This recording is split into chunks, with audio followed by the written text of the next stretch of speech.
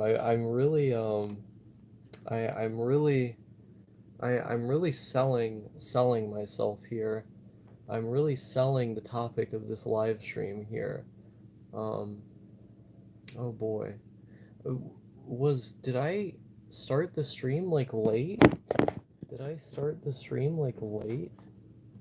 Because I saw someone was commenting on the stream, but I I had been sitting there like trying to take the thumbnail. So did it announce that the stream had begun after or while I was taking the thumbnail? I actually have no idea.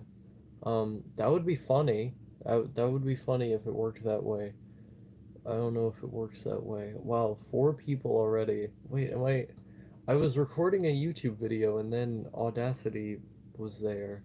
Um, it says 4 people were watching.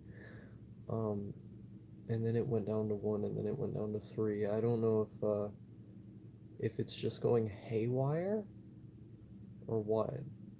Um, Regardless, I'm interested in what people have to say because this was a video that I tried to record. I tried to record multiple videos about not being on Discord and about detransitioning, which I've talked about in other streams, but I wasn't able to make the point I wanted to make, um, and so I I decided to do it in the form of a live stream, in the form of a question and answer live stream, um, which is kind of the worst medium to talk about either subject because the longer you go into a rant, the more new people come around and then inevitably uh, don't know what you're talking about. Hello, Captain Osaka. I don't think I've ever seen you before. Um, epic username. Um, and then you have to re-explain the previous point. So it's kind of not the ideal medium uh, for that goal, but I don't care. Um, Essentially, I got off. Hello, Hazel Pop. Okay, now we've got people piling in. I think I've commented once on an old video of yours. I don't recognize you. Usually there's like a core base of people that I recognize, but not this. Hi, good to see that you're still around. Yeah, I've been around for a bit. I don't know if people have been catching my videos. But hello. Um, Essentially, uh, back in, um, yo, hello, it's my first time seeing one of your live streams. I hope you're having a nice evening. I hope you're also having a nice evening. It's good to have you here.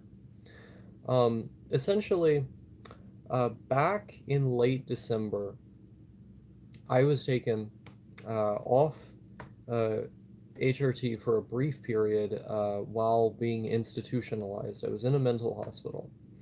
And this was after a series of relationships and friendships I had, absolutely like scorched earth, just charred through um, in my wake uh, as a result of new mood instability and like chronic anxiety that I had never before experienced, with the most reminiscent being when I went through puberty the first time, but nothing anywhere near that bad. Emotions that I had no idea how to cope with or deal with, that ended up influencing me in a lot of really bad ways, and just generally like heavily fucking my general quality of life. Um, and so I get off of those meds while in the hospital. I'm prescribed them while I'm there, and then I decide not to get off on back on them. And after about, let's see, it's almost April now, so late December, you can kind of do the math. After a few months, Um, I don't seem to intend on getting back on them, with the main reason being that I don't like the way I experience emotions when I'm on them. I don't like what it did to my feelings. Um, and I don't like the new discrimination that I ended up uh, being faced with as a result of having taken them. Were you actually trans? Yes, I had started transitioning in in December of 2020, and I had I had socially transitioned like a year before that. Um, do you think my picture is funny? Sure. Um, but I didn't start medically transitioning until like a year later. Um, and then I'm just gonna fucking ban this guy if he's gonna spam in my chat. Uh, hide user from this channel. Okay.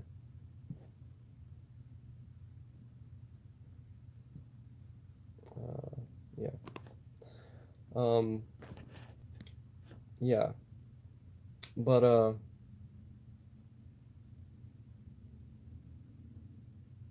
Osaka, are you a NEET or what? How new are the people to this channel?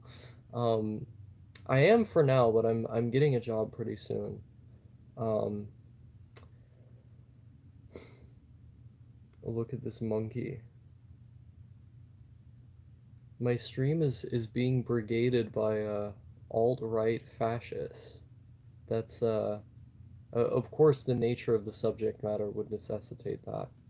But I socially transitioned like a year before. I medically transitioned a year later, and that was for like a year I was on HRT. They missed the Hikikomori episode. Um, go watch some old videos. I have seen the Twilight Princess Let's Plays. Wait, so you're talking about the Crab Stack videos? You came here from Crab Stack. I see. Like I don't know anyone in this chat who knows what Crabstack is, but it was basically like a collaborative podcast thing that I did with friends of mine, No, Dotesmite, former friends like Princess Blunderphonics and Simon, and my ex, Starman. We were in Crabstack. It's very interesting to have heard someone come to my videos from that, but I digress. So I start, you know, uh, for like a year I was on HRT, um, and I end up coming to find that the discrimination I was facing from people and the new way that I began reacting to my feelings, like the how much more things I was feeling in general, were not a good combination. And like when I got into enough, after getting into enough of those situations, I started to think, like, would living with these feelings as they are, as they are now, um, be better than the alternative, which is trying to remedy them by living as a woman? Um, and what I ultimately decided was that if this is what I'm going to have to go through, then I would rather just be sad. Why did you fall for the meme? I mean, for some people it's a meme, but I don't think for most. Um, perhaps you mean the. Do you think psychiatry is a meme? Like experiencing dysphoria is a meme? Like I'm not exactly what sure how to engage with you on that. Um, but I found that for as many things as it made me feel better on, um, that is a lot of books. That's not even most of my books. Most of my books are like back there, or in boxes or something.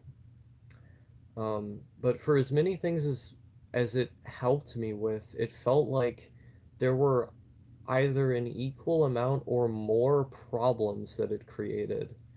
And my ultimate conclusion was that I would rather live with the pain of not being a woman than live with the pain of how I'm treated as a trans person.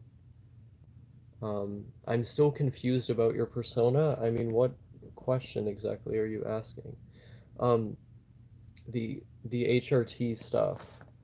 Uh, I mean, it wasn't so much of a meme as a thing that I wanted to do ever since I found out what it was, because my desire to experience living as a woman, so to say, was there like in my early childhood and just never really left me, and it kind of has consistently brought an immense amount of distress on me, and I've now decided that I would rather live with the sadness. I found you in the Osaka spinning comment section and you seemed cool, so I subbed. Nice. I've taken some PEDs that inadvertently raise estrogen quite a bit, and I can describe the feelings of estrogen being like very flustered and intense with a little anger mixed in. Yeah, like I anger was one of the really big ones that I started feeling like all the time. Like I was angry at everyone I talked to, especially like the people I was close with. I went from being someone who throughout my life has never really been a particularly angry person to being just pissed with people all the time. It was like I was possessed by the devil or something. So basically, just transitioning is just not fun, and you would say not worth it in your experience. I think a lot of parts of it were fun, like being able to see the changes that are no longer really noticeable, but being able to watch myself like have like a like more fat or accrued around my face, or like becoming more curvy, the loss um of like hair density, seeing like the some like slight reversal of like previous hair loss, like my hair growing with more volume, feeling the textures of the skin changes and these sorts of things. These were all things that made me feel really good, and then being affirmed by people, because there were certain times when I went out and I was gendered correctly, made me feel really good. Like it was some of the most euphoria I felt. The point I was making was more so that um, I ended up finding that uh, transitioning had more downsides than upsides, or rather, the downsides were so big that they ended up overshadowing the upsides. And I would rather just learn to live with being sad about this. I would rather learn to live with dysphoria. I feel the same way about just dealing with the sadness rather than going through the trouble of transitioning. Um, I'm going through very similar things and haven't pursued that route. I mean, I'm sure if you just shave and stuff. I don't know what you mean by that. Your conclusion is interesting. I'll have to see how I'll deal with HRT in the future once I live on my own. Was all trans people in the chat. I really want to transition, but side effects are so undocumented that I'm kind of off put from what I've seen at least. Um, I mean, the drugs that are used for transitioning are drugs that have been used for decades upon decades for, um, like Spiro has been used in like high blood pressure, or like acne, or people whose testosterone levels are too high. Um, if you have like an endocrinologist who can chart your blood levels of both hormones and make sure they're in like proper female ranges, I doubt you would have much to worry about, because these are not brand new medications. Like these are medications that have been in use for quite a long time. It's just that their use for trans people is relatively new, like over the past several decades, right? Um,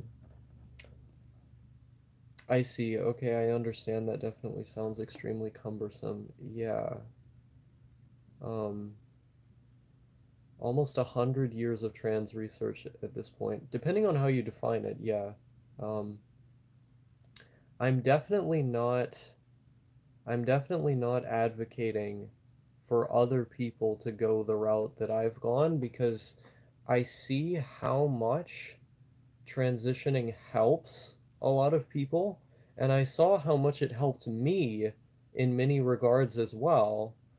Um, but my individual choice at this point has been that, um, you know, uh, that I don't think it's the best way to go for me. That doesn't mean it's not the best way to go for you or probably most people. It just means that this is the conclusion I've come to. Um, and I don't want to I don't want to like spread misinformation about the subject. But it's a hard thing to talk about because you end up getting put in this position where suddenly just because you're trans on the internet, you have to be like an advocate for all trans people. Um, I feel like some people are gonna look at this video or they're gonna look at me and then they go, well, you should be you should be like a guy, right? Like that's really what you always were meant to be. And that means that everyone else is like that. And well, that's not true.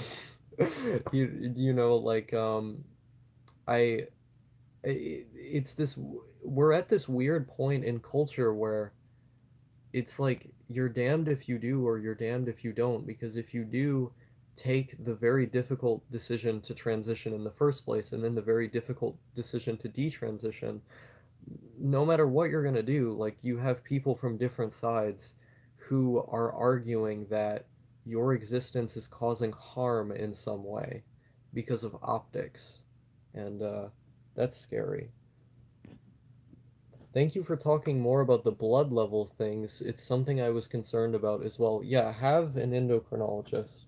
I've been on HRT for a year, and something to keep in mind is that you're going to be on such high levels, is that you're not going to be on such high levels of estrogen forever. I've noticed anger also, and it can be pretty annoying, but my levels are also higher than that of a cis woman because I'm going through a second puberty.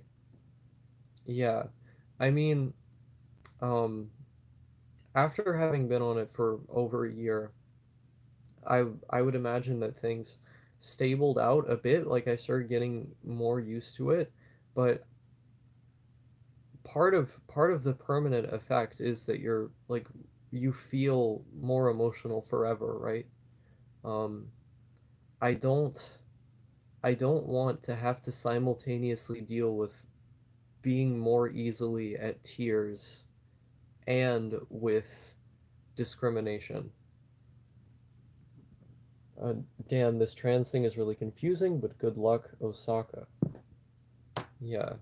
Hey, Alala here. Remember we talked on Discord? Hi. I remember you. Um, Geez, there's a lot of trans people here. Yeah, there is quite a lot. Do you want to be a femoid because they live on life on tutorial mode with dev control console and cheats enabled? Um, I think I was signing up for a lot of the discrimination and misogyny that women experience, but I don't know. I guess some of the unique advantages I wanted as well, but I don't think most men would want that. I feel like there's a lot of detransitioners that get propagandized into transphobia. That is true. And that's something I'm trying really, really hard to avoid. I think the big problem is that when you detransition, there's no real support from within the trans community because there's this emphasis that like there's something that you can't actually not be trans, or you can't actually be trans and still make this decision, you know? Like, I still experience gender dysphoria. That is a thing I have. I mean, medically, even. Um, but this is the decision I'm making, right? And as someone who has those feelings and who can naturally empathize with other people who also have them, my thought process is, well, if people come to their own conclusion and decide it's better for them, then they should do that. And I don't think they should necessarily be discouraged in doing so. More so, just presented the nature of what transitioning will do objectively, which no doubt they've probably also considered themselves, given how difficult of a decision it is to make. Um, but there's this insecurity that arises from being trans and being in that community, that if this person detransitions, what does that mean for me? Um, and I think you should just, try to be sure in the fact that that person isn't you, you know? How much of the trans community do you think is just a fetish slash AGP and not people dealing with real problems? No offense, just curious. Um, I think I think it's not a significant amount, but there is a small amount of people who are like that. I've talked to them who literally just transition because they're like middle class and they feel attracted to women and they want to be like an anime girl. I don't think autogynephilia is like a useful term to describe most people or necessarily anybody, but I think there are people who, in a somewhat stereotypical sense, meet that definition. They're just very rare. It's kind of a middle class, like white phenomena. Kanye ate his GPU and now can only view the world through the metaverse. I think there is a decent number of trans activists that have been more outspoken about being supportive of detransitioners. I see. Can't please everyone, unfortunately. Yeah. Oh wow, there's been a lot of comments on the stream. Holy shit. There's probably one thing that I don't want to experience in people being pretty not great to you. I basically just say I'm non-binary just to simplify. I mean that is a good way around it. Um, like if you go full I'm a trans woman now, there's more weight, whereas if you're non-binary, the whole nature of it is that it's kind of a fluid thing, right? Like you're not choosing to be one part of the binary, you're choosing to be outside of the binary, which is, you know, not seen as serious, quote unquote. But when you isolate yourself so much, don't you think you have a lot of mental conflicts about identity and stuff that are a product of overthinking and loneliness? Yeah, I think that's the case for a lot of people and also myself. Like, I made the video, what was it called? Like, to be honest, half my channel is just trying to convince myself of narratives that don't exist. I think I've narrativized my own transition up to a point, as a way of satiating certain people who would not be accepting of me. Like, in many ways, I do traditionally follow the line of like what can normally be seen as dysphoria. Those things are true, but there are certain things that I felt compelled, or pressured to exaggerate about myself as a way of satiating more transphobic forces out there in the world, or anybody really. Um, and those end up being, you know, conflicting narratives. Um, I think I know somebody. I know somebody I used to talk to pretty fits that bill pretty well. Don't worry about Kanye, just keep smiling and waving, lol.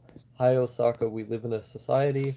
We do live in a society, industrial society, and its consequences. I have non-binary feelings, but am also like a trans woman. Non-binary exclusion sucks though. Yeah, I don't think non-binary people should be excluded or not seen as a real phenomena, because if we agree with the central point that gender is a social construct, um, that naturally leads to other potential genders also existing, or just a category that exists beyond the two of them that we normally tend to recognize. Um, yeah, I definitely agree. It seems like uh, people take that as, oh, you dress like a girl sometimes, and accept it for uh, uh, as, oh, you dress like a girl sometimes, and accept it for whatever, but trans somehow seems heavier. Yeah, yeah. Um, I I you detrans nice stash. Yeah. Not exactly not exactly an ideal situation to be in, but if I'm not going to be a woman, I just kind of let my appearance go a lot of the time. It's like the times I focus most on my appearance were like, okay, I'm going to present in female mode, and then all of a sudden, as soon as that were the case, like I felt motivated to like be as hygienic and well presented as possible for like the first time in my life. And now I'm just kind of back to goblin mode, which as a Jewish person probably isn't surprising. I am surprised by your sincerity when speaking and answering questions. Well, I'm glad. That's the point of this channel. It's to bring a bit of nuance to, I guess, this corner of the internet.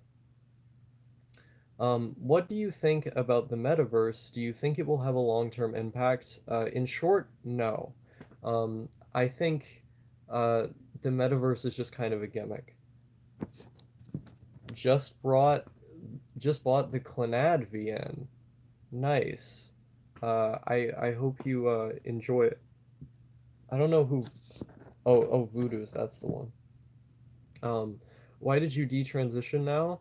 I explained earlier in the stream, but to put it very briefly, um, discrimination from people, unwanted side effects from HRT, and thinking that it would probably be easier just to live with being dysphoric, dealing with dysphoria, also financial reasons.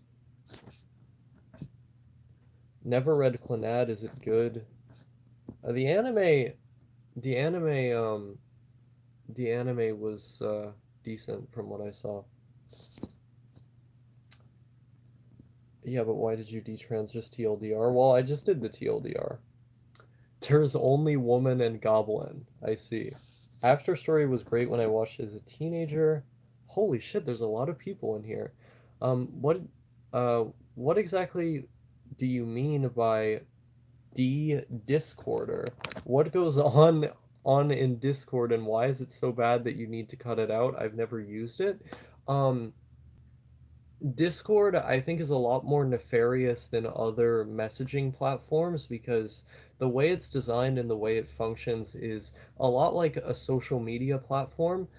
Even though it doesn't have the endless scroll thing, the way that different topics are segmented by channel, and the way that Discord servers are generally incentivized to have a lot of people in them, um, structurally, uh, it makes it to where you have this like weird, like if I use Skype or Matrix or something, either I'm talking to individual people or people in a small group.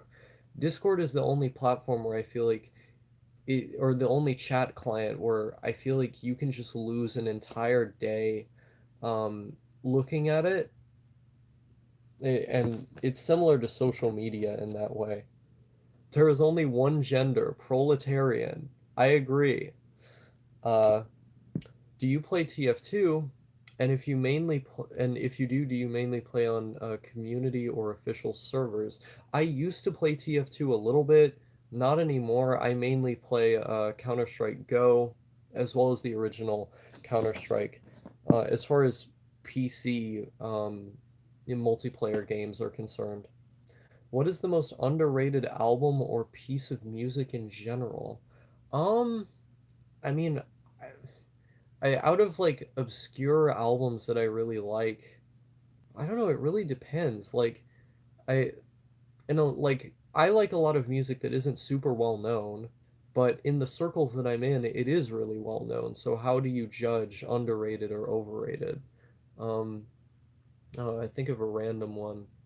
I like I like Johnny Hobo's Love Songs for the Apocalypse. That's an underrated album.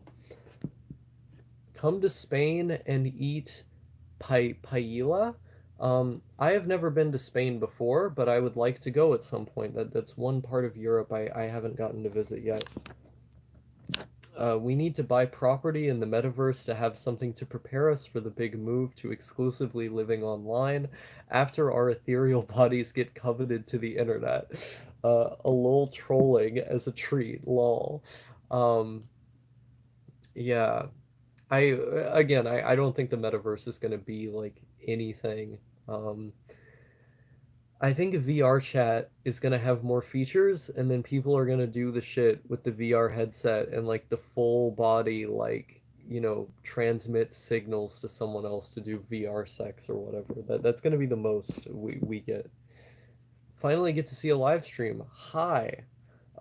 Discord out of all social medias feels the most like home, TBH, if that makes sense. I mean, it makes sense. Like, I don't even consider it social media. Like, I consider it this weird amorphous combination of a chat client and social media. Whereas I just want a chat client. Like, give me IRC, you know? Social media is pro lurk in an evil way. They want you to be an eternal observer but never connect to others. Um, I mean, yeah, that's basically the case. I mean, I like being, but it's weird though.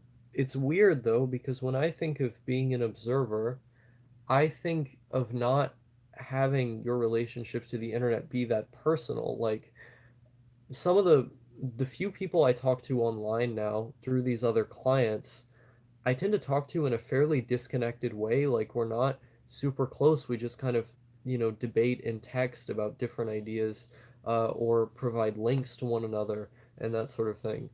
Um, it doesn't feel like my life has been transported to the internet. It feels more like I can go on the internet to be whoever I want, which is what I ideally would want out of a chatting client, you know? You talking about Discord reminded me of what Trixie said about losing time talking to fans in her Discord server. Yeah.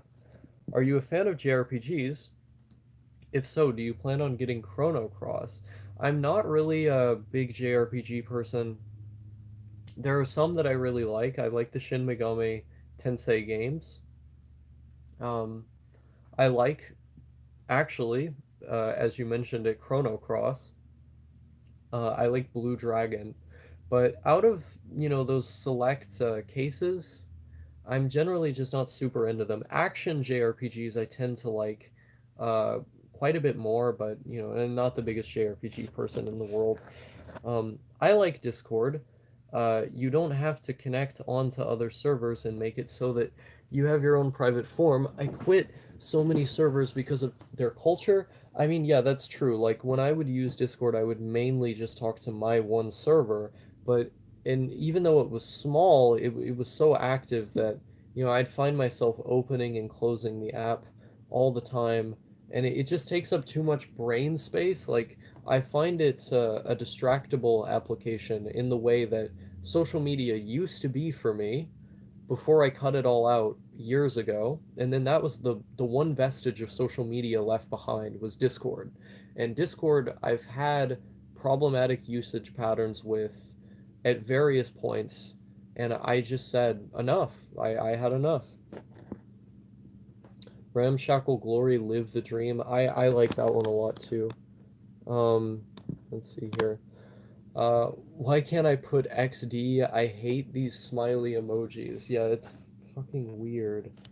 I only use Discord for like 5 people. Server raids get annoying, so I don't join any except personal ones. Makes sense. Wah, I was literally about to bring up Pat the Bunny. Same time you did, like his later work more though.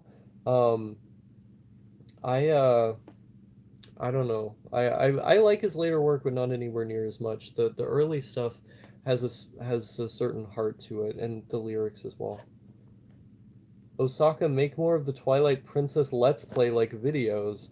Unfortunately, the crab stack is done. Ever since me and Starman broke up, a tidal wave of drama came to my doorstep, and now like half of the crab stack hates me, like absolutely despises my existence.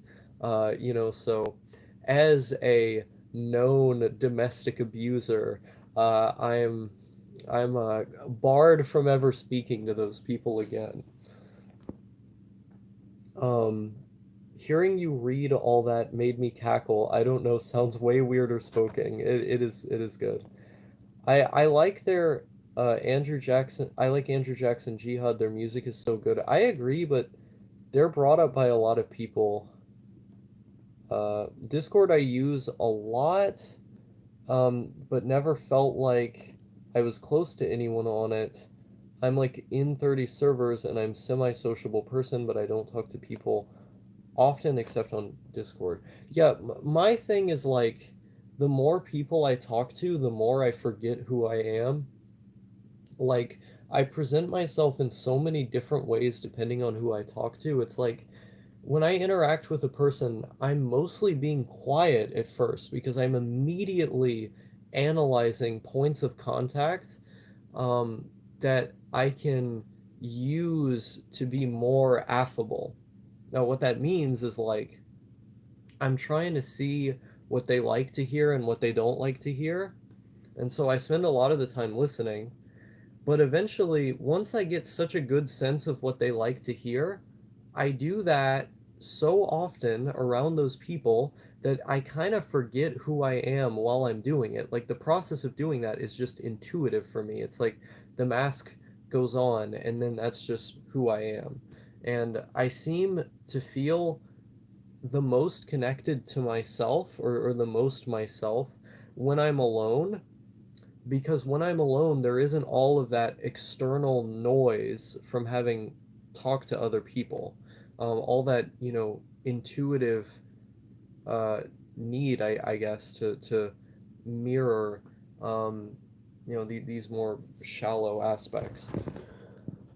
Let's see, like SWAT 4 or Rainbow Six. Rainbow Six is good. Anyone remember that game where you played as a little girl and the bad guys were little girls like bullies? I don't remember the game. I think it was a horror game. I have no idea what you're talking about. What kind of job do you plan on getting? Any plans for the future? Right now, the jobs that are available to me are just like minimum wage service sector jobs or like cleaning and stuff. So I'm probably going to get into that. That's the most likely scenario. Um, as for what I plan on doing in the future, I'd rather not disclose that in a video because it's a longer term goal, and I don't want to break the golden rule of like, don't talk about projects you're working on because then you'll get the satisfaction of having already done it. I'd rather keep my plans on the down low, but it's going to be something cool. I'll say that.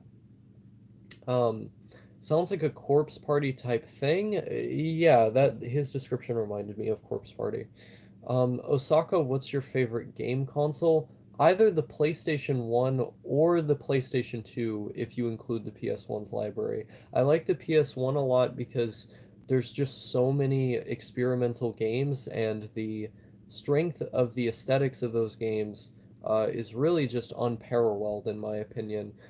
Same can be said of the PS2, albeit to a lesser extent, because that was during the time when game budgets were a lot less and we were still figuring out how to make a good game, so you could just do whatever the fuck you wanted.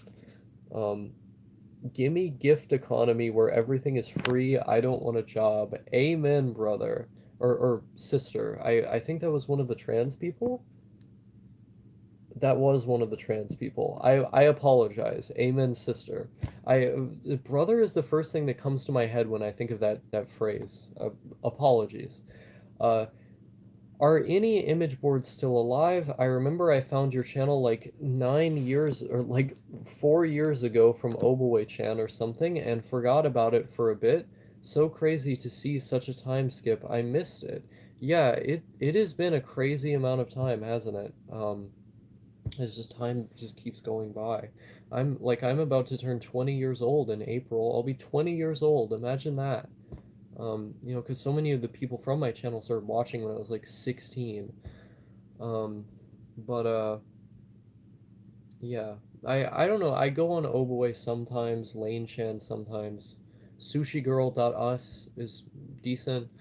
Um, what else? Wizard Chan is sometimes still good. Yeah, same here. I'm too conscious of who I'm trying to be around so many groups. It's probably the nature of being an anxious person. Yeah, social anxiety type beat. It's easier to be someone else when you don't have confidence in yourself. Um, I know what you mean about changing yourself to be more affable. It's why I don't like going to church related gatherings. Yeah, it is not fun. Well, one of my all-time favorite songs is on Love Songs for Apocalypse, though. Harmony Parking Lot, nice. I always liked DIY Orgasms and Whiskey is My Kind of Lullaby. Um, I'd love to see your collection of books sometimes. I have my own personal mini library as well. Yeah, that maybe for I thought for a vlog once I've read more of these because um, a lot of these I have read, but a lot of them I haven't, and so I want to do a video eventually that's like reviewing every book that I have. But I don't know if I could do that in time because I have a tendency to pick up more stuff and then go, okay, this is on my reading list. This is for a good price. I have to have this. Or this looks really interesting. I have to have this. Like, I don't really buy physical media a lot of the time, but books are the exception. Books are that one thing that, like, you know, I want to have a well-paying job so I can just amass an even more massive collection of books. I want an indoor library. Can you operate a vehicle or bike ride? I ask since there's always delivery employment to do XD. I cannot operate a vehicle yet, although I plan to get my license, to get in the process of getting my license soon-ish. Well, time to cancel Osaka. Misgendered someone online. Indeed. But they are relentless with getting any additional income, but they are so relentless. I don't know who you're referring to.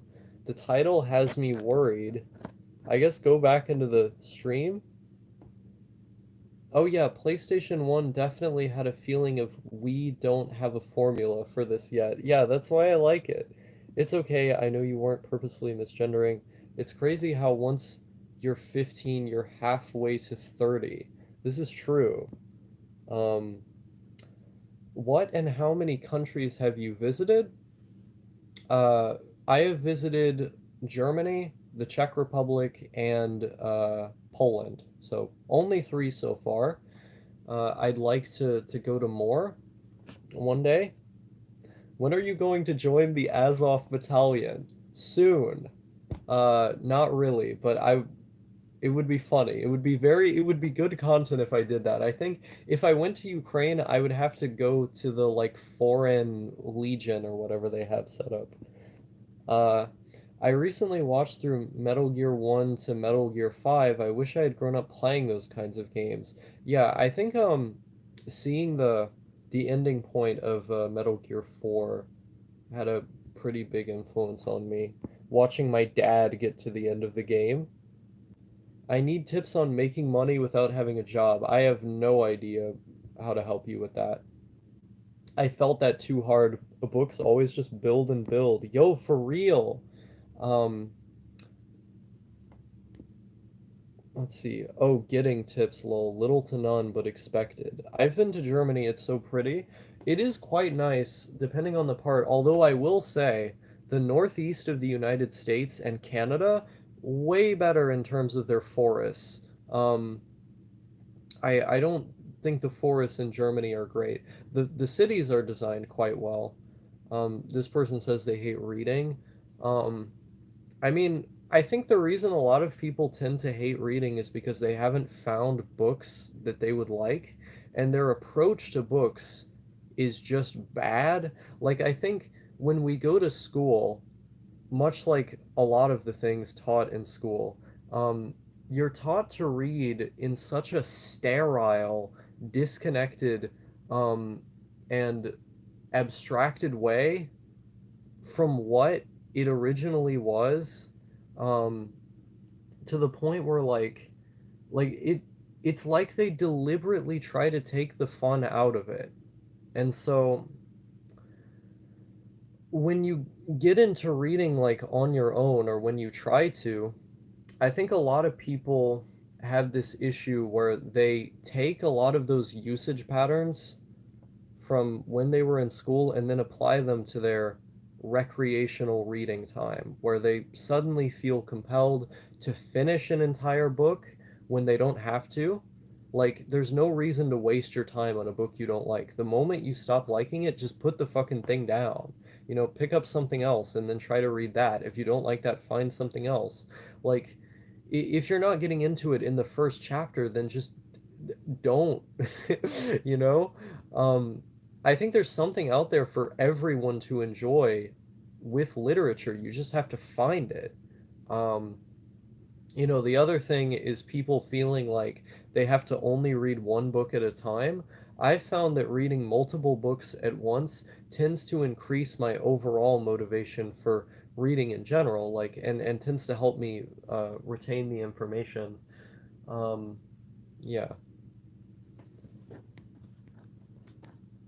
Let's see here. Books got meaning. I agree. I deliver pizza and made about $90 in tips daily. It just sucks driving and walking all day. That's true.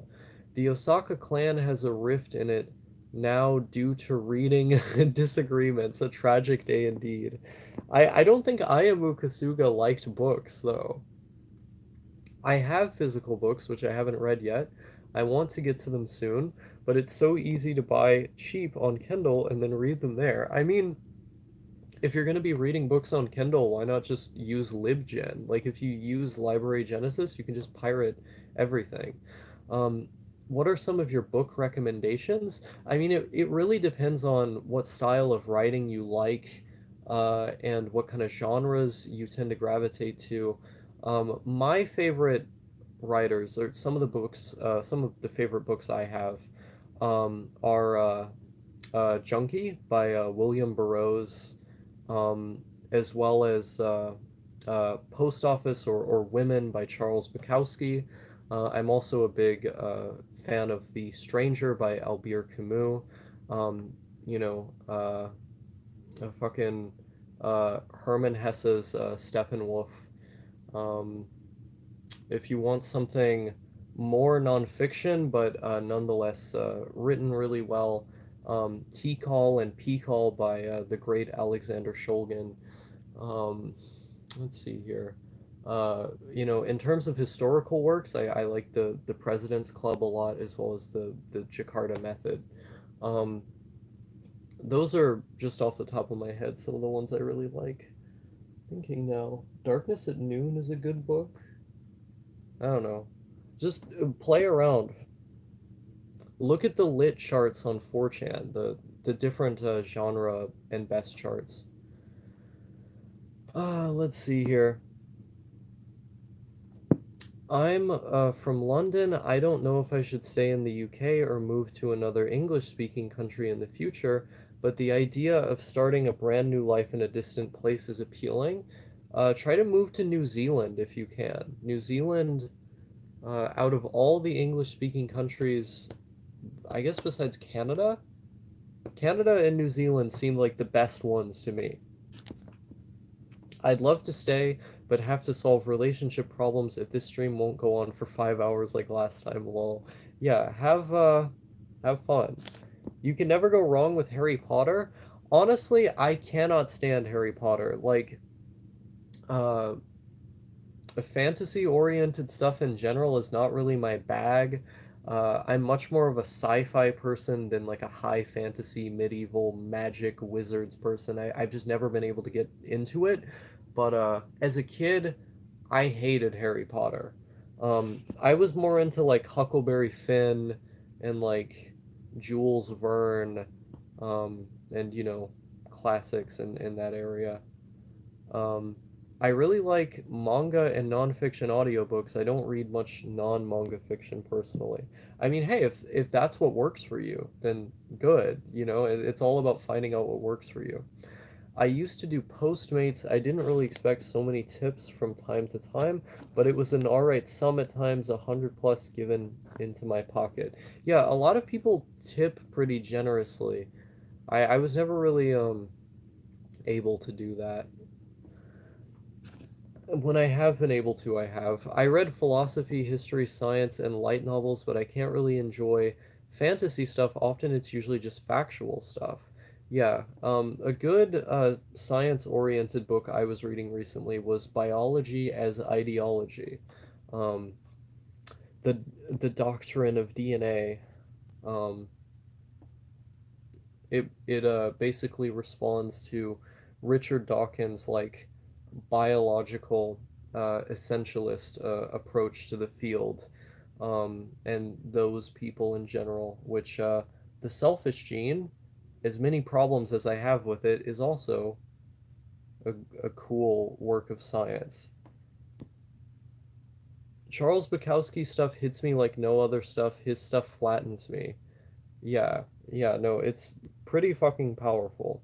Visualizing is extremely hard for me, so I turn to comics and manga. I mean, that's fair.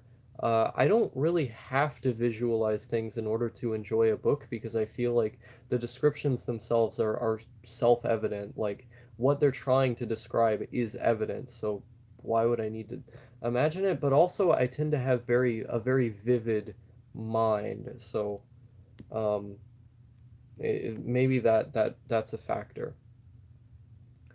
Have you read H.P. Lovecraft? He's so descriptive and cerebral. Yes, the short stories or the shorter stories. I love T-Call and P-Call, great books. Yes, based Shulgin fan. Um, let's see here. I like Texas. Move to Texas. Texas is fucking awful. I've been to Texas. Don't go there. It's way too hot. Uh, it's I don't like it. It's too hot. Yeah, if I move, it will most likely be to Canada, based future Canadian. Because if you go to Canada, that's all you need to do to be a Canadian, basically. I hear so much positivity from New Zealand as well. Yeah, if it got more snow, I would make my goal to go there. What if we move to a main commune? Please. That's the dream, isn't it? Right now I'm reading Perfectly Reasonable Deviations from the Beaten Track. The letters of Richard P. Uh, Feynman's biography are also good fun. Nice. I've been going back and rereading the Welcome to the NHK light novel, and that's basically all I've been doing. It's pretty light. I'll probably finish it soon, and then from there, I was reading this. I was reading this, but I didn't finish it. Um, and I'll probably return to this Hikikomori Adolescence Without End. As you can tell, I have kind of a one-track mind because I wanted to go back and learn a bunch of stuff about Hikikomori as someone who is exiting Hikikomori. Um, let me just see random. Let me just pull something off here. Look at this. The Confederacy of Dunces. This is if any of you know about the history of Southern literature in the United States, this is a classic. Um, that one is up. That one that one is up for consideration. One of the things I wanted to say earlier was that even if you don't like I think the point of reading is to enjoy it, right? But and I think everyone can enjoy it. But if you don't enjoy it, like I think there's something good about the discipline that can be found in reading particularly difficult works or working your way up to them as like a self-improvement thing. Um, I think it's very fulfilling, it's very satisfying to have completed, especially a difficult book or just a book in general. Um, and I think the value of that can sometimes outweigh the initial subjective pleasure one might get from, reading something well done. Do you have the Nintendo 64? I do. Right? Oh, wait, no, I read that. Oh, yeah, I just started watching NHK. It's a great show. I've seen it so many times. I almost married someone just to get New Zealand citizenship. Really glad I didn't, though. I would do that. Like, if there was someone from a country better than the United States who was like, "Oh, hey, we can do a sham marriage and you can have citizenship," I would just do it immediately. Like, they could be like a serial killer or something, and I would be like, "Yeah, let give me that visa so I can get better wages." That's actually how I found this channel. I was looking into Hikikomori because I'm a Hikikomori. Nice. Yeah. I don't really have anything to say about the subject anymore, but uh, it's something that I had a lot to say about at one point, and so it's almost a bit surreal for me to go through a lot of this information again because the emotions I felt when I was a Hiki and I was learning about a lot of this for the first time.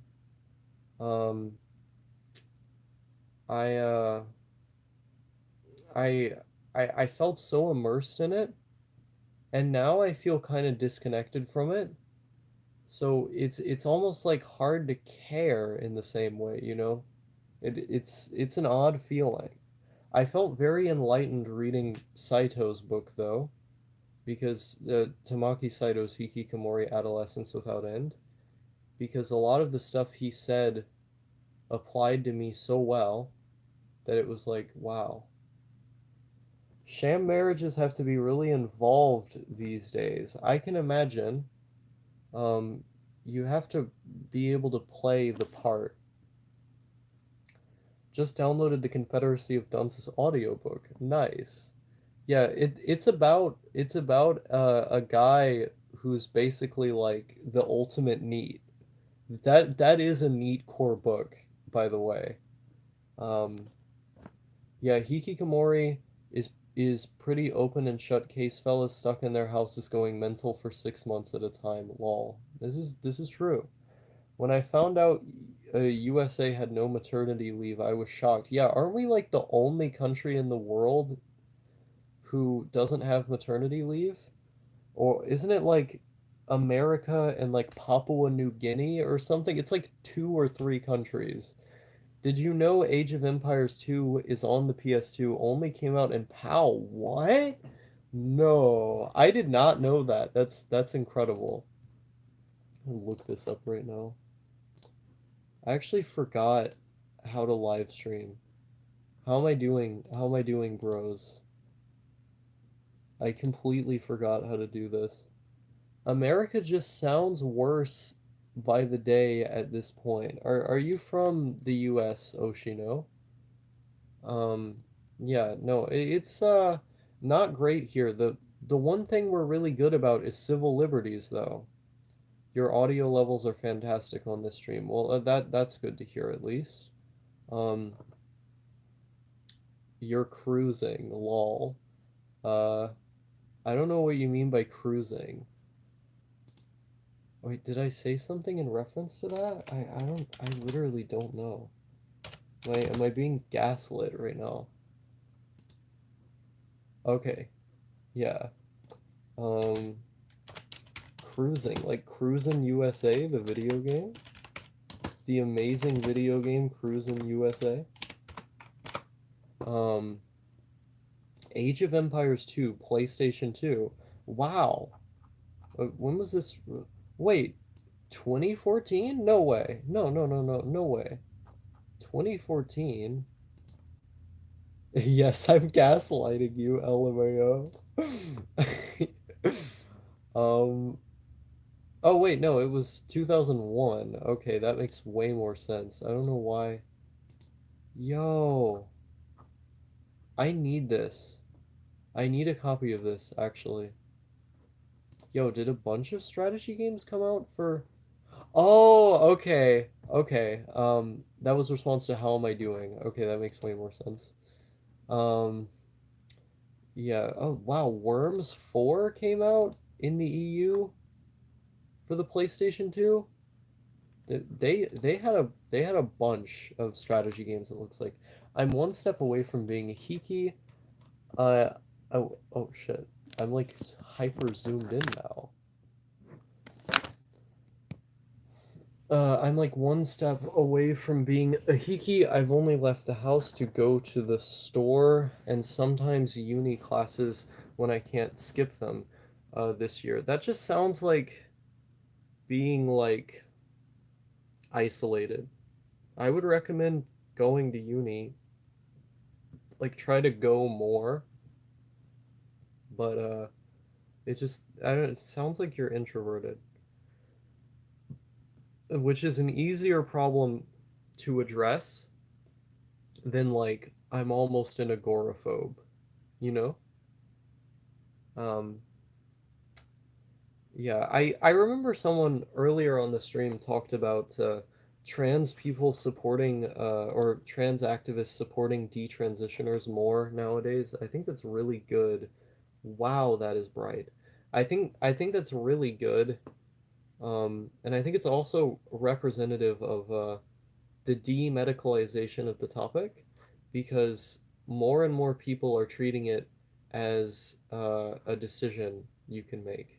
Like that the the problem with homophobia was never that being gay was just this natural phenomenon that was caused by genetics and then people were discriminating against people in the same way they would like black people.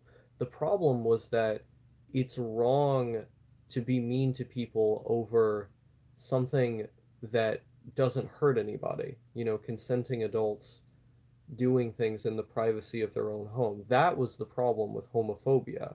And I think transphobia is probably being looked at in a similar way by more people who are advocating for it. But if you remember, homosexuality was talked about in this hyper uh, medicalized kind of way where it was like, oh, you're born this way, that's because of genetics, and because science says this and medicine says this, then these people should be accepted. Um, I think we're moving slowly past that point with trans issues, where it people should be allowed to just be whoever they want to be. Like it doesn't affect you, you know. And so, supporting detransitioners in a way is also like supporting the freedom of people who are transitioning. You know, you don't need to weaponize them. Um, I guess going on estrogen HRT will help. I mean, it seems to help a lot of people. It helped me in many ways. Say cheese. I'm looking at you. I'm looking at you through this now. I'm looking at myself through this. Wow. Biological deterministic explanations, negative and even positive wait. Negative and positive damage queer people. Yes, I agree. I agree. Um, what we should be seeking to do is make freedom is make people consider freedom as like a good thing. Like freedom is like good. People The government should have no say in what people want to do with their own bodies, okay? Okay, glad we can agree on that. Live in the flesh, come say hi. Wait, Zabujard is live streaming?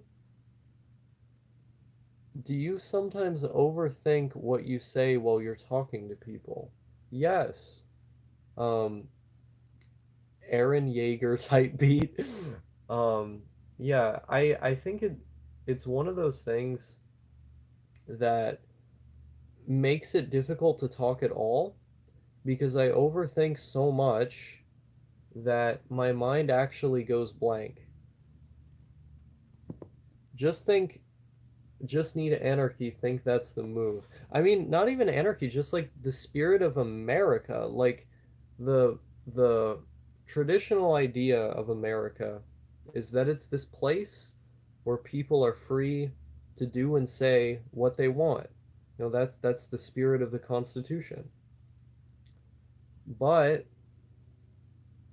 we've unfortunately removed more and more freedoms over time in response to crises, for example, and the population has just kind of gone along with it. Um, that's something that needs to change.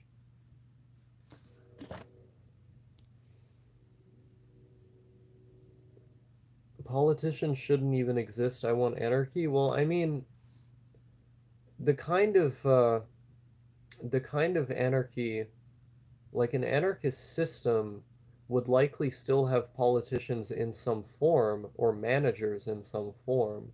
They would just operate as a government rather than a state. And so they would be um, they would aid in the preliminary transformation of democratic decision into actual decision. Uh, Politics is just life at play. I don't know about that. I got too worried about my mind going blank when it actually goes blank. Bring back the Betsy Ross flag. Uh-huh. If only we had lived in the age of the American frontier. Let's see here. I just do my best to be funny, and if that flops, I go mute. I'm not the type of person who can just bring constant funny moments unless I'm around like specific people. Um, a lot of my jokes are like hit or miss, I think. I tend to be more of like a good listener. I tell decent stories. I have an appointment to try to get an ADD diagnosis and an Adderall script tomorrow. I'm pretty excited about it. Nice. Yeah, I hope that goes well. Adderall is very useful. Um, I like it. I'm a fan. I listen to Michael Malice and kind of like his view on anarchy, which is just decentralized states. I agree. I like the idea, although I question how realistic it could be in practice.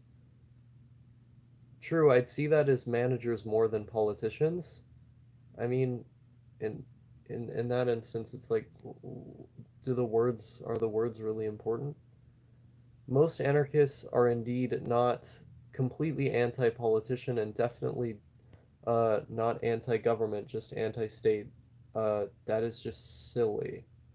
Um, yeah, I mean they want an alternative form of organization that is rooted in decentralization of the state and or of society. You know, operating in syndicates and shit. Have you watched Super Cub? I don't even know what that is, unfortunately. I forgot this is how many viewers I can get on a live stream if I live stream at like a decent time. I completely forgot. I've just been held up in this room all day recently because there have been people coming in and out of my crib Um, and so I've been watching a lot of Nile Red videos, the one chemistry YouTuber, and I've been reading a lot from like random either textbooks or like kind of publicly marketed how-to guides, um, and just kind of amassing information about chemistry. It's been fun. I want to do some of these like experiments you do when you're first learning about shit.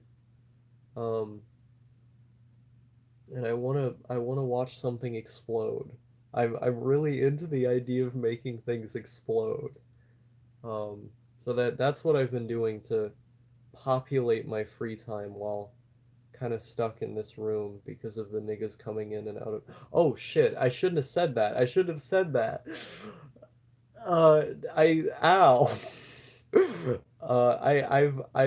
Because of the people coming in and out of my crib. A banned from YouTube, I guess. uh, Streaming at human hours. Yeah, I mean, I've been going to sleep at the very latest, like midnight. But usually like, you know, 8 o'clock to like 11, kind of. I've been going to sleep at normal hours. Megumine type beat, a band from YouTube based. Um, you may like Crime Pays, but Botany doesn't. It's a botany YouTuber who has a very thick Sicilian accent. Yo, I will check them out. No, plants is one area that I want to get like autistically into. Like I have a list of books. Um, I have a list of books that I want to read. Um, one day, one day I'll be able to say this is your mind on plants. A lot of my interests, like, I just straight up haven't known how to talk about in videos because I tend to not want to misrepresent them. Um, and I tend to not want to spread disinfo because certain subjects I'm interested in are just so vast with so many competing narratives that as I learn more things, I worry that something I post publicly will be one of the things that I end up redacting. Um, and I just don't like I don't want people who are less informed than me to look at that video and then go, Osaka's talking about something they're passionate about. I guess they're just right about that thing. It's like, no, but it worries me because I'm afraid I'm in some way contributing to harm by doing that. So it leads me to like not always knowing if I should talk about this or that thing that I've been looking into. But I have so much excitement that like I end up talking about these things to some of my friends, and then my friends treat me as like the local expert, which is a thing. Hi, Mullaboom. Also, yes, plants are extremely varied. Um, I went to college for environmental biology and chemistry. I know some good plant stuff. You should check out what permaculture is. It's pretty cool. I have a vague knowledge. Just breed insane people on the internet like the rest of us. I mean, if I wanted to cause schizos to happen, I think there are better methods than YouTube videos. Yes, I am detransitioning. This is a process I started like months ago. Like I haven't been on HRT for months, but now now I've gone full Mr. Girl viewer. And I'm just like publicly announcing that it doesn't really matter how I'm referred to or seen or whatever because I've given up on the dream. The dream is over. What can I say? Um, but yeah, basic explanation is it was a combination of economic discrimination, uh, economic reasons, discrimination, and side effects. I forgot what the other one was. Let's see here. Yeah, I decided that living with the pain is better than learning to live with the pain is better than the alternative. I knew this crazy old hippie that liked permaculture. She fertilized plants with her poop. Was very cool, to be honest. I mean, that's just returning to tradition. That's just nature. That's the way of nature in real life. Hmm. So you like Mr. Girl now. I think he's based. I disagree with a lot of the stuff in his videos, but I do like his content. Yeah. I'm a fan. Well, I don't know if I call myself a fan, but like I'm subscribed. Even though I find a lot of the stuff he has to say disagreeable, and I think he's probably a pedophile, I still enjoy his videos.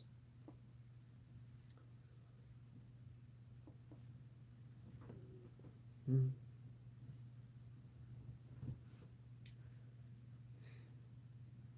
I think it's good to listen to alt perspectives. You would be his friend for real. Interesting. I don't know, maybe I should try to go on his stream and maybe I could talk about my transition experience on his stream because social pressures uh and as well as like identity confusion definitely played roles. And I know those are like two of the big things that he's talked about in regards to the ambiguity of the subject or how he presents it in a more ambiguous way than it tends to be presented by like pro trans advocates. Um, it would be interesting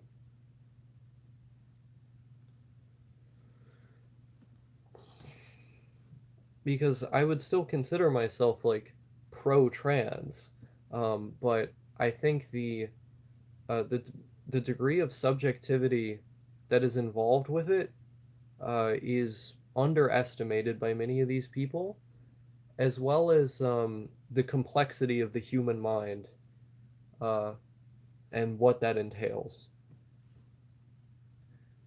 And I think he occupies a good role because he asks certain questions that are important to be asking, even though they're uncomfortable.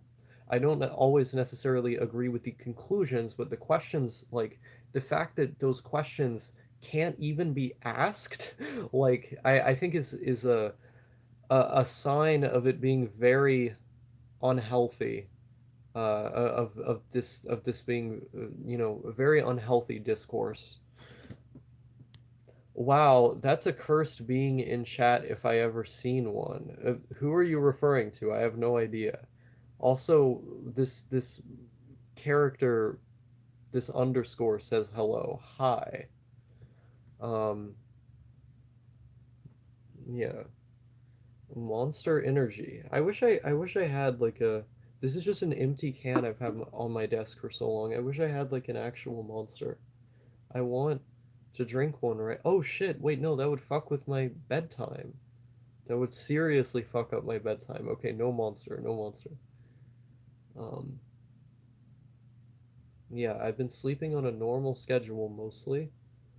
Ultra watermelon is not the greatest monster in my opinion. All of the ultras I don't really like that much. Like the white monster I kind of hate, but the ultras are decent. Like I'll drink them, most of them. Ultra watermelon's fine. I like the blue fiesta the most out of all those, I think.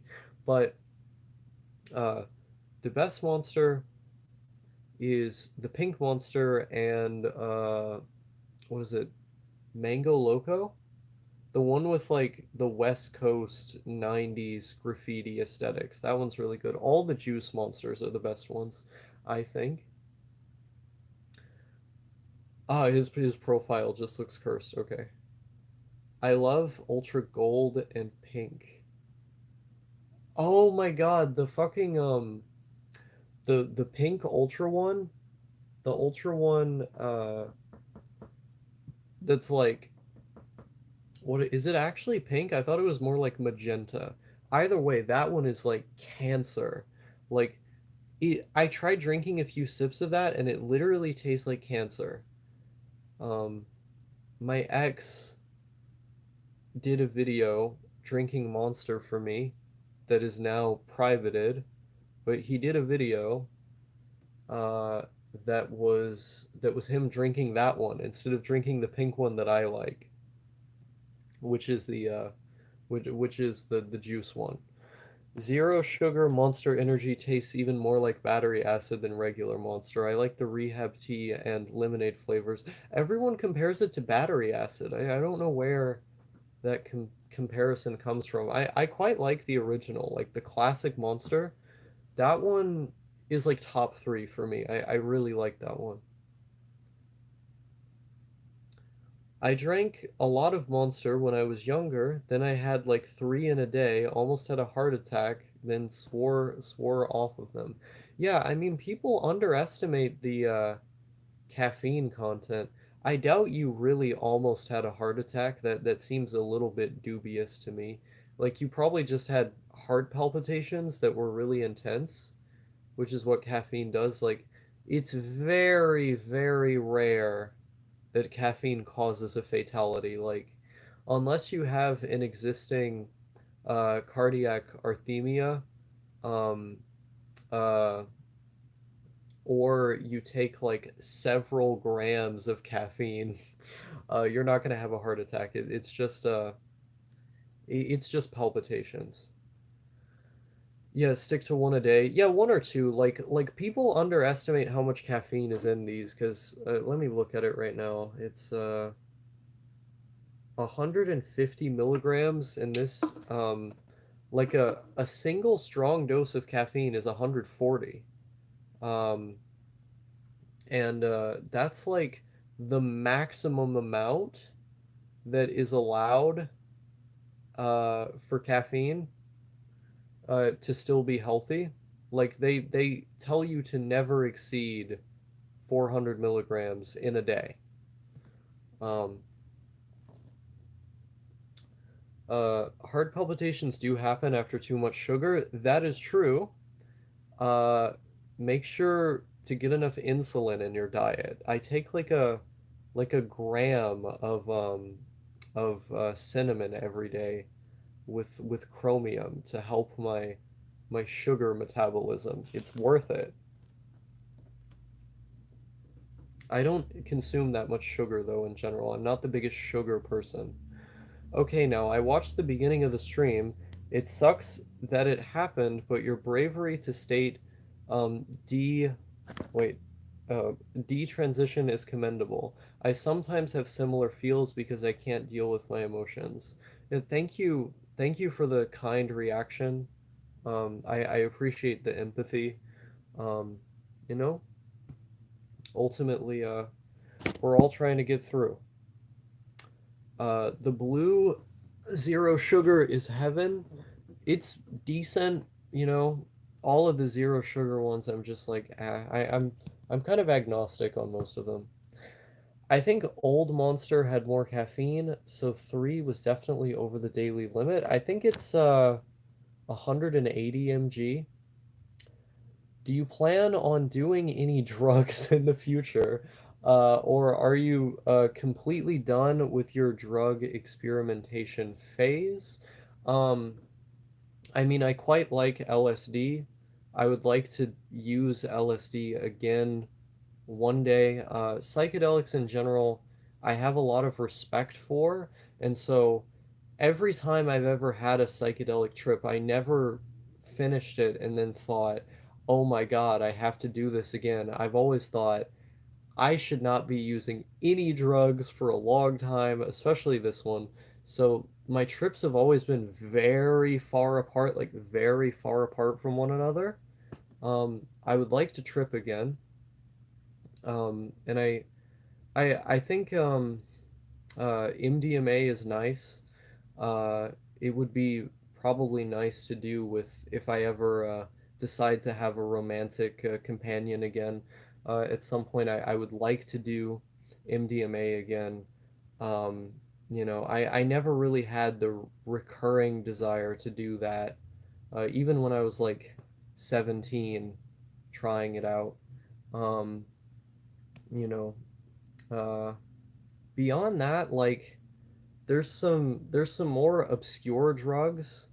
Uh, there's some more obscure drugs that I'm still, interested in. Mostly psychedelics, like novel substances in general. Like I don't know. There's some analogs of MXE, and if you broaden out the category, far enough, there's like some caffeine analogs that I'm interested in trying. Mostly just weird stuff. Like I've never stopped being interested in drugs as a concept. It's just that primarily I'm interested in them from a anthropological or pharmacological standpoint, and so even back when I was using them, I spent far more time reading about them than actually consuming them. I'm much more immersed into the broader culture. Um, but there are certainly ones that I'm interested in trying that I haven't tried yet, mostly because of novelty. And then there are others that um, I'm interested in trying again that I've previously tried before, like the aforementioned psychedelics. Um, you know, Ritalin is a nice thing to have around. Uh, you know, Prescribed, of course, thumbs up. For particularly grueling work that requires the brain. Um, but I don't like relying on something like that because in general I find it to be more rewarding to do work sober. Yeah. Hopefully that answers your question. Uh, I have a soda stream now, so I just make my own sugar-free soda and take a caffeine pill with it. I mean, hey, if it works, it works. I think it's a good idea to have left Discord. I agree. What is the new Osaka lore? Can you please tell me answers real quick? Basically, I detransitioned. Um, yeah, that's the lore. I detransitioned and I'm working on getting a job. I've been consistently having like a more healthy sleep schedule. I've been focusing on improving my diet. I guess that's kind of, I don't know. I've been reading a lot. That's kind of where I'm at. Um, I just want to do shrooms, says this person. Shrooms feel more chill and less schizo than LSD. I like I don't know if I would describe LSD more schizo. I mean, LSD is like more analytical for the people I've done it with, but whenever I do any psychedelic, like my mind just literally goes blank. I will say though, the most euphoric moment I ever had in my entire life was on LSD. Um, it was this profoundly transformative experience where like I had I had thought about my previous LSD trip where I did go really schizo and I got super freaked out over the fact that I wasn't able to talk because I had all these cultural perceptions of the drug, like it's supposed to make you really smart and analytical, you're supposed to come to all these conclusions and it's groundbreaking. And when I had tripped previously, I just couldn't speak, like the words just wouldn't come out. And it started out kind of fun, but I had this existential feeling like, am I just retarded? Like, am I not getting this thing out of this experience because I've just always been stupid? And then I thought, I'm a fraud, people think I'm smart, but like I'm actually not, blah blah blah. Like, and it was like a suicide inducing experience, but I came away from it. You can still call me Lily if you want to, if that's what you're used to. I don't really care. But I came away from it. with this like weirdly renewed appreciation for my life. And then when I tripped on LSD again, I came into it with the intention. I before I tripped, I had an intention set forth. I want to confront my fear of intense experiences. And what I ended up actually confronting was not that fear, that neurosis that I've dealt with my whole life.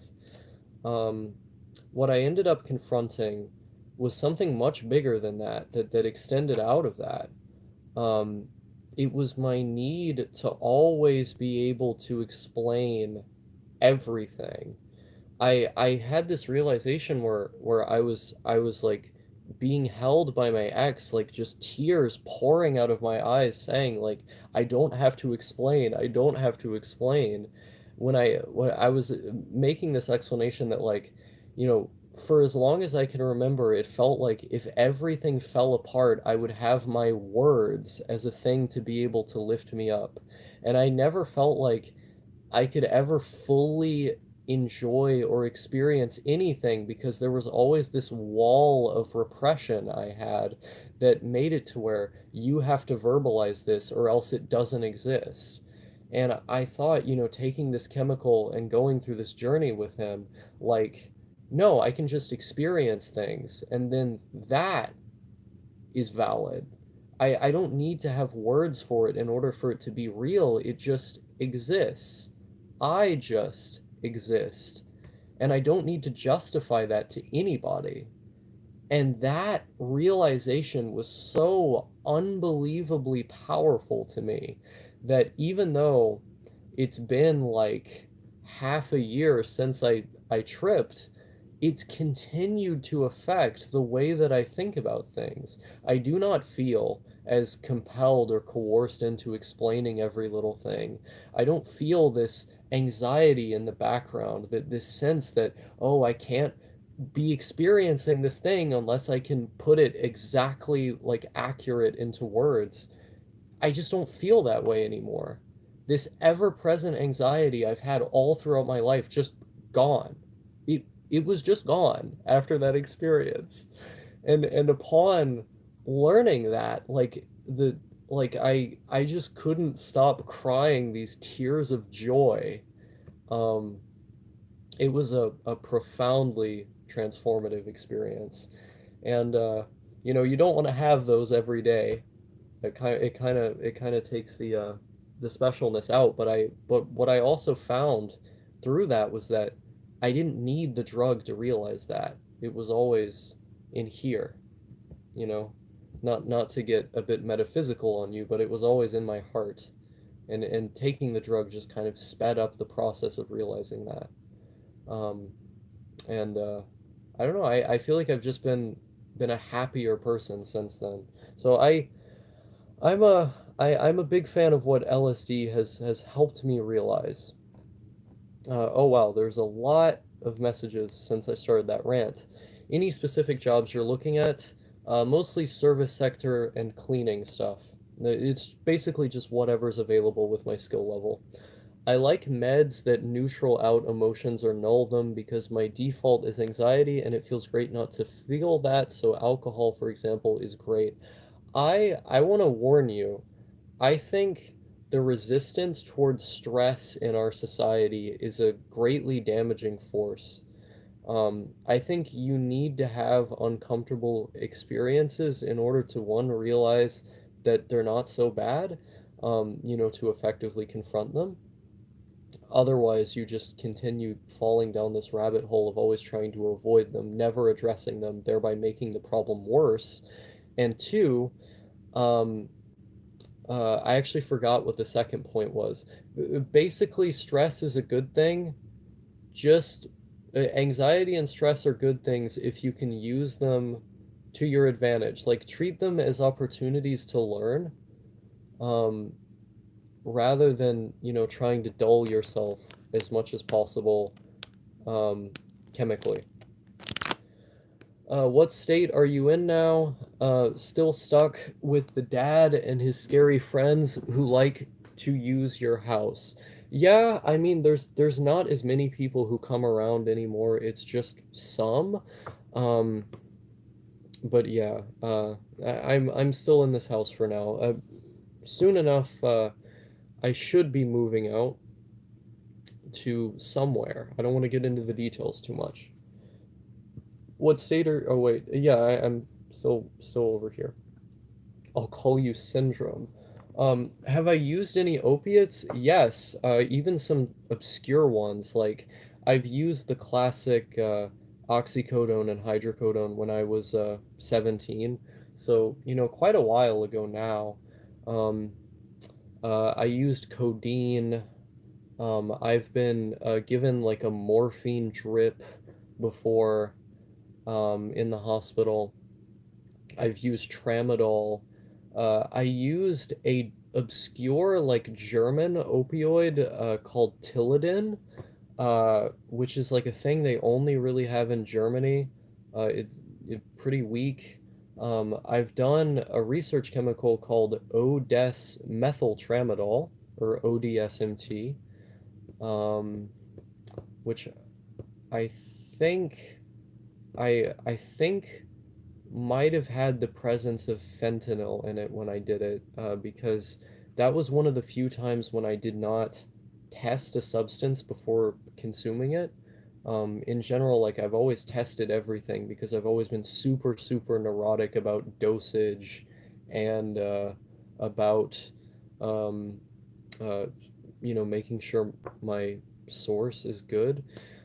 But when I had done that, I had this reaction that was very very similar to fentanyl, and you know, at the time it was kind of shady, where I got it from, allegedly, and so maybe I had actually done fentanyl when I had consumed that. But there were a couple other ones. I forget what they were. They're kind of forgettable. Like a lot. Oh yeah, kratom. I had done kratom. I feel like there's a couple other ones I've done that I just don't remember. Yeah. The point being, I guess at one point I had tried. I tried several different ones. Um, I'm not really a big fan. Opiates. I find them kind of underwhelming. They're definitely not interesting drugs by any stretch of the imagination. Like, I don't really understand the point. As someone who has eaten all these psychs hundreds of times, I find that the intensity of LSD can be overcome more easily than shrooms. LSD I'm completely jaded to, but shrooms um, can still spin me out at high doses. Interesting thoughts. Wow, sounds like a great revelation. I know, right? Um, Kind of sounds like Shinji in the last episode of Ava. Interestingly enough, I had watched Ava around that time afterwards. Um, yeah, no, because it wasn't. Yeah, it was the following trip where I saw him. Yeah, I watched Ava after that. The next time I was there, which is interesting. Uh, That's good to hear. I've been learning in the past couple years that with self-love, I can learn to improve on my flaws and become a better person. Nice. This is true. Um, you know, you need the right amount of belief in yourself and the right willingness to critique yourself. When did you decide to detransition? A couple months ago? Osaka making some very clippable rants tonight might use those. Use them for what? I'm really wondering what exactly are you gonna use them for? Uh, yeah, but it's in the extremes, unfortunately. In moderation, it can be healthy, but it's more along the lines of too anxious as a human living in the world. I mean, it it's a dangerous proposition, I would say, because this is what you just said here is in reference to the statement prior about neutralizing oneself. Um, I believe. Uh, okay. Yeah, I mean, I think trying to dull out your emotions is a slippery slope, and I don't think it's advantageous. I think um, confronting the problem is always going to better serve you. They found that psychedelics don't give m- I've found that psychedelics don't give me new information, rather it presents things in an easier to digest way. I think that's generally the case with most people. Like I don't think psychedelics like suddenly introduce something you're just incapable of having thought of. I think they make you more open to different ideas and they increase your capacity to learn. Um, and so those things in tandem with one another uh, deflate your ego to such an extent that things can seem like new information upon learning it, but really it was just it was inside the whole time. Like those things were always underneath. It was just a matter of having the key to access them. And, perhaps that key is something like talk therapy or, meeting the right friend or having the right experiences. Um, and perhaps it's taking a psychedelic drug in the right context. But I don't think it creates something that wasn't already there. Let's see here. Actually, Kanye should just be Trump's Minister of Art and Culture. That would be based. Um, yeah, totally. Acid feels more soft and flat. Uh, Mushrooms seem to take your whole brain. Shrooms with opiates literally feels like how I imagine LCL. I cannot imagine taking a psychedelic with an opioid because I think that would just dull your experience, right? Like the thing that's interesting about psychedelics is that they force you to confront uncomfortable things. Like they are not a purely euphoric or enjoyable experience a lot of the time. A lot of the time they're a profoundly challenging experience. Um, and so, you don't just take acid or mushrooms or something and then go, I'm gonna feel good now. It's literally a trip. Like you are going on a trip, a journey of sorts. And I think taking something like that is something that is meant to make you feel less rather than more, would just, it would cheapen the experience to say the least. Um, and in general, like I'm not really interested in downers for this reason. Like, um, you know, your benzos, your opioids, your alcohol. These are things that I'm just not particularly interested in because I think they tend to be more maladaptive than anything. Imagine an Osaka Clips channel. Yes, the Osaka Clips industrial complex must happen. Let's see here. I'm not sure if you've talked about this, but what's your experience with weed? Some people I know think it's amazing.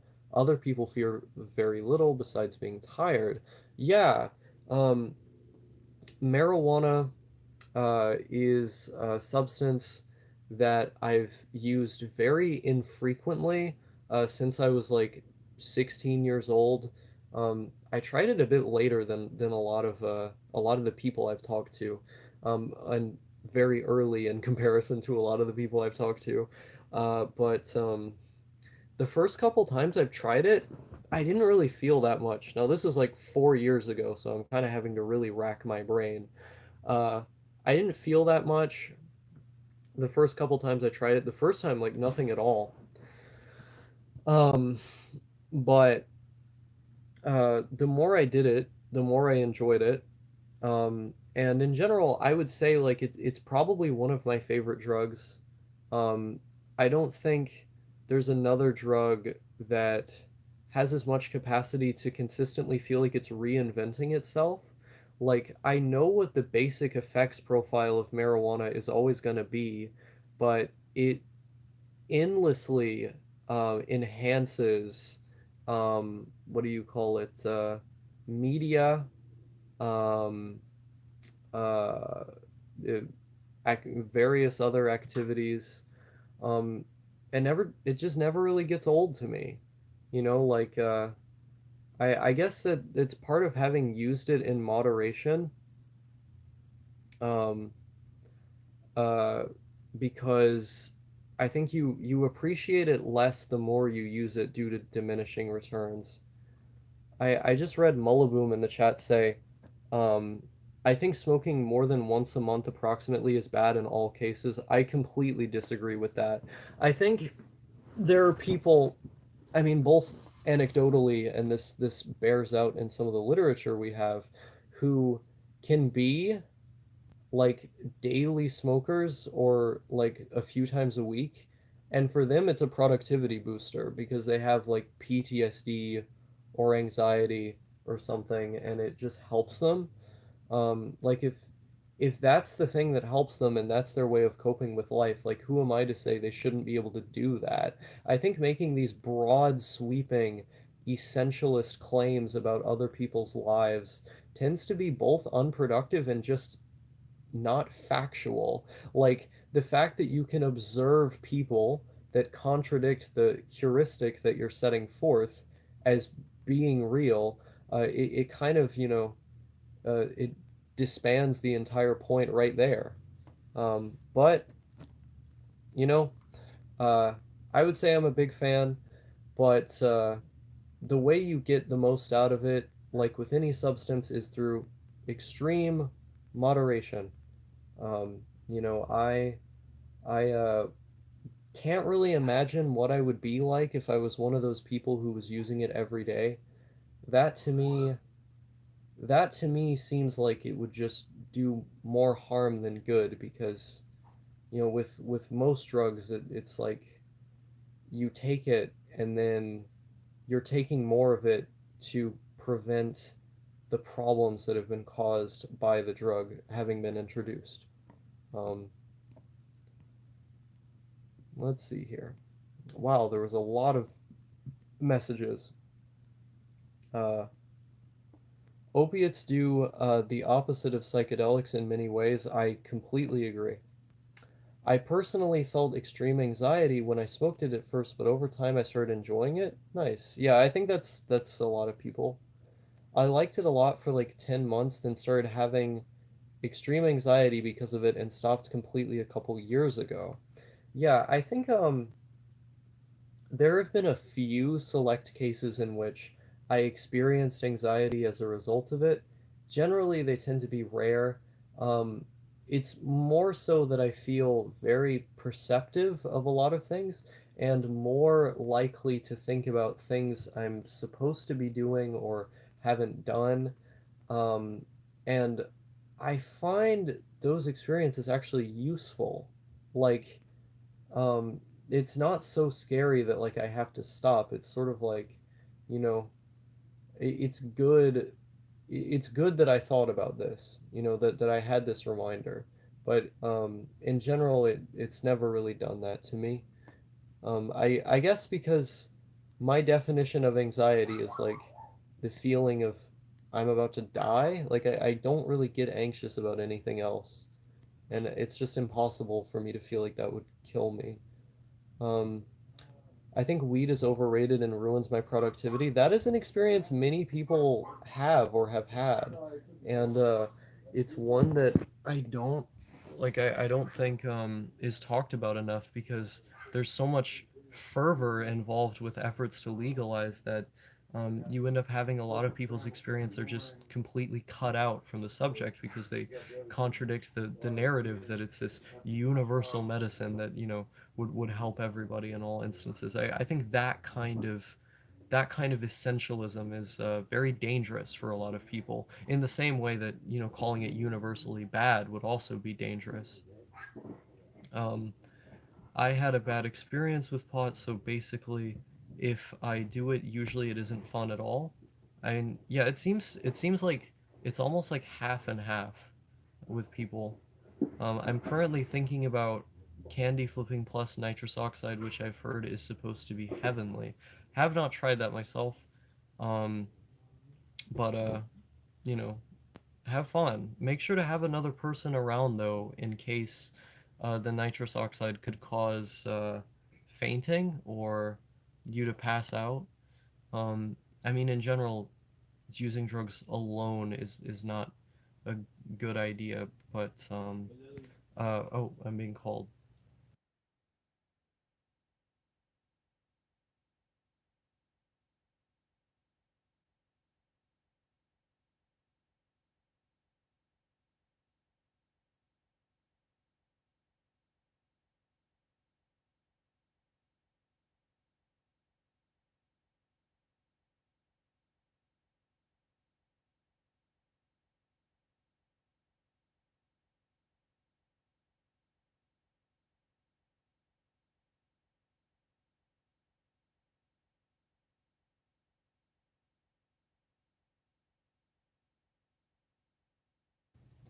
All right. Um, oh yeah, I forgot which question I was asking. Um, my man, your story of getting meat bugs. I mean, it was nothing particularly eventful. Um, it was basically me.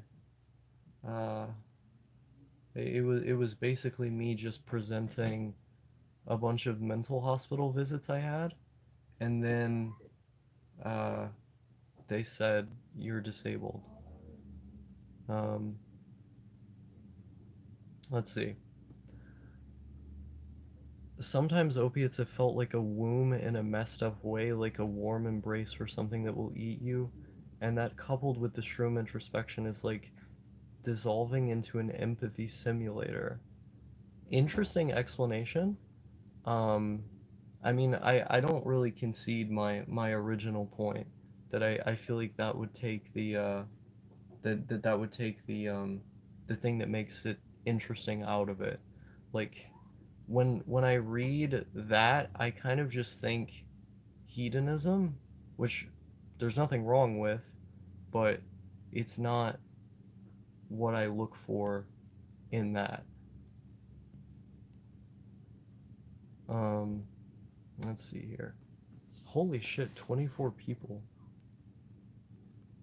Uh, opioid dreams are insane. You wouldn't believe it's a downer. Nothing like benzos or liquor. I might just have brain damage, though. I didn't find the dreams particularly different. Um, I think the way that something like Ambien can potentiate dreams is very interesting. All things should be taken in moderation, including moderation. Interesting. Um, I've definitely, I'm definitely more socially effective without weed. I've learned to be very careful with my substance use in public to enhance my social success. Yeah, with marijuana, I have the same thing that I have with psychedelics, albeit to a lesser extent, where I become nonverbal. Uh, I should have said almost all cases.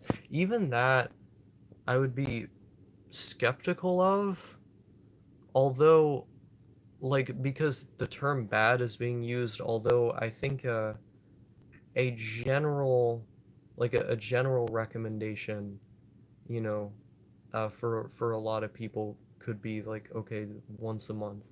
I mean, yeah, um, but I I don't think drinking a few times a week is necessarily bad. Um, and I think the same could easily be applied to marijuana. What matters, I think, is more so the amounts being consumed. Um, Kitty 40 in the chat says every drug I try is far more intense for me than most people, including caffeine and cannabis. It's bizarre. I feel like I have the exact opposite thing going on. Um, like every time people describe a drug, I I tend to find it a lot a lot more underwhelming than the average person. Like I look at people's descriptions and they're so much more far-reaching, so much more euphoric, um, transformative, lively, uh, intoxicating, whatever term you want to use to describe the intensity, the extremity of it, the severity of it. Um, with the exception of those certain psychedelic experiences I described, across the board, I seem to be less affected by this stuff than most people. I don't know why. Uh, of course, genetics and metabolism, like what enzymes and shit you have, are going to play a big role. Um, but I don't know. It it could be a blessing and a curse depending on how you think about it. Mescaline is really good. I think people put it off forever and ever, building it up as some kind of special experience. I find it to be the most gentle and pleasurable psych, which I wish I tried sooner. What form had you consumed it in? Uh, Basically, someone laced my pod with angel dust. So, oh wait, one sec.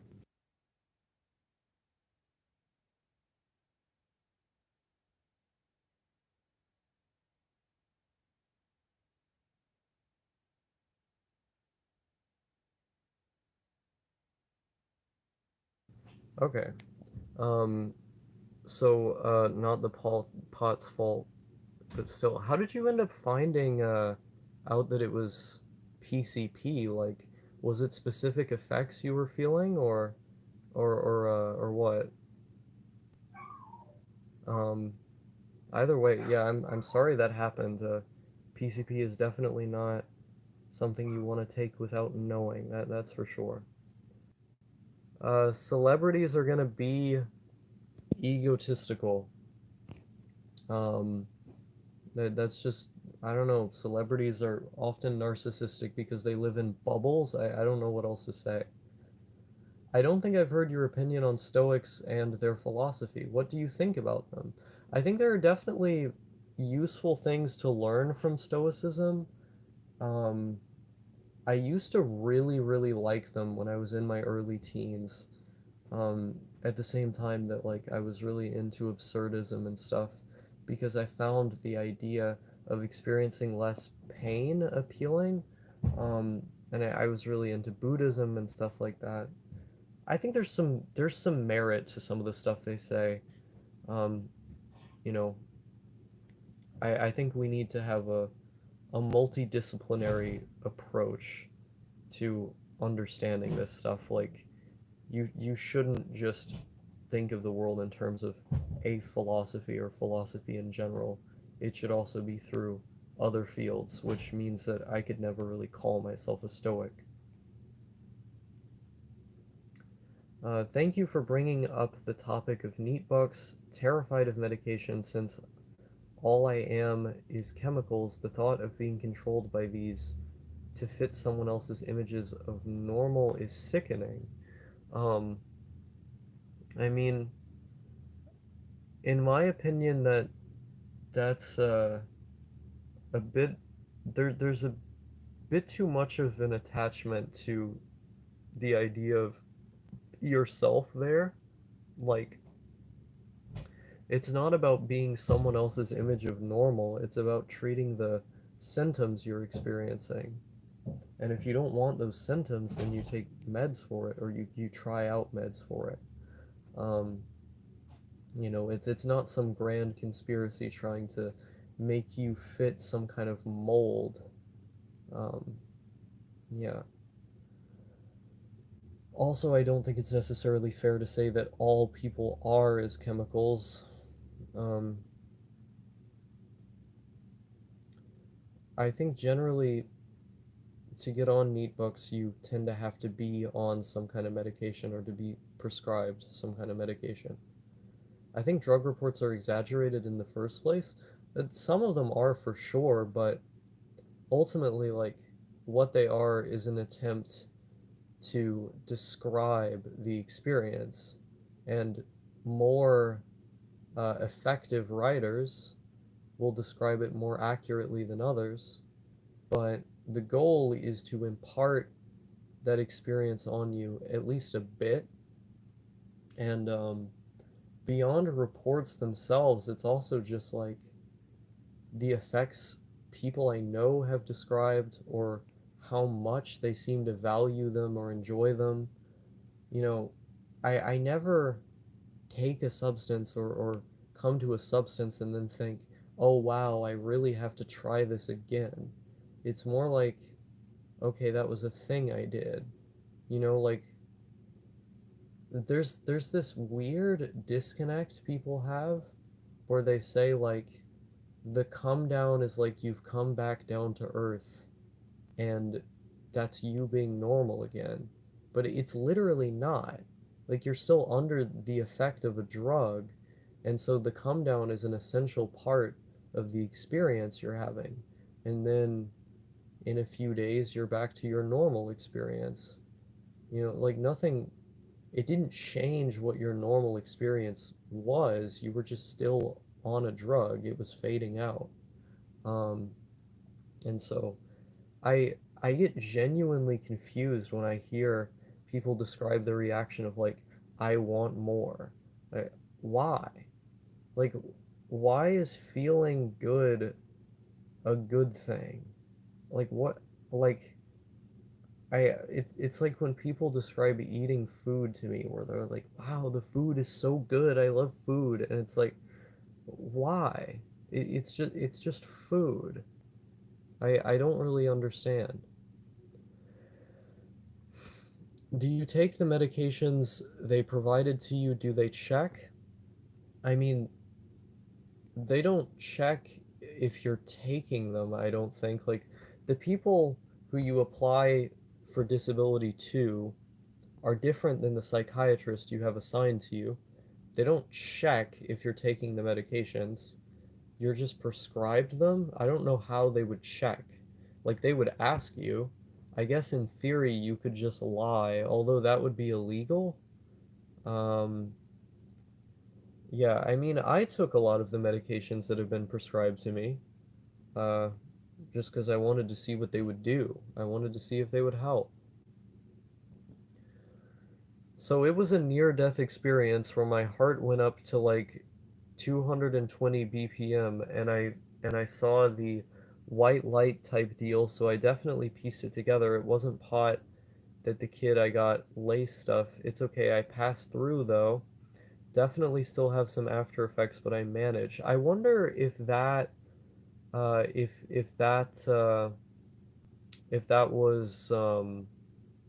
what do you call it?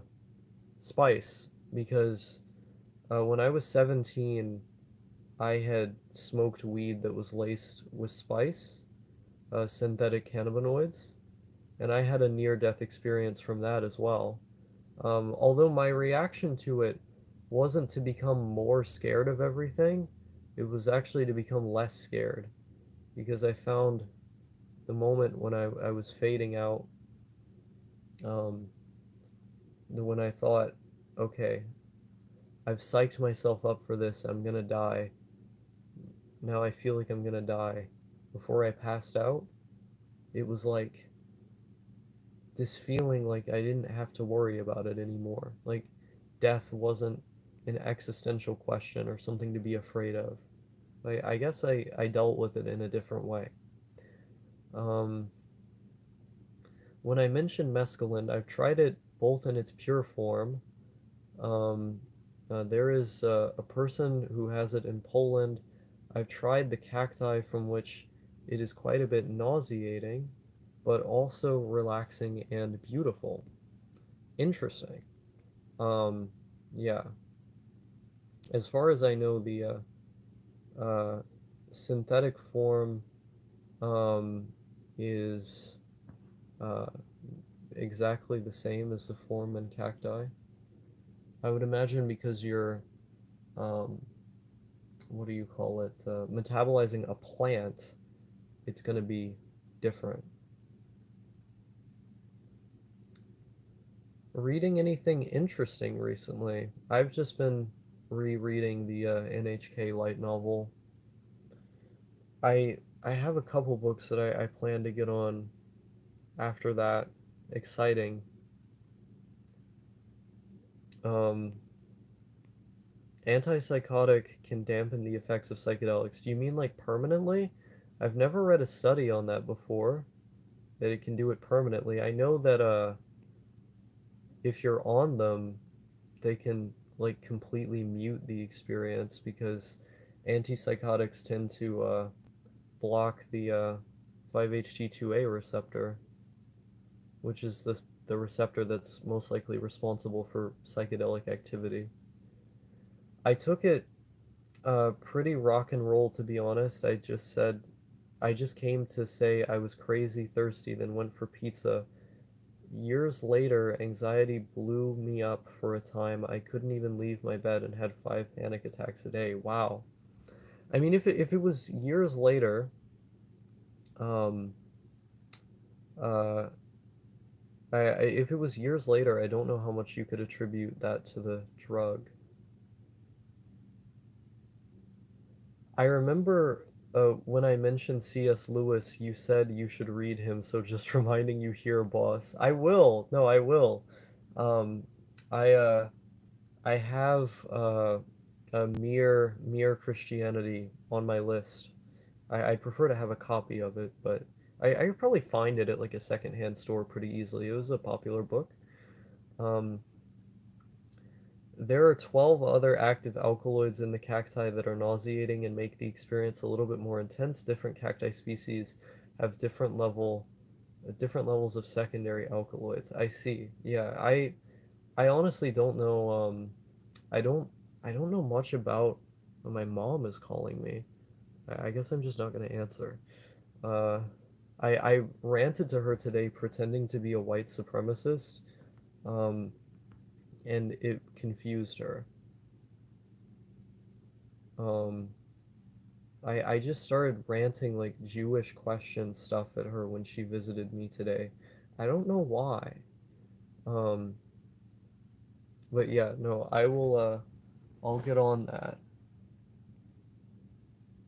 Um, yeah, no, I want there's so much stuff about um mescaline and about like peyote that I want to read. Um, it's one of those things I haven't dived nearly deep enough into yet. Abolition of Man is the better C.S. Lewis book in my opinion. Mere Christianity is kind of vanilla.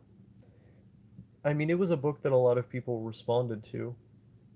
I think I read a Christopher Hitchens book that responded to C.S. Lewis. What was it? God is not great. I think I could be mistaken, but I think in that book he responds to C.S. Lewis, and I've seen him responded to in other books. So I feel like that one is an important one to read because of that. Um, Carl Jung's Libre Novus definitely is a good read. It's got a crazy backstory behind it. I'm interested. I'm interested to find out. Yeah, this stream is gonna hit people. This stream is gonna hit people like a tank. You know, people in the Osaka community are gonna be like, "Wow, I can't believe this happened. I can't believe it. I'm shocked.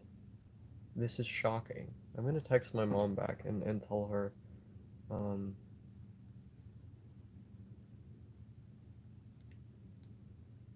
I'm gonna tell her yes. Okay. Osaka syndrome off the rationality. Osaka syndrome off gender. Oh my god. Wow. Does anyone have any more questions? I learned to adjust to any plot twists in your life. It comes and goes. I mean, yeah, that's generally how it is. It's like a story, it keeps happening. Well, this is like my final form. Being a depressed uh post-gender male is my final form who watches Mr. Girl videos unironically. Pretty much, Jung was going insane and he needed to either meditate or daydream through his thing, or he would die, which was his conclusion. interesting, I guess. Um, I mean, a lot of Jung has been considered pseudoscience at this. I mean, psychology in general is not science, but like a lot of it has been, you know, debunked by newer research these days because the methods that they were employing at the time were not as empirical as the ones that we have now. Uh, but I nonetheless find it interesting. I was reading Sigmund Freud's Three Theories on Sexuality, I think last month or the month before, um, and that was interesting.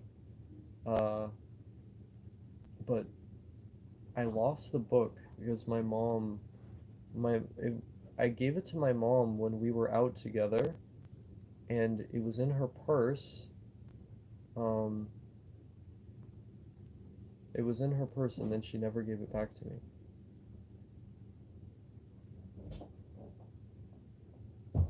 Let's see here. It's extremely symbolic and interesting to just read. It's otherwise known as the Red Book. I see. Describe your thoughts on the current political online landscape. We have beaten back the far right in the last few years, and now we are in this bizarre lefty infighting space with tankies versus Voshites and Destiny liberals trying to get everyone to rethink the socialism stuff. Yeah, I think it's interesting because there was a time when there was basically like a united front on that side of the spectrum because um, the internet was so homogenous with like right wing talking points where if you were just like a centristy person or like a generally apolitical person, you inevitably would be engaging in the kind of rhetoric that people from the right were using because that was the cultural consensus on the internet. This infected, even left wing people, and so there was this sense that like everybody kind of had to be on the same ship. And in the case of Destiny, that was for the sake of contrarianism because he, generally tends to respond to whatever is like the popular thing, and then wants to argue with it. He has this sense now that being left is the popular thing, even though it's not really like it's kind of just a microcosm of being extremely online or this extremely online space that because he is extremely online he wrongfully perceives it that way and therefore his contrarianism is directed in a different direction. um, with the rest of the folks, I feel like the story can be whittled down to what I had already established. They've gotten too comfortable now that the right wing is not so ubiquitous on the internet that they can just raid, tiny accounts of some non-binary person or some like bisexual lighting video essayer. And now, like, a lot of these people are just circle jerking and making this very like pretentious kind of, oh, I'm better than you without having to argue my points or engage in debate or explain myself kind of content that you would get in like the BuzzFeed echo chambers that existed back when the alt-right, had a lot more prominence. And what I worry about is the alt-right emerging once again as a maybe not a dominant force, but as a more powerful force than it is now. Um, and I think that's a prospect that not enough people are considering. Um, Additionally, I think the way the landscape has changed is has largely been through carving out separate spaces for all these niche ideologies.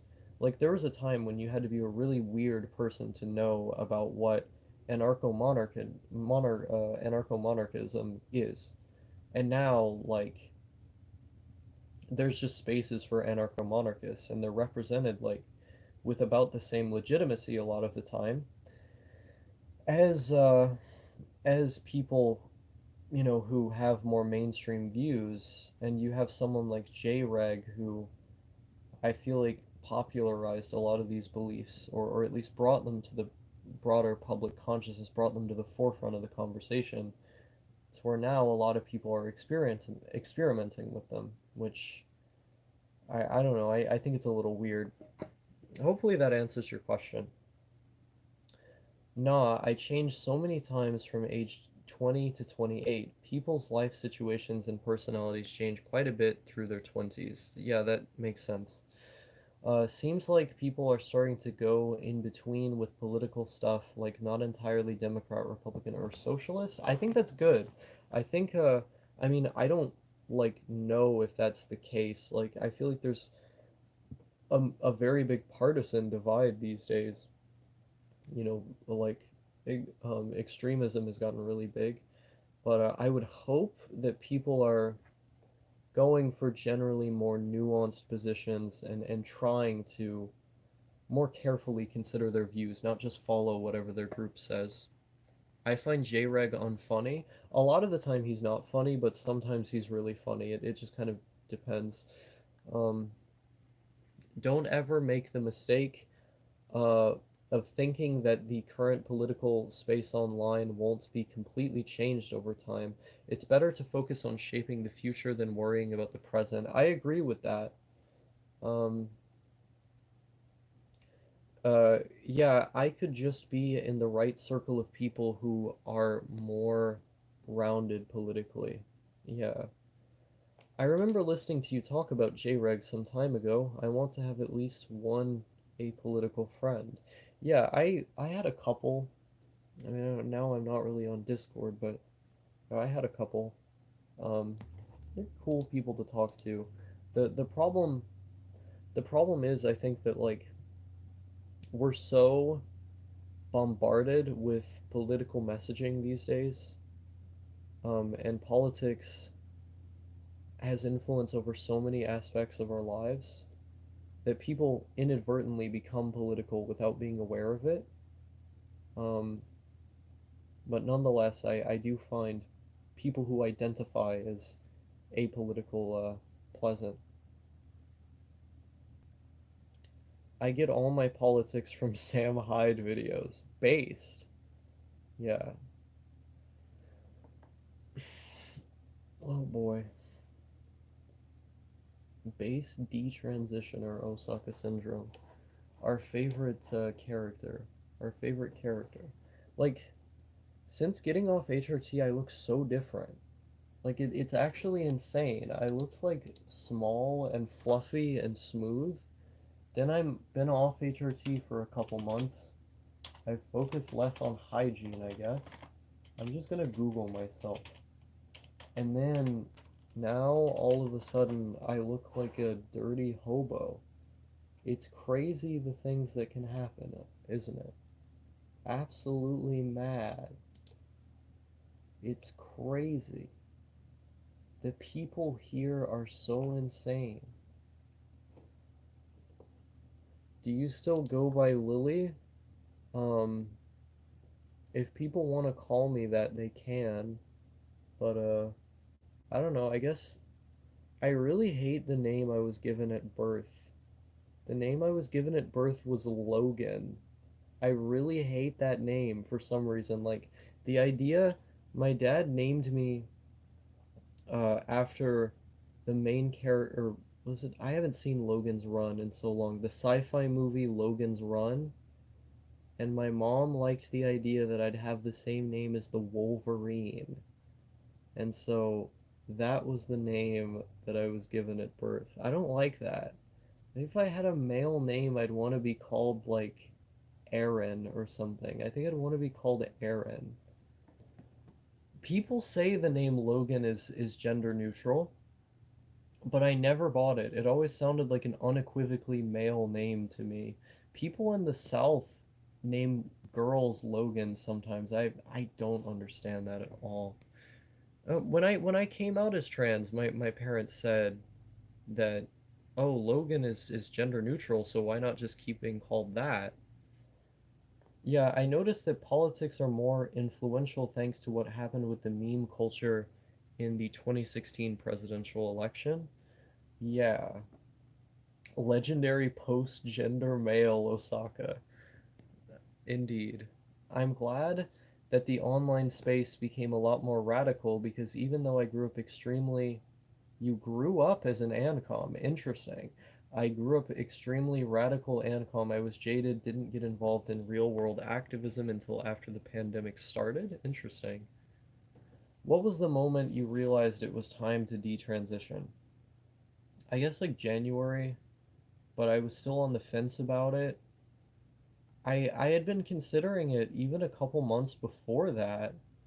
Um, I had been thinking like, do I really want to feel this way because my emotions had become so chaotic, like, and I couldn't handle it, and I had been discriminated against so many times and basically abused by people for being trans.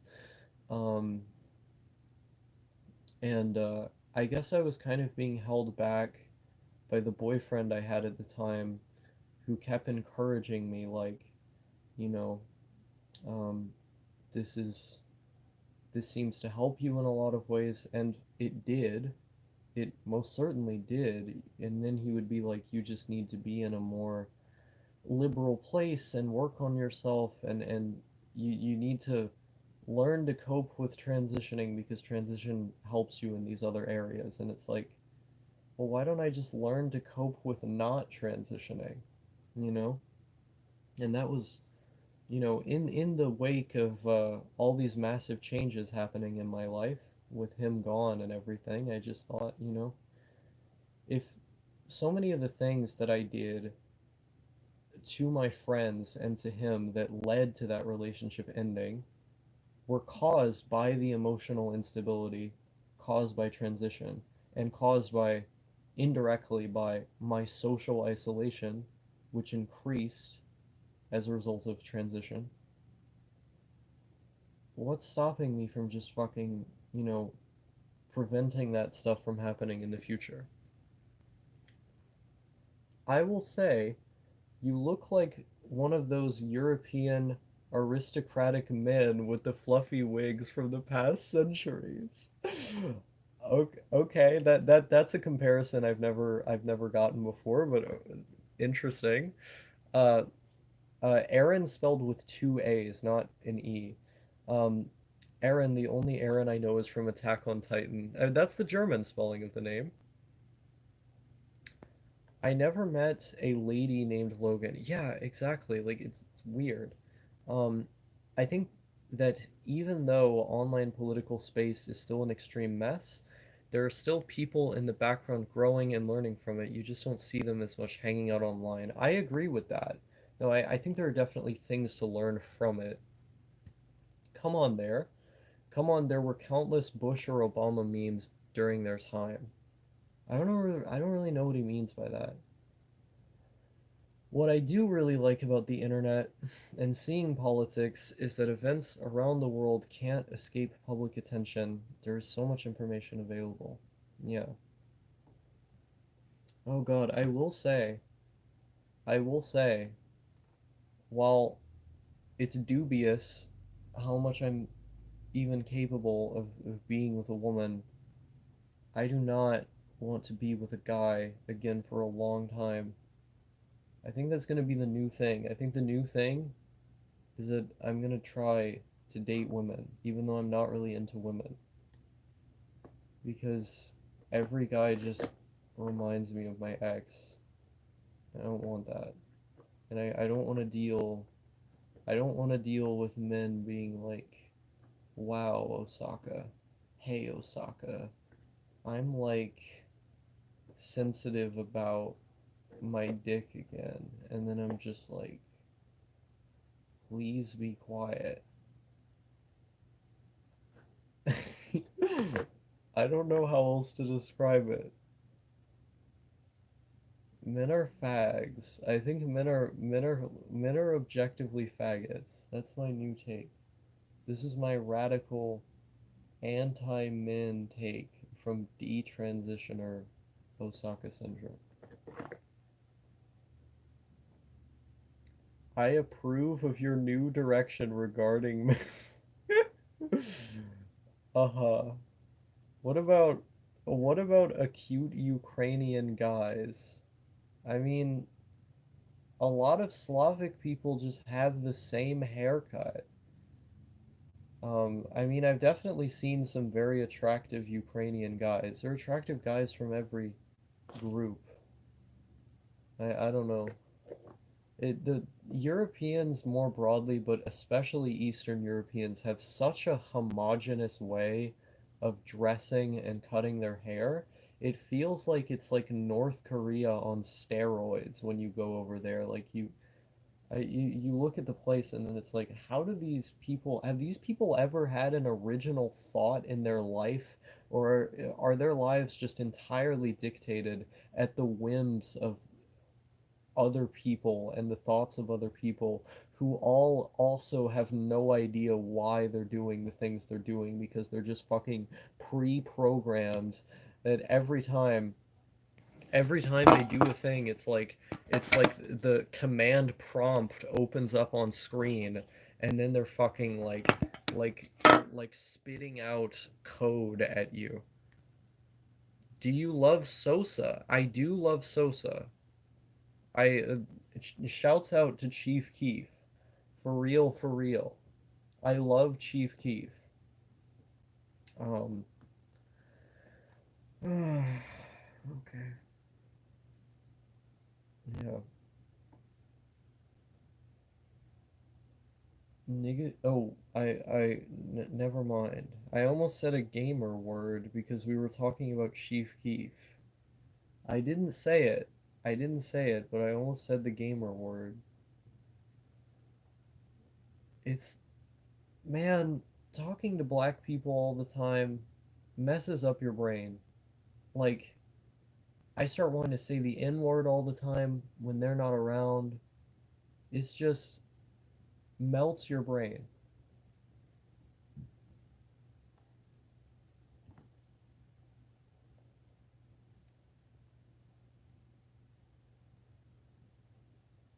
I await your questions.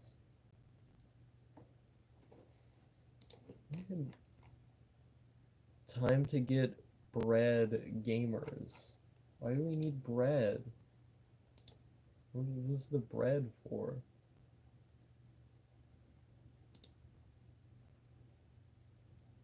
I look blurry on the stream. I look really blurry.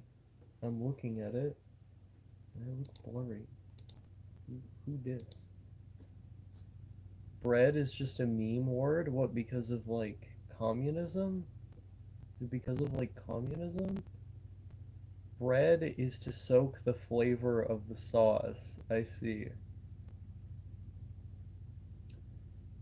I'm I'm a mid 20 something office worker with a college degree. Is it weird that I watch this channel? I don't think so at all. In fact, when especially when I had initially started making these kinds of videos, explicitly like my mission statement was to be understood by people who aren't necessarily the same as me. Also, being in need isn't really the main theme.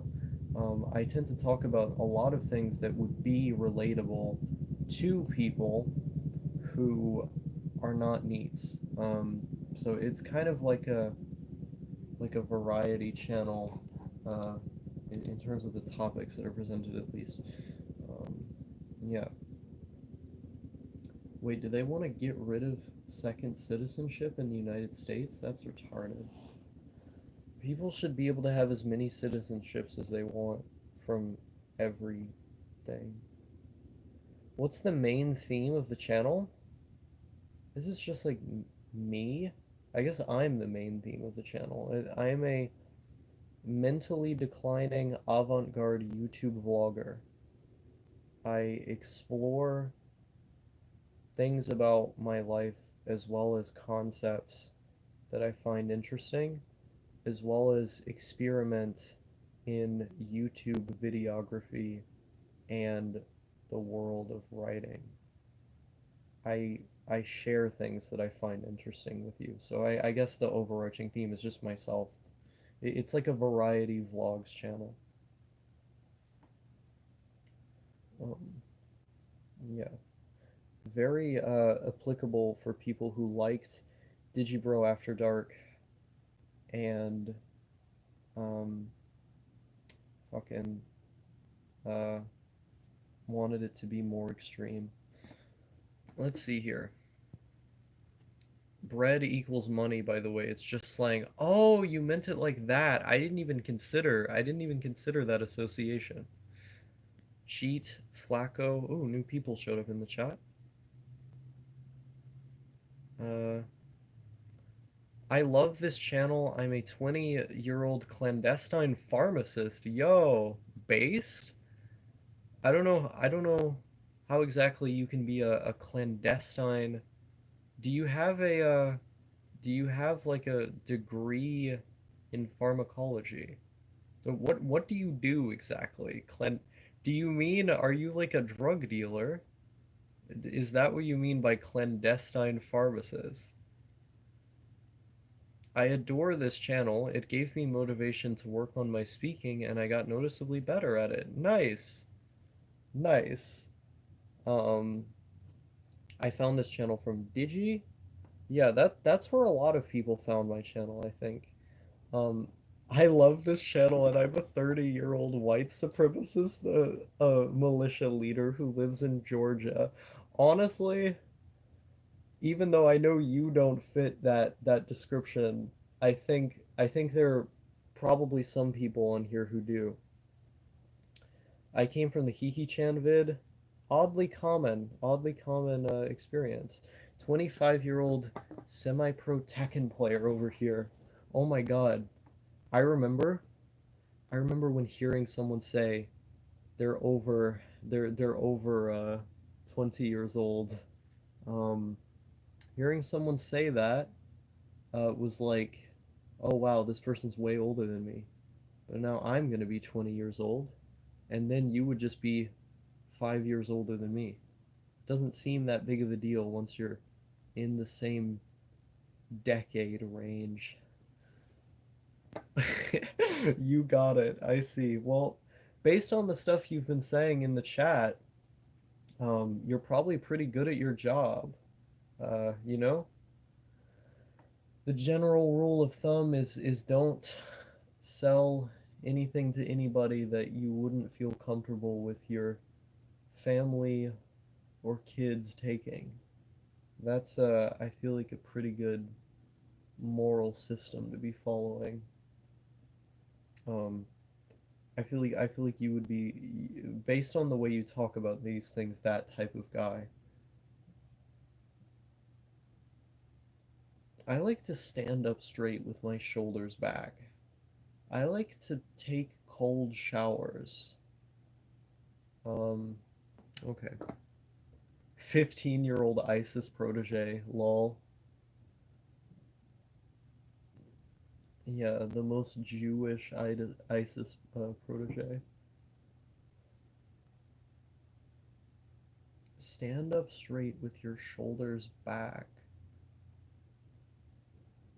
Um, yeah. I'm just a chatter. I'll talk about whatever, honestly. Yes, my one of my prestiged pay pigs. You're not actually a pay pig, but like I don't know, should I start a Patreon? Would people would people donate to that if I started a Patreon?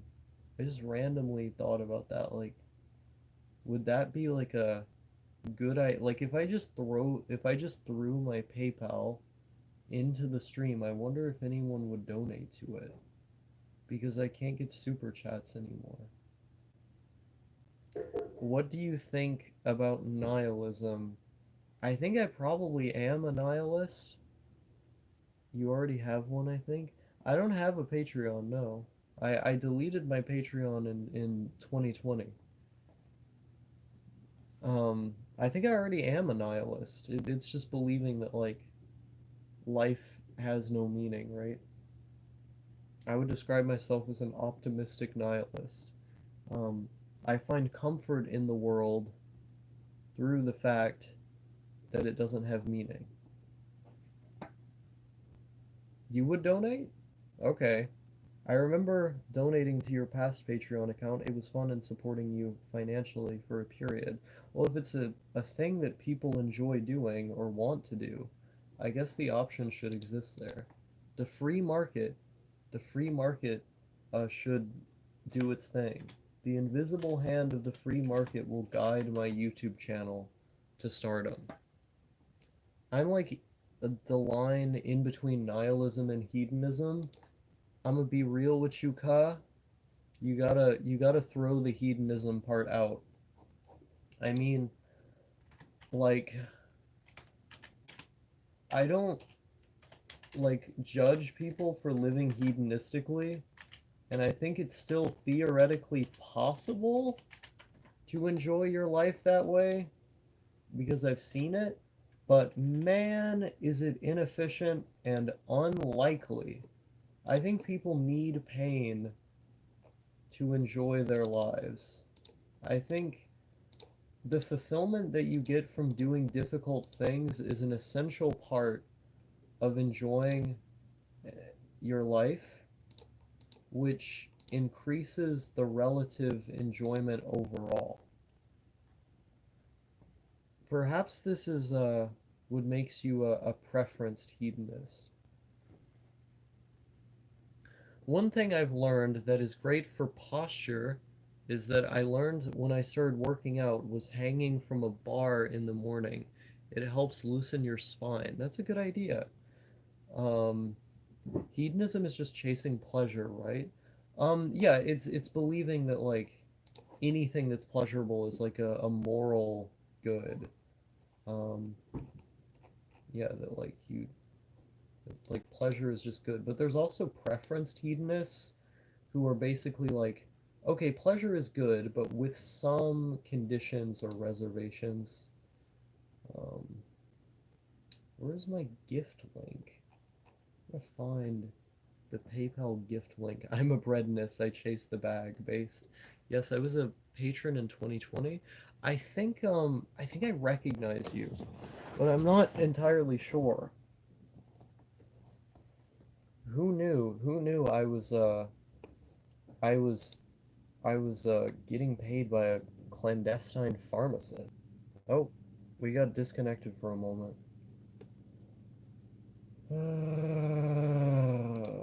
Where? Okay. Okay. Got that right more or less. My philosophy is a little more complicated than that, than still. I mean, yeah, whose isn't? Everyone's philosophy is more complicated than like one label or like ideally. I don't remember how do you find gift links on PayPal? I have one. I know I have one. Where is it? At uh-huh. Copy link? Oh, is it just this? Oh, it's just this. Okay. I'm gonna post this in the chat. One reason I want an Adderall script is because it helps me avoid slipping into hedonistic tendencies. Have you ever been diagnosed with ADHD? That sounds a lot like people who have ADHD. Like people with ADHD often describe how amphetamine as well as Ritalin make them less impulsive, and I think that could very easily be the case for you if that's the reaction you have. Because yeah, amphetamine, especially in higher doses, can have the tendency to increase impulsivity in people.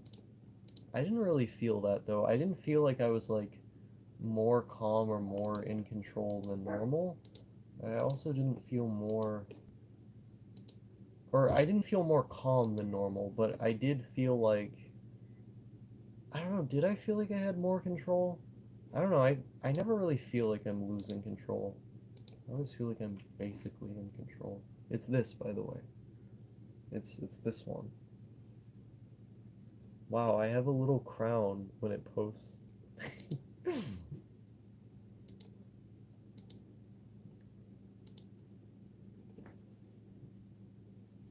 I'm going to be I'm going to be the next subject of uh, conversations with Mr. Girl or whatever the his series is, where he what is it? Confessions with Mr. Girl.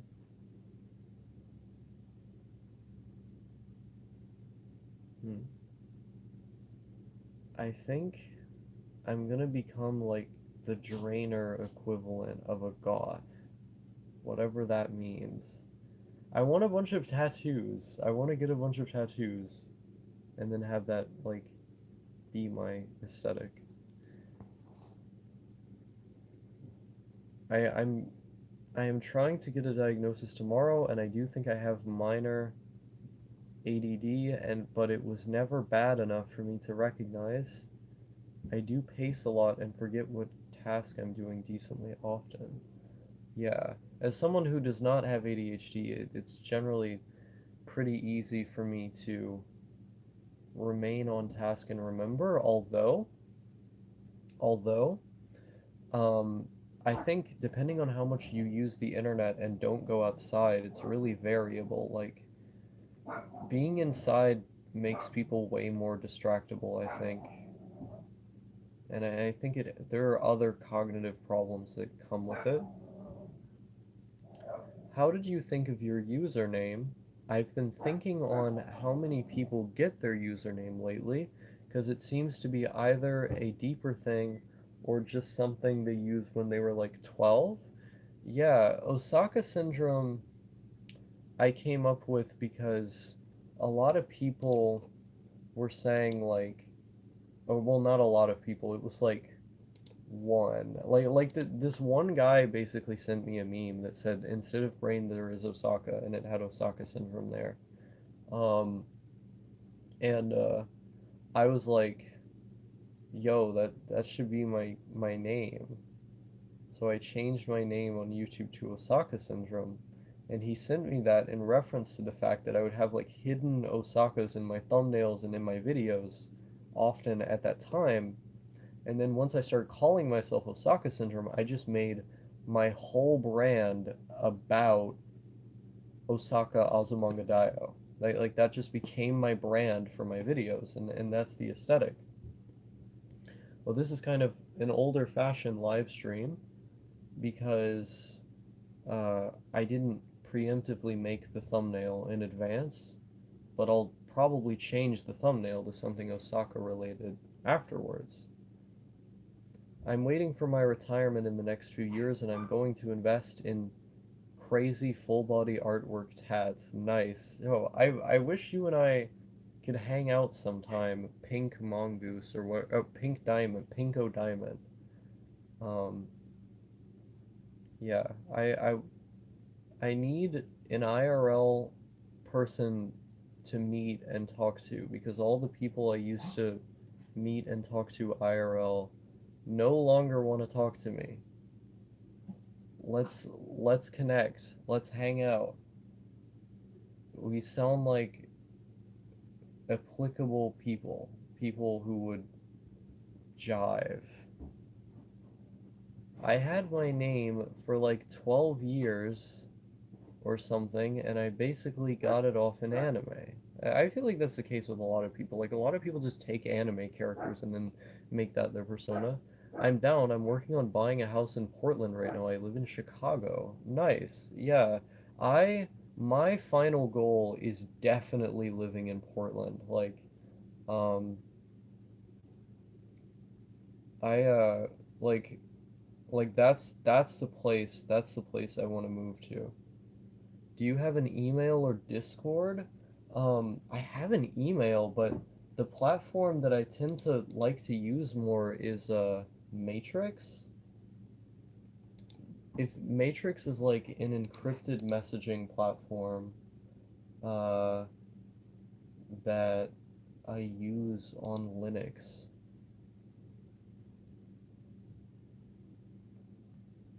Let's see here. If you would be willing to install a new application, I can just send you a link to my Matrix profile.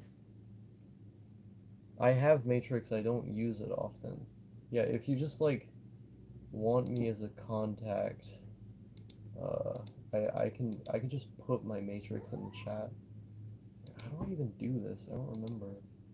Wait, is it add people? Wait, one sec. I'm gonna try to figure this out. People say living in Portland isn't worth it, because of the homeless people or whatever, or because of how much money it costs. I don't care about that stuff. I mean, the cost is an issue for sure, but if I can, if I can get that worked out, it shouldn't be an issue. Um, Wait a minute. Why is the fucking link not sending? Okay, so I'm running into this issue, right? I'm trying to send the link, and it's just not. I copied it, but it's not working. Just look up, Osaka Central on Matrix, and you'll find it. It's a depressing place to live, nice and walkable though.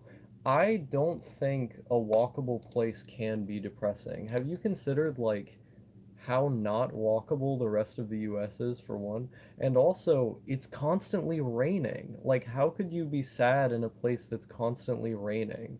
Like it's usually fairly gray, like you don't have to deal with it being too bright outside. You know, it's a very nice biome. Um, like, yeah, and also you can get on the tram. Like they have a tram just going through the middle of the city. You don't have to deal with the you don't have to deal with being forced to have a car. Let's see. And the parks are very pretty. Portland has lovely outdoors. I'm buying a house there for one-fourth the price it would cost here in Chicago, and I've been invited to a million parties in Portland. I can imagine. It's better than most places in the USA. Still not great. I mean, fair. It depends on how you describe depends on how you describe it. Ask the folks in the UK that question. Lol. I mean, like, I like the really gray parts of Europe when I was there, and when I lived in Maine, I really liked how gray it was too. Um, Way more than any other place I've been. The social scene is so welcoming, inclusive, and there are hundreds of different subcultures. Yeah, that's like been like the big thing that I've wanted to move there for is that the diversity of people. Like I want to I want to meet more weird people. Um, and I don't know. I feel like on the dating scene, you have to consider on the dating scene, I'm not exactly marketable where I currently live, right? Like where I currently live, um, I'm not exactly a hot commodity. Um, so I feel like I would probably have more luck in a place like that. Because you know how Portland is. Like fat guys are getting way more pussy than they deserve there. So if you're like an alternative long-haired like skinny guy who knows about drugs and philosophy, you're like every art ho's dream. Speaking of diversity, there might be diversity of ideas in Portland, but it's 90% white. Yeah, no, I'm completely aware. Maine is really gray. I only been there a handful of times, but each time it was just dreary, but it was very calm and cool. I like dreary places. Like dreary places are really comfy for me. Um, I wish I could live in Maine again, but if I lived there, it would just be social isolation, you know? It wouldn't really be people to hang out with, and I do want like people I can interact with in person. That would be nice, you know. Uh, yeah. I don't know why the fuck the invite link, when I try to copy it, it just like doesn't work. Okay. Choose an app to continue. Wait, what? What did I do? What did I do? Okay. I have never been to another place uh, where I was propositioned by as many women as I was in Portland. Literally every time I've been there, I've been invited to places and gotten laid. Can't say that about other places I've been. Exactly. The dream. I'm not even really into women, and that's the dream. I mean, only having sexual experiences with men, that's probably like an asset over there. They'll probably be like, wow, I'm so progressive for having had sex with Osaka syndrome. Wow. Wow. This is proof of my credentials as a liberal. Wow. You just think about it.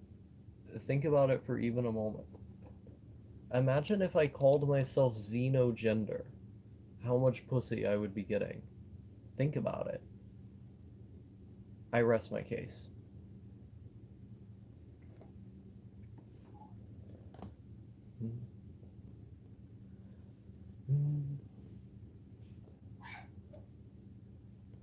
I'm like the Japan of people. I'm like a hawk over them hills. You joke, but that's how some people are. Oh, I know.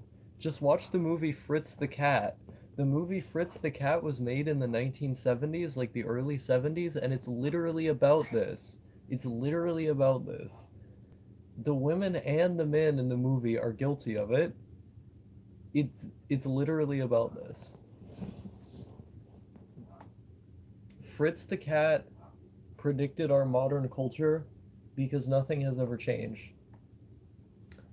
Virtue signaling, but instead of banking on politics and diversity, it's the places your cooch has been.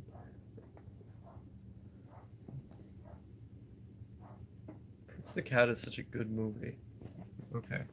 I have to I have to fucking I have to fucking plug my phone in. I'll find you on Matrix. I'm going to get a few more things done before bed. Nice.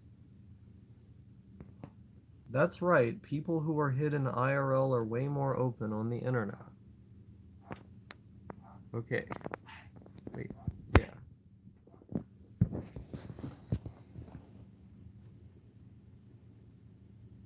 Hello, Osaka. The Osaka Collective has been assembled.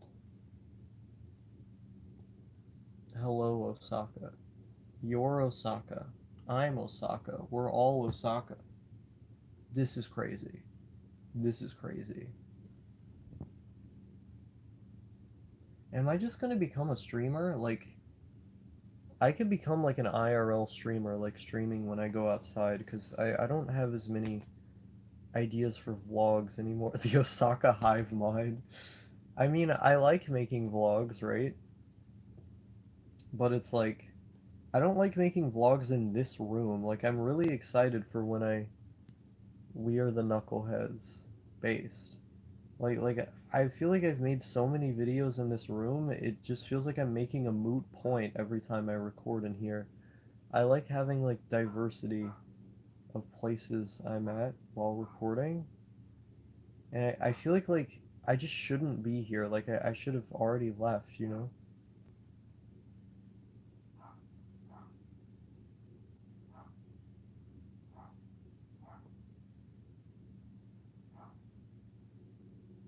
One peas in a pod. Yeah, you know. Sometimes I think I've said too much. Like, oh wow, a lot of people unsubscribed because of this stream. I was at 2,000, well, like 5 people, but I don't know. I wonder how many people were like the trans agenda. I'm gonna unsub.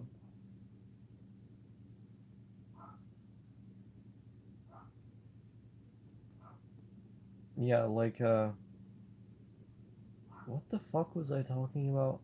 Yeah, no, sometimes I wonder like I don't really like my whole thing is that I reveal a lot of stuff, right? But sometimes I wonder if privacy is a better alternative because like my whole life is basically on the internet, like you can find it.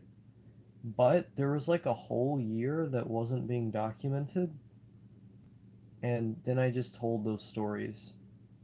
I don't know, it's interesting. Like I've never really been bothered by living like this, and I feel like in terms of my personality, I'm the least likely to be bothered by doing this, but I don't know.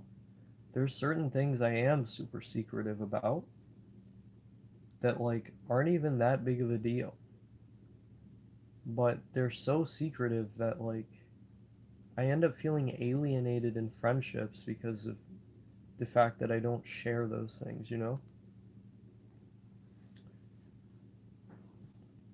I'm simultaneously an extremely public and private person. It feels like an oxymoron, but I guess maybe that's just a symptom of having the kind of personality that lends itself to fitting in a space like this, you know?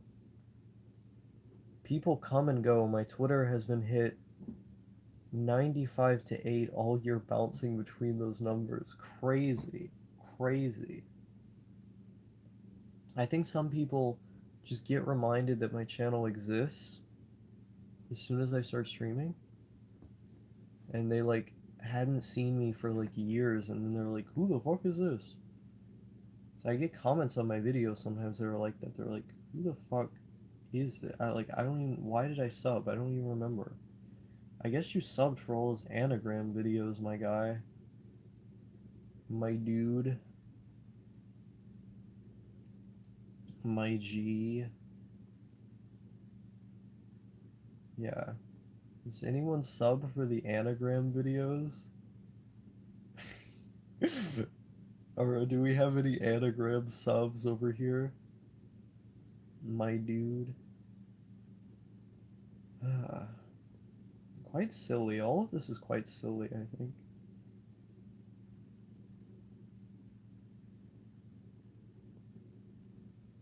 I still gotta listen to your anagram videos. I got into them recently. They're literally not my videos. They're literally lectures of someone else's that I like cynically posted on my YouTube channel because I noticed that no one had ever made an edit of like the the portion where he talks about each anagram type, and then the portion in another video where he concludes about the wings. So all I did was just take that footage and then combine it with other footage from his other lectures, and then I just posted that. I don't really believe in the anagram. Like it's an incredibly silly framework.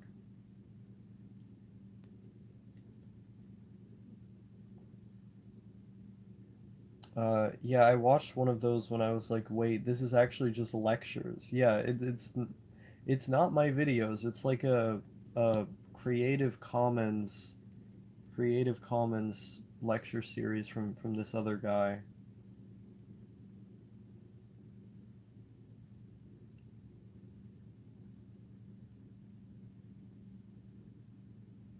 What's your reaction to the anagrams videos view count? I mean, it was it was something I kind of expected. Like those videos weren't on YouTube, and I put them on YouTube, so people looking for them would naturally watch them because it's a subject that a lot of people are passionate about. I mean, I wouldn't get excited and go like, "Oh, wow, that's crazy." Like I wouldn't react that way because well, I didn't make them. It's it's just to help out the people who want to find them, I guess.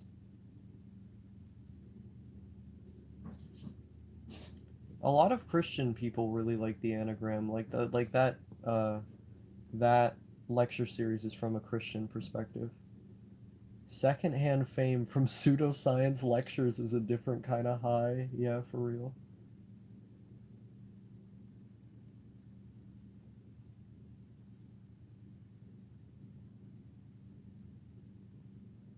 Crazy. Shit going crazy, though. I'm like the pseudoscience of people.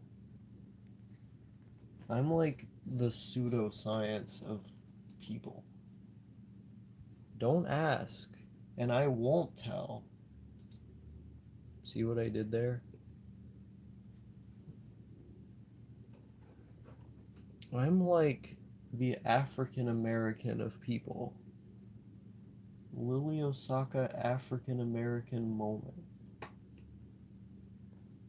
I'm like the Harvard Law School of people. Legendary member Osaka syndrome. I can't believe it. I can't believe this could happen. Crazy.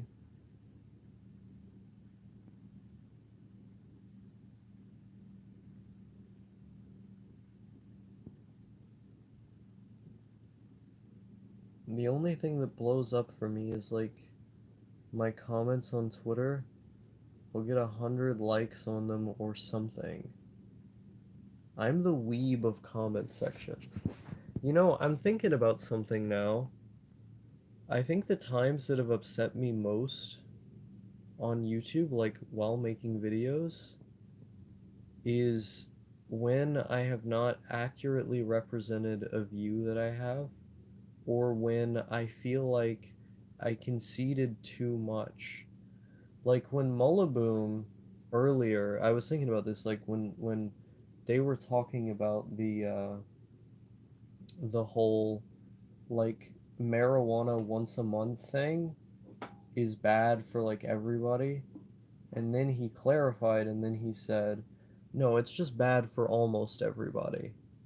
I still disagree with that. And I think I made the point that I disagree with it. Like, I think I made it clear, but like, there are moments when I've had disagreements with people like that in my videos or on my channel, and I either didn't feel like I pushed back enough, like I felt like I was too conciliatory, or I just didn't push back at all.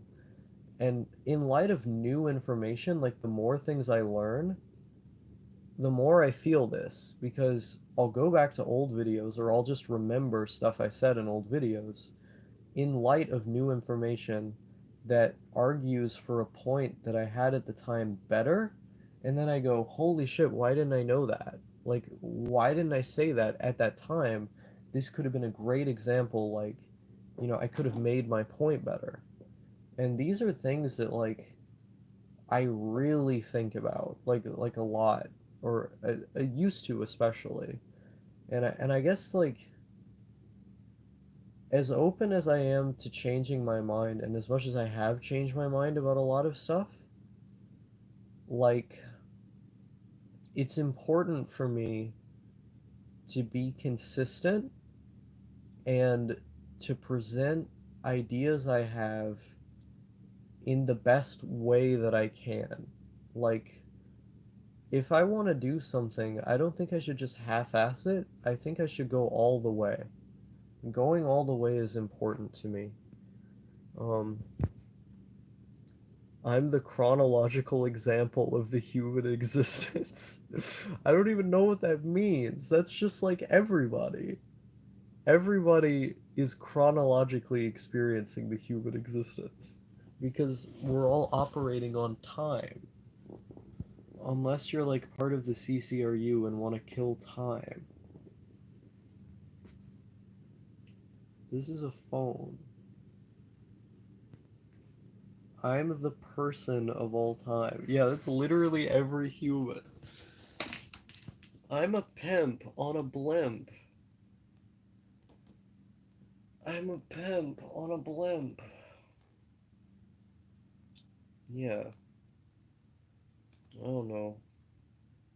I don't know, man. I don't know, man. My room is so dirty. It's like a mess in here. The people here are so insane. Gotta get that word spaghetti out there. This is true. This is so true. You don't even know. I'm seeing you from the front now. Or you're seeing from the front of my camera now. Ow. I'm trying to like go over here because I want to show you books I have. Look. I'm gonna turn the light on. I'm like falling. Look at my books. Look, I have The Iliad by Homer, Bukharin and the Bolshevik Revolution by Stephen Cohen, Hitler as Military Commander, Music Ophelia by Oliver Sacks. It's a really good pop neuroscience book. Uh, Karl Marx, A Life. It's just like a biography of Karl Marx. I talked about this one earlier. I talked about this one. This is a book about nutrition. Wait, is this another Hitler book? Yeah, this is another Hitler book. As you can see, I'm kind of a fanatic about certain topics. This is a collection of like essays about otaku psychology, the same guy who made the Hikikomori book, Brave New World. We got we got the Tibetan Book of the Dead. All kinds of good stuff here. We got all kinds of good stuff. If only you knew. If only if only you knew. Oh shit, was I about to flash my address? No. Okay. I was. I just have The Rise and Fall of the Third Reich. You can kind of see other books I have here from like the side. Manufacturing Consent, The Boy That Could Change the World, The Writings of Aaron Swartz. You've got there. You've got Campaign of the Century, which was about Upton Sinclair. After Prohibition, it's just like ways to deal with drug prohibition after they're not prohibited anymore. There's a bunch of stuff here. Like there, we got these Pol Pot books, Murakami, uh, Moby Dick, uh, Post Office. These drug wars books, which are by this former police officer who advocates for legalization based on the harmful effects he noticed of prohibition working as an undercover cop. Both of these books are good. Uh, let's see here. Got a bunch of stuff. Wait, which one is this? Oh, that's the little book of heroin. Let's see here. We've got Mao, the Untold Story. Uh, there's The Ego and Its Own by Max Stirner. There's a bunch of stuff here, but I can't exactly tell what everything is just from this stack. Um, it's like a 3,000 page book on the Holocaust with many declassified documents. I had one on Unit 731, which is the most horrific experimentation I've seen. Damn. Yeah, I will have to check it out then. I'm gonna block the camera just for a moment so you don't see how disgusting my room is. Over here. Oh, that's my bank card. I definitely don't want to flash that. Over here, I have the Odyssey, Ulysses, All Quiet on the Western Front, Catch 22, Too Loud a Solitude, The Anatomy of Dependence. This is a good psychological analysis of like Japan or Japanese society. Accordion, Franz Kafka, The Trial, The Selfish Gene, The Pigeon by Patrick Suskind. One of my favorite Kafka-esque horror books, or just one of my favorite books in general. Finally, some good news. Kind of a weird uh, indie book, like self-published book about people in the wake of a nuclear catastrophe. North Korea, another country. Decent, history book. Escape from Rome, probably the most comprehensive analysis on Roman society from like an economic and sociological standpoint. The Organic Chem Lab Survival Manual. It's a chemistry book. Remembering the kanji, fluent forever inside Hitler's Greece. The Plot to Attack Iran. Permanent Record by Edward Snowden. God and His Demons by Michael Parenti. Blitz to Drugs in the Third Reich. Revolutionary Iran. The Shock Doctrine.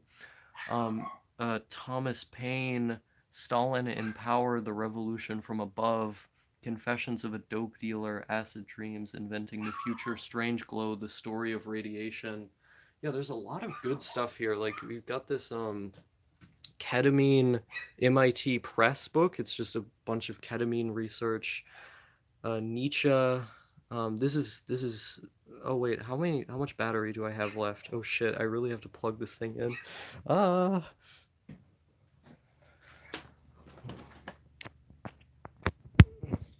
Okay, we're plugged in. I got the plug, guys. We did it. Ah, my cord is stuck though. It's literally stuck. How did I manage this? How did I do that? Ah, it's literally stuck. Oh well. Okay, back to my face, unfortunately. Hashtag sorry about my face. Hello. I'm sorry, you'll just have to bear with me. I've read loads of Nietzsche as well. I don't know if I would say I've read loads of Nietzsche, um, but I'm getting there. I've read a lot of stuff about Nietzsche. Um, I dedicated a lot of time reading about human atrocities because I was really interested in figuring out evil. The Anatomy of Evil was definitely the best book to really get a solid foundation of the definition of evil. Yeah, the Anatomy of Human Destructiveness by uh, Eric Fromm, so that got that Frankfurt School swag. Um, there's The Stranger by Camus over there, taunting me. Um, the first work of actual literature that I really got into. Well, that's not true because I liked like the classics as a child, but I mean, you know what I mean, like more heady kind of literature. I heard of that one, never got my hands on it. Yeah, From is cool. Um, I would say he's pretty important for his psychoanalysis, like psychoanalytic perspective is probably pretty important for understanding the roots of Nazism. I would also recommend reading The Mass Psychology of Fascism by Wilhelm Reich. Uh, he's good. Um, yeah, that Werner Mosser book also good.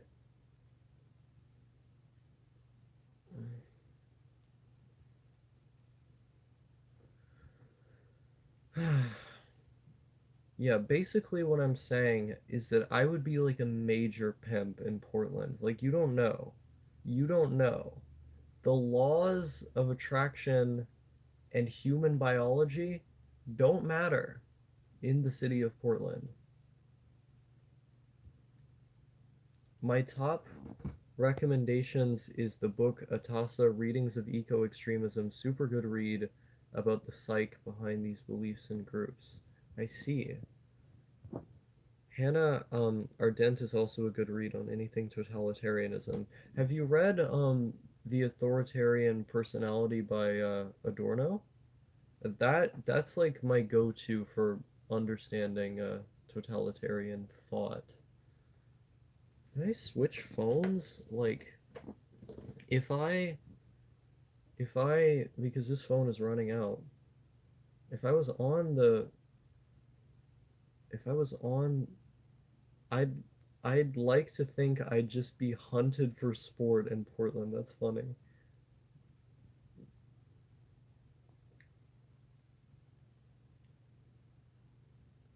Um, I have not, but I'll check it out.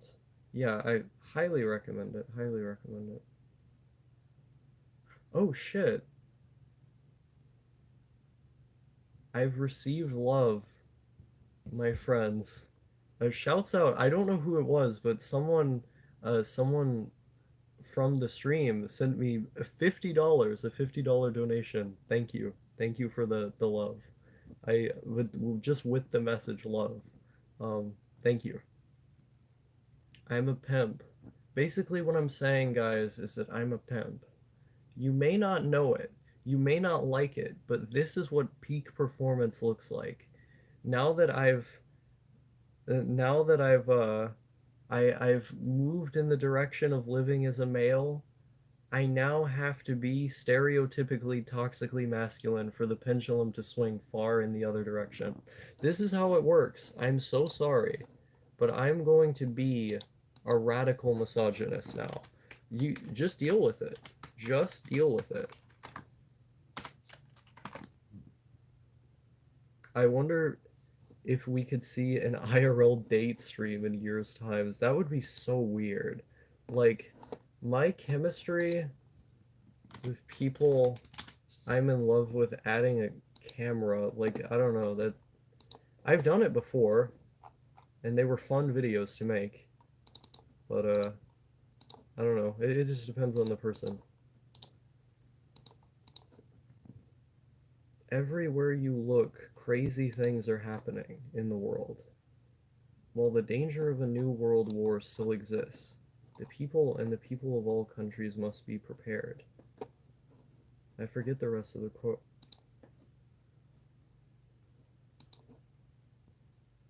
Osaka, the baller?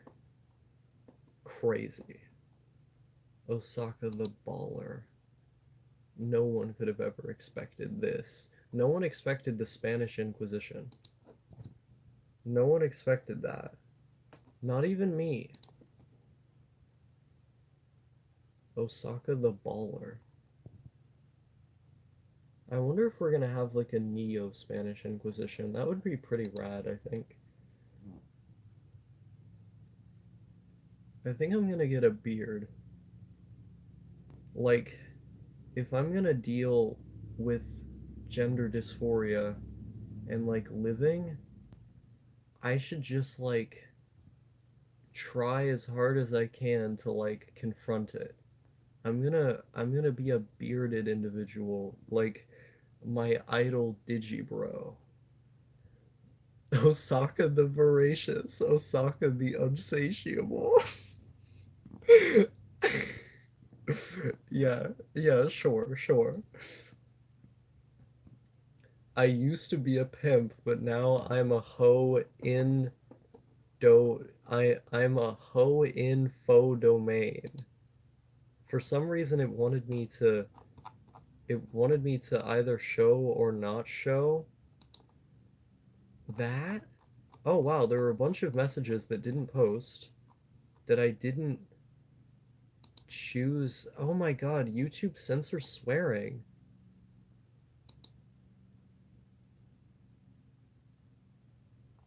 YouTube has literally been censoring all of the posts with swears this whole time? What?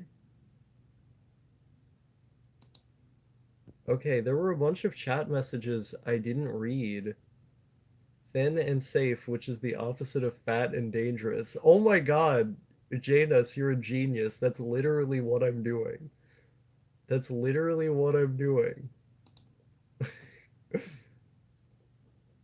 There's a there's so many messages that like were in the chat that had swears that I didn't know I was supposed to approve. That's crazy. Um, YouTube protecting my virgin ears. Like unironically, that's what it seems like. Weird, weird if you ask me. Weird.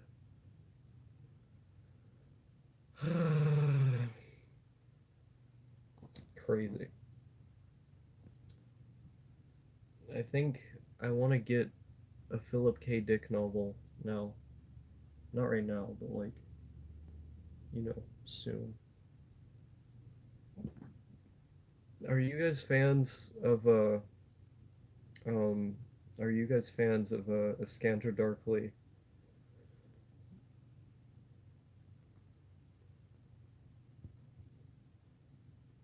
I'm doing this now, by the way. Gotta say, I don't think we're cleared for monetization, lol. Yeah, no, I'm definitely not monetized content. Yeah, Philip K. Dick was like a science fiction writer who used to be very prominent, but then like he used to basically occupy the kind of position that Stephen King has, um, and now doesn't. I see. Sounds like someone is trying to get into my house. I might actually have to leave in a bit. End the stream early because I think there's like other people here. I think we fall under crackhead territory, straight up hobos of the internet just from the language alone. Yeah, I mean, yeah. Like my chats in the streams tend to be quite schizo. I hear a voice I don't recognize. Is this a new crackhead that is coming to my house? I hear a woman. What's your Discord, buddy boyo? I don't have a Discord, unfortunately. Um, yeah, unfortunately I'm not on Discord. Why? Is there like something? Do you want to tell me in particular, or do you just like want to be my friend?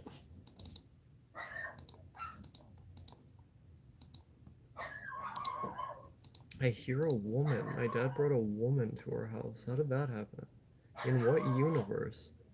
Oh, you just want to be my friend? Uh, do you use Matrix? You have a nice mustache. Yeah, thank you. Uh,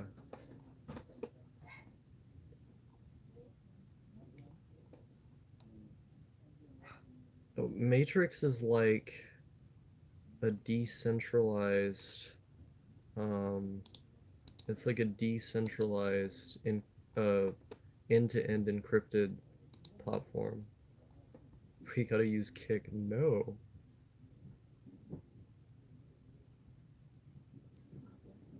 Imagine that. There's crazy things happening in this world you don't even know. Like, you might think you know, but you really don't know. I will not elaborate.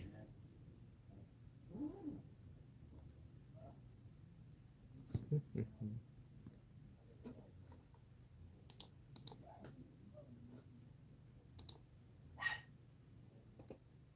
do do do do do do do do do do do do. You guys like the bell jar? Are you guys like bell jar people?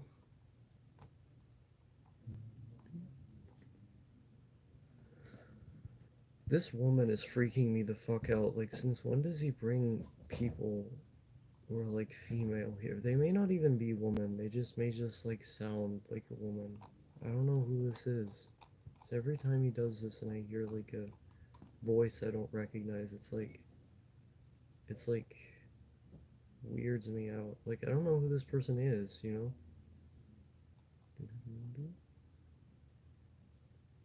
It weirds me out. You have no idea. It just weirds me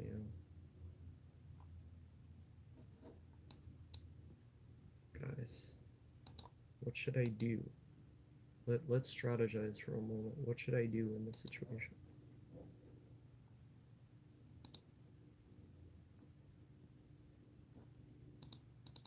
Give me give me your hot takes. Do I make a bomb? Do I run away screaming? Do I go to bed? Harm myself? I think this is This is a good strategy. Go chat her up, your first opportunity for a female relationship. Lol. I would take a peek, but could risk getting caught. I don't. Scream and make a bomb. See, no, these are the avenues that I like.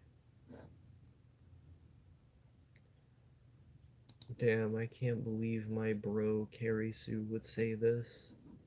My bro Kiarisu. Threaten her with feasting on their flesh. I think this is in general a good strategy. This is a good strat. Not gonna lie. I'm a fan.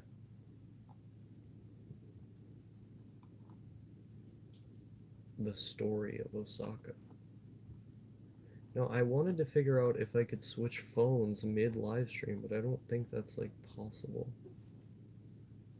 Life advice. Just give her life advice? I mean, in the past, that was like my major strat.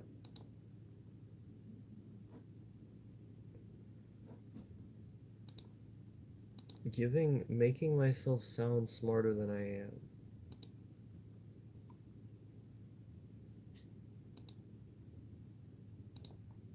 Wait, why? Wait, Kick became like a sex site? How did that work? Do Walmarts in Kentucky sell rifles? Yes, they do. They do. Did I switch phones? Is that like possible? Yeah, just flex brain stuff and tell her exactly why Ted Cruz is the Antichrist. You'd be surprised. There aren't as many Republicans here as you'd think. Like in this general area. I mean, there are quite a lot, but like a lot of the people are pretty apolitical, I would say.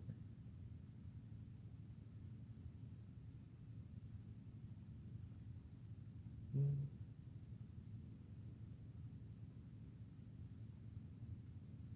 Let me see here. Okay, go to your YouTube app. Because this is just what I do all night now. I'm gonna Osaka Syndrome. Go live? Wait, but it wants me to do a new stream. Wait, I can do two separate streams at once. Wait. Create stream. Yeah, it literally just looks like it wants me to make a separate stream. I could stream twice in the same day, but that would fuck up my channel algorithmically. So, yeah, double the Osaka. Um, so I guess I'm doing this now. Double the Osaka.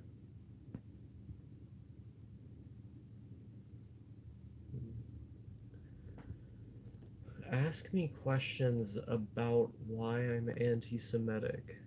Me as a white person.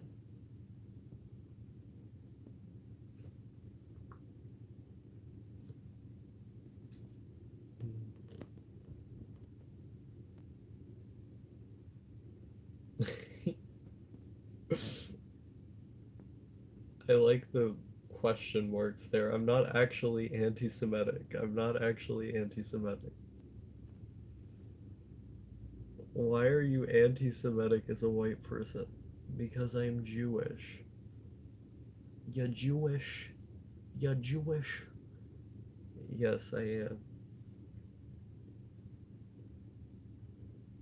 This Jewish tranny was trying to infect the hearts and minds of all of neat internet, Hikikomori internet.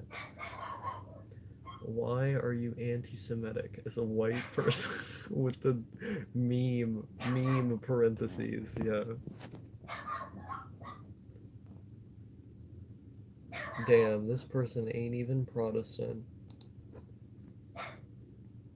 I don't care if he's Catholic. I don't care if he's Irish. If there's one person in the world You can't trust. It's millionaires' kids.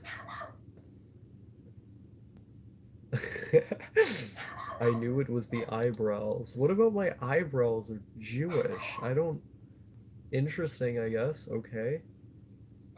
What about my eyebrows are Jewish?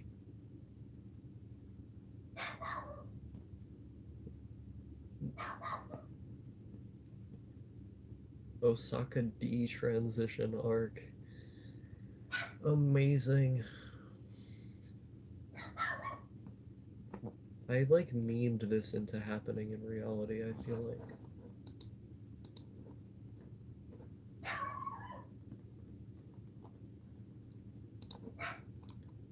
Wow.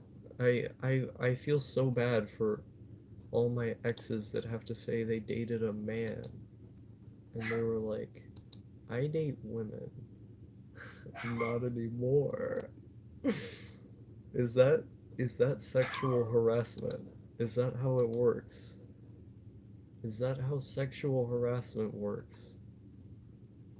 I don't even know. I mean, I literally look like a different person after having detransition. Like, look at me post transition, then look at me now. I look really different. It's weird. Yeah, trolled. That's interesting.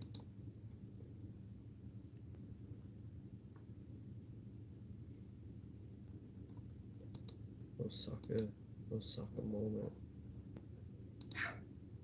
I got someone yelling at me because my sideburns were crazy, and he was shouting that I was a Protestant bastard who touches people. Interesting.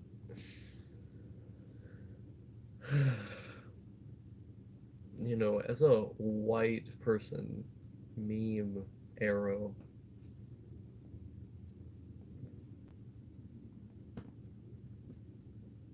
Well, now he was definitely schizo. If that was a real thing that happened, yeah. I thought you were referencing something, to be quite honest with you. I don't.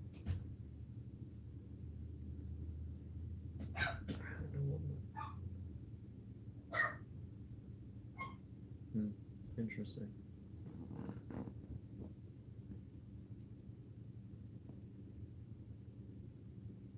You guys would never know the happenings going on here. It's crazy. And wait, noir? I forgot this was an option. Hello. I'm in black and white now. Oh, I don't want to stop streaming. I have Jesus hair, that's correct. I look like the character Jesus from The Walking Dead. You guys remember that show? You guys remember that show? No, my hair went from being like big and fluffy to looking like this. This is how I look now. Crazy. Crazy. I mean, maybe if I brushed it, it would look like fluffy. Rip Negan. Is that what happened to him? I like how the noises in the background make my heartbeat jump a little bit. So imagine how it exists living here. Honestly, you get used to it. Okay, guys. Where's my fucking hairbrush? I like how you can see how many books I have in the background. Where's my fucking brush? Okay.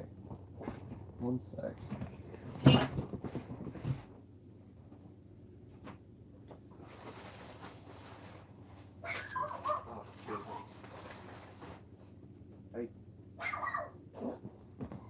Oh, I I still wear the hoodie that my ex-boyfriend gave me. I don't know if that's a good or bad thing.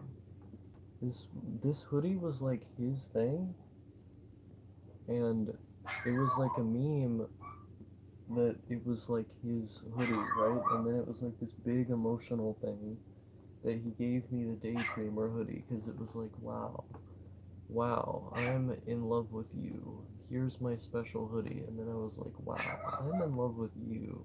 And then he gave me the Daydreamer hoodie. And then Now I have it and it's mine, so does that make it like my thing? Does that make it like my thing now? I have no idea. I guess I can make it like my brand that I that I have the Daydreamer hoodie, I guess. Getting used to turbo hood living. What do you mean by turbo hood? Like the fact that my house is like kind of a low-key crack house? I mean, I guess. I guess. You get used to it, yeah. I mean, I'm planning to get out of here. What the fuck happened to my wall? Is that mold? What the fuck happened to my wall? I just noticed that there's like this black substance growing on my wall. Is that mold? I think that's mold. Well, whatever. Anyway, no wonder I have such breathing problems in here. I don't want to be in black and white anymore. This is weird. Wow, you're a nigger. I didn't mean to say that. I didn't say that. You didn't hear it from me. You heard it from... They actually transmitted those words into my mouth. They transmitted those words into my mouth. Don't worry about it. I didn't say that. I never said that once in my life. Black mold only kills you after a couple weeks. Just walk it off and you're fine. I mean, yeah, that's with most things. Just walk it off and you're fine. I'm very male. I believe in not receiving medicine, actually. Because I'm male, I don't take medicine.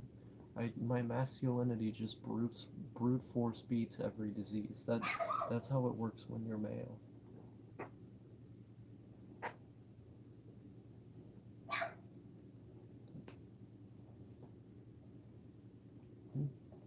I'm balding, by the way, now.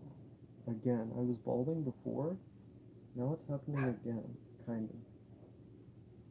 Hold on. Can't wait to part my hair. Kind of. I haven't brushed my hair in so long.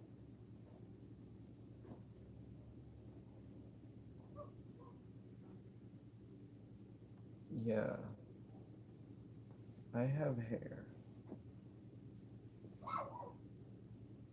Aren't? I don't know what aren't means. Aren't for what?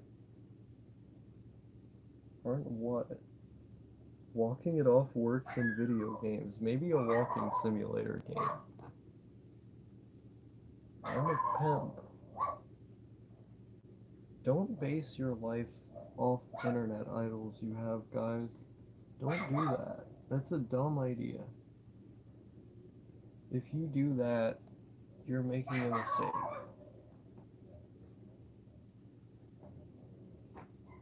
If you're trans, be trans. Don't be stupid like me. I'm a dumb example of someone who was trans. I'm like a bad... I think I'm a pretty good advocate in terms of how I argue for things, but I'm a bad advocate just on like in economy terms, like for economies of scale. Osaka syndrome is like an economy of scale, and I'm a bad advocate.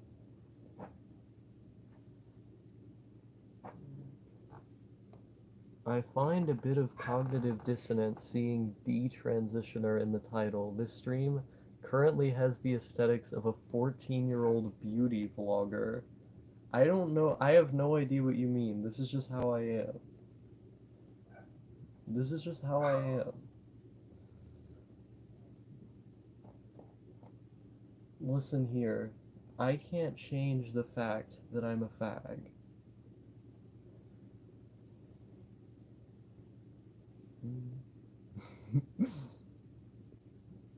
Listen, if I grow a beard, it'll counteract all my feminine energy. That's how it works. I think that just makes me a commodity in certain circles. I don't... You people are disgusting. You people disgust me more than anyone I have ever seen. As a male, my lungs are pussies, so they simply don't receive disease. The LGBT community ought to be ashamed of itself. It's pipe. And I become like a crack addict now. Can that be my aesthetic? That guys, it's crazy what's going on these days, man. It's crazy. People here are so insane. I want to shoot myself, like in Minecraft, in real life, in Minecraft. I think I finally lost it, to be quite honest with you. First, the detransition arc happens, and then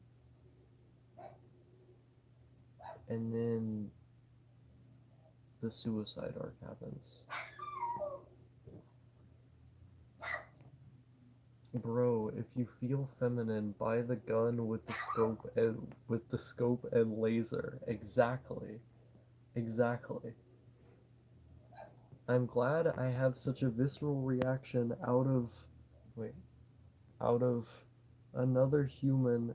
I aspire to be the loathsome dung eater from Elden Ring. I don't know anything about Elden Ring. I know everyone else is playing it. It would probably be one of my favorite games if I actually played it. It would probably be that. Why is my hair so hard to brush? Oh my god. It would probably be one of my trans women love the P90. Shut up. I, I well, actually, as a male, as a male, I I tend to play with the shotgun.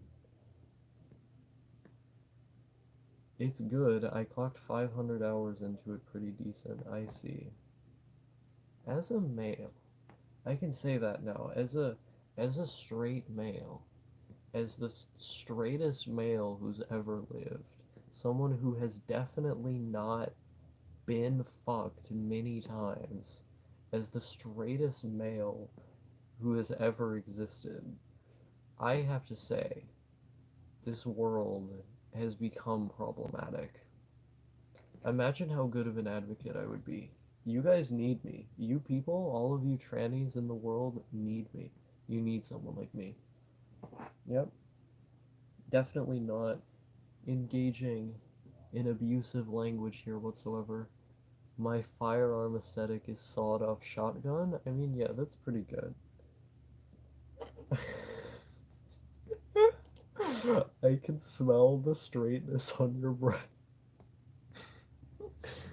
I mean, you know, uh, based and anti-wristlet pilled. Can't you just take a shotgun and then actually saw off the part, like with a real saw?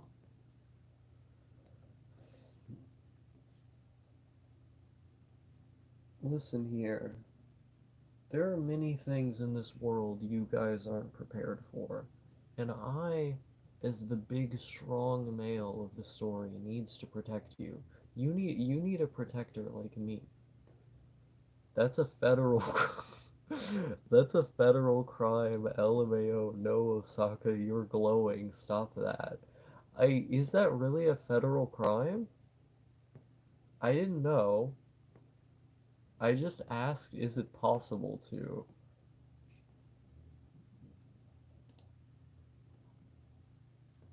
How did you know my middle name? Kyle is my middle name. How did you know that? I think people do that so they can hide the shotgun. I see. It's like in a coat or under a seat or something.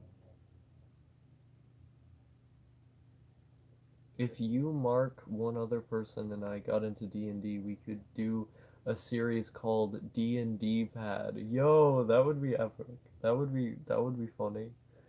I wonder if most firearm restrictions in the United States are centered around the length of barrels. I did not know that. Okay. Tarot cards? What if I like terrorist cards. What if that what if that is a better alternative? Terrorist cards. Eh? Eh? I'm not glowing at all right now. We haven't talked about anything illegal on this stream. At least you isn't balding. I'm 10 times uglier than you and I'm balding. It's over, man. That's what that's what you say. But I doubt that you're ugly. I love you. Being cringe is terrorism. I agree. Thus making all humans terrorists, thus making terrorism non-existent. You know, much like my favorite philosophical musing on the various questions of life, The Incredibles once stated, if everyone is super, then no one is.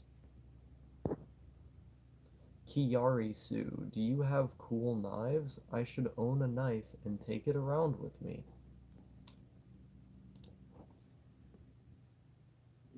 I don't know what they have. I like knives, but I don't have very many. We've done it. Peace on earth. Yes. I don't know. Some people tell me that I'm balding, but like, I don't think I am. Oh, I kind of say that I am because that's what people online say, but do I look like I'm balding? Like, I'm asking the chat, do I look like that? I actually have no idea. Um, the quotes from The Incredibles sure are getting quoted a lot. In actual one, most knives are LARP. I see. The Incredibles is Randian. I mean, you can defend yourself with them. I don't think The Incredibles is. I mean, I've known Randian people who like The Incredibles a lot, but does that mean the actual thing is Randian? I don't know. You do not look like you're balding. Well, that's good to know. That's good to know. And uh-huh. Yeah. How is The Incredibles Randian? I just know that a lot of Randian people like the movie, but I've never actually heard how it is. Man, this mold is really fucking with me. Like, I looked at it and I feel like it's just staring at me now. Man, they're holding a lot of comments for review today. Like, wow. Okay. Damn, shorty. Okay. As a reactionary homosexual, I thought that was me. I thought that was me. Is that what you guys are gonna call me now? Are you guys gonna call me gay now? Knife laws are just as retarded as gun laws in most places, so if you actually want to stay strapped, I'd recommend looking into there first. As a walking libido? This person is cracking me up. Where I live, people carry the strap. A knife is a gun to anything. I see. Kiyari-su. Kiyari-su. I saw a homeless person with a katana near McDonald's. Wait, for real? No way. No way. I don't know if I believe that. Kiyari-su. Yeah, based, but more like based question mark.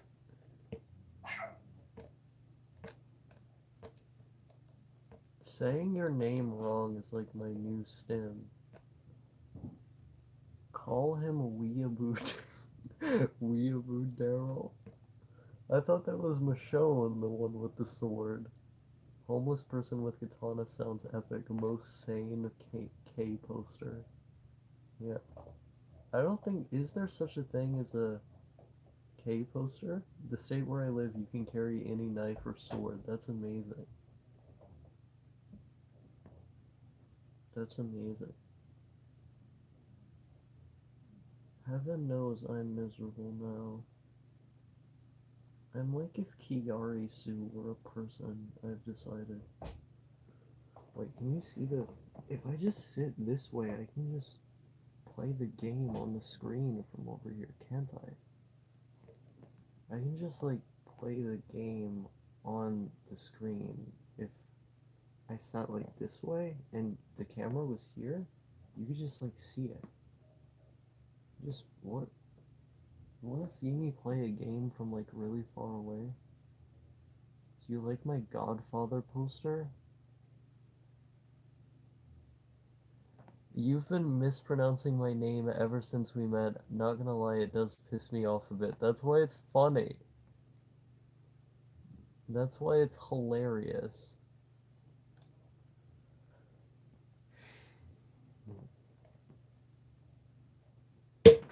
Ow.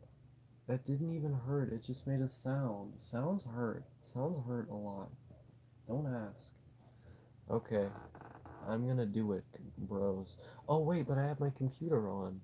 I can't run my computer and the TV at the same time because the TV is like 125 watts or volts or something. It's like that TV uses a lot of power. So if I'm gonna have the TV on, I have to turn the computer off, which the computer is how I the computer is how I look at the stream.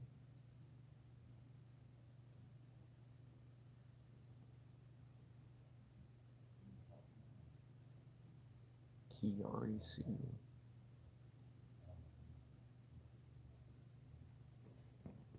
Sounds are nutrition, but if there's too much, it may be unhealthy or even fatal to you.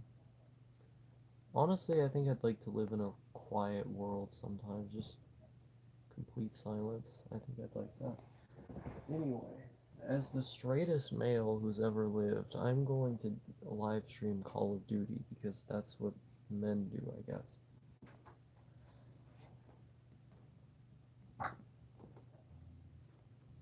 As someone who definitely hasn't taken dick and has given, quote, bomb ass head, as someone who hasn't done any of those things, point camera at PSP or other handheld, I would need a tripod to do that. And, like, what am I gonna do? Play Switch? I don't know. I don't have that many Switch games. They're expensive. There's a fucking woman in that other room, man. What's she doing? Man. This is a new person. I don't normally, like, I recognize the crackheads that come around. I don't recognize this one. They can probably hear me. They can probably hear me right now. And you know, I don't care.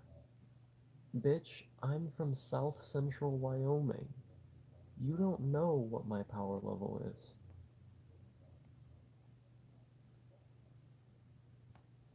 The last girl told me you're gifted, and that compliment left me with the impression that I should be wearing a helmet everywhere I go.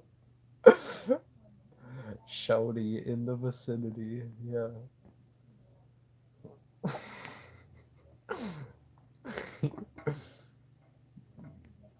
that's fucking funny.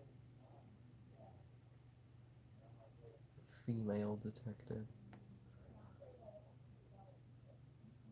Shouty in the vicinity. That's what I should have. That's how I should have introduced myself when I used to like hang out with people presenting as a woman. I should have came in like shouty in the vicinity. I that that's the. I'm so sad that I can't do that now. I'm so sad. I'm genuinely sad, but it doesn't matter. I'm actually really incredibly sad that I can't, like, suicidally depressed that I can't be a woman, but you know, just gotta keep on trucking.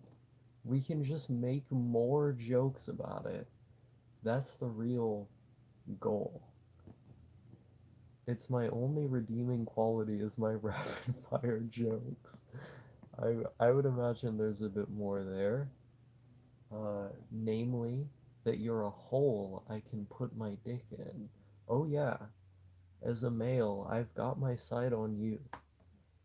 Because men just fuck anything that moves, I guess. That's how it works. Don't ask.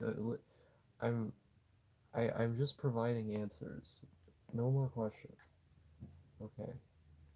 Would you say the 4chan Our Girl Femboy characterization is accurate now? I have no idea. Am I a femboy? If I were to identify as male, would I be a femboy? I don't even know. Have you ever thought of using a trackball mouse? I used to use a trackball mouse on my first computer and also on my second computer because they were both quite old, like quite old. You're definitely a femboy. I see. Such is life. What a life for Osaka. What a life. What a life for Osaka. This is crazy. This is the people here are so insane. Are there two people? There's two of them, I think. Seems like I have to quit school again so I can watch the stream. Whoa, and they have an Osaka profile picture? That's crazy. You shouldn't quit school though. We're not doing anything particularly interesting here. I'm just considering whether or not I should play a game on stream. Selling yourself as a femboy is good cash? Maybe I should get on this. Maybe I should get on this. This person in the chat says that they love femboys. Hey, hey, hit me up. I'll just shave. Don't worry, I'll shave beforehand. You would be amazed at what can be seen. Osaka hive mind grabs another. There's so many people with Osaka profile pictures. I will I will suck your dick for the connect. Don't at me. Don't at me. Get a good tuck, I see. Are you Razor Scooter Gang? I've never rid on a scooter before, I don't think. Azumanga Daioh profile picture is a lifestyle. Anyway, I think there's literally not a single person on Earth who doesn't love femboys. Like, if you don't, you're just lying to yourself.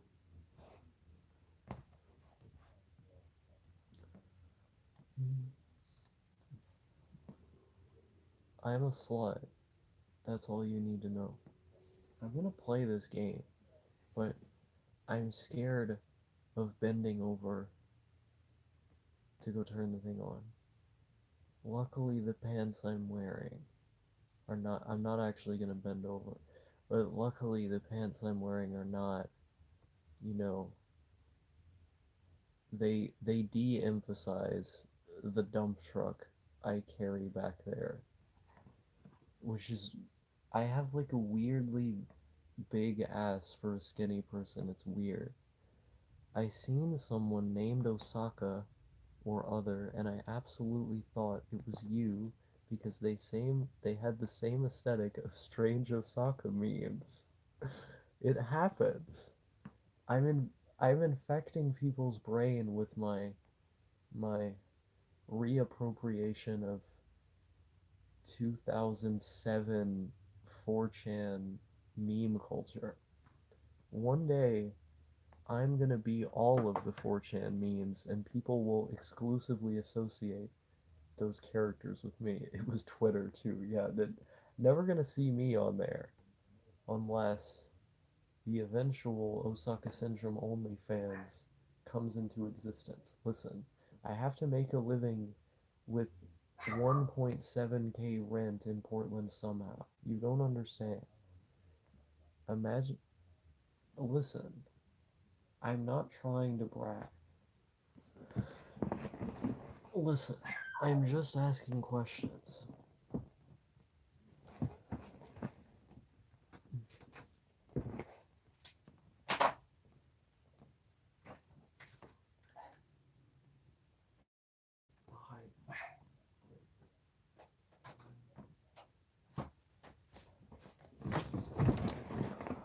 Is it even on the right channel? I don't know. Couldn't be me. It couldn't be me. I'm your. It's your favorite live streamer. Wait, what if I did an epic challenge to myself? Why don't you have manga in your mouth? Don't ask. What if? What if I tried to play the game like this? I'm getting really tired now, so I'm going to sleep. It was fun hanging out with you and the others. Good luck with moving to Portland eventually. Yeah, whenever that happens. Portland is expensive, so you're not trans anymore. Yeah, I'm not trans anymore. Also, I'm aware it's expensive. It's a long-term goal to move there. It's like where I eventually want to move. I cannot play the game like this. I can't even see anything. I literally can't even see anything. You can like see flashes on the thing. Let's see here. Okay. Wipe. Um, basically, there's a bunch of interesting people there, and there's good parks, good public transit. Like, there's actual public transit. Public transit is non existent in the United States, essentially. They have trams and buses and streetcars and big ass sidewalks and lanes for bikes. But literally, like, you can actually ride a bike there. Like, it's fucking insane. Like, um, yeah. What else? They have a good music scene. They have interesting people. Uh, food. It's a hipster place. There's a lot of hipsters. Thought the whole place was just a hipster coffee shop. I mean, it is a meme lib city, but the public transit like alone would be enough of a reason to move there. Like the public transit alone is like I did not even think something like that was possible in the United States. Like it blows my mind every time I think about it. Like the fact that they literally have buses and trams and sidewalks like you can walk on them. You can literally walk on the sidewalks. Like you can walk on them and like there you can ride the bike there. Like it's actually insane. I prefer walking everywhere I go, so it's like I don't drive. I don't like driving.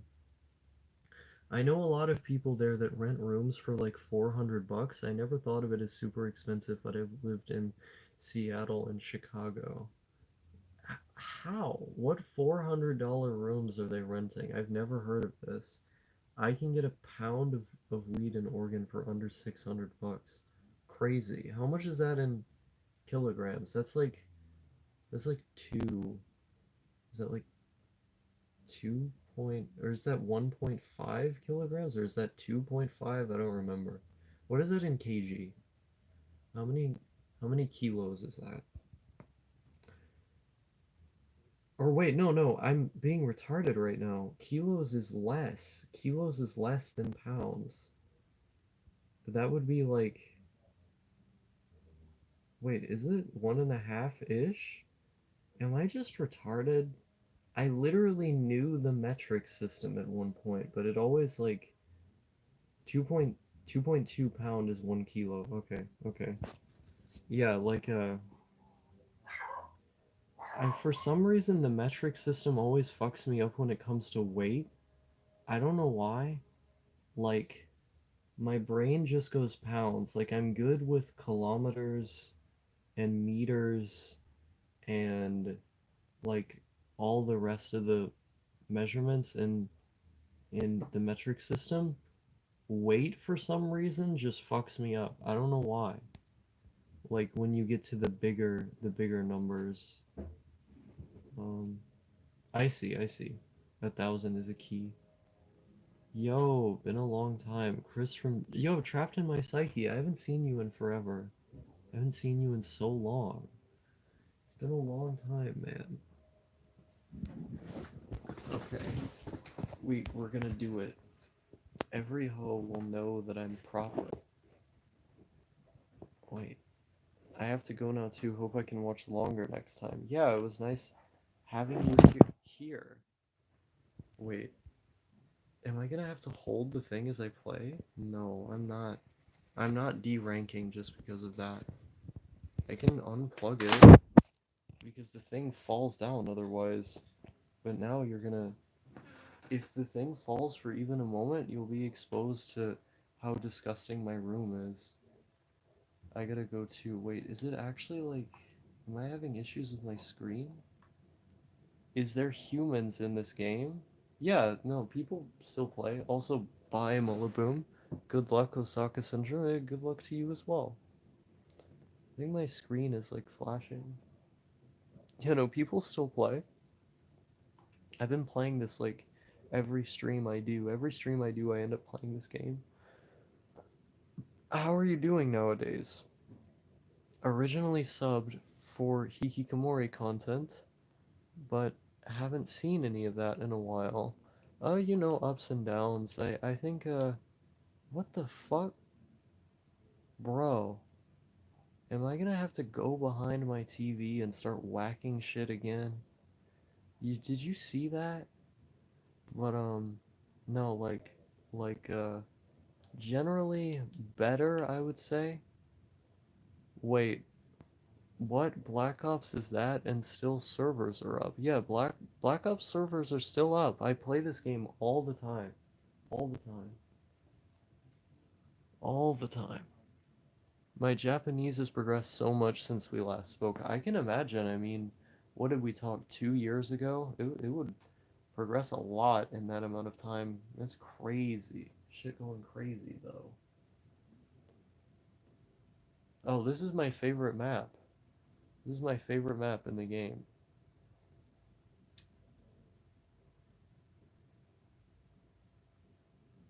Yeah, I play this game a lot, like religiously. I've been talking about that like also yeah, I have been streaming more often, but I've been talking about that on streams a lot. I think I have a like a good working memory.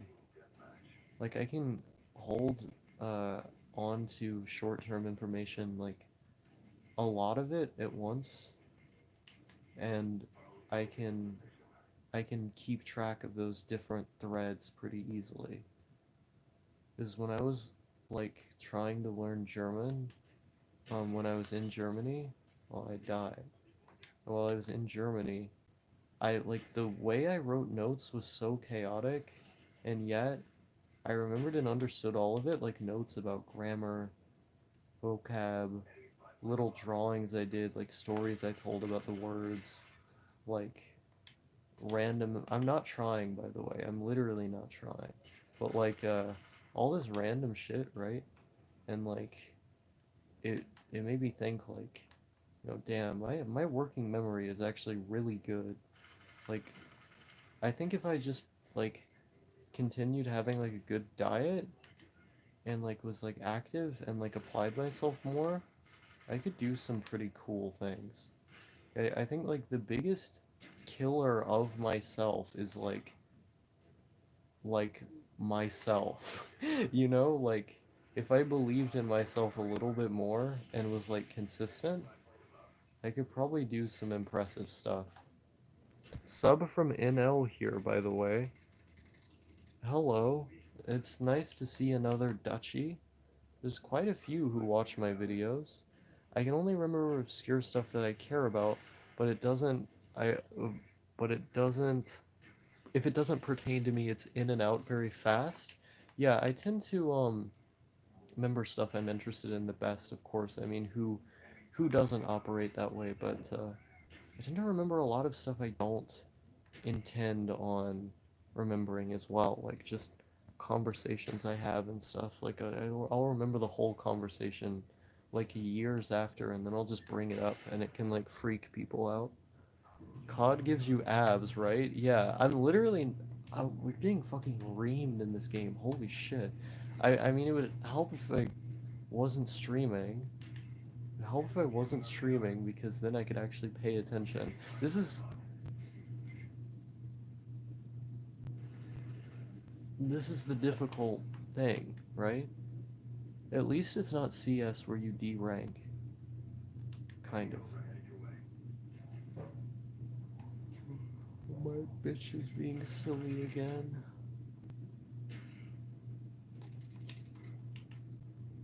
Crazy.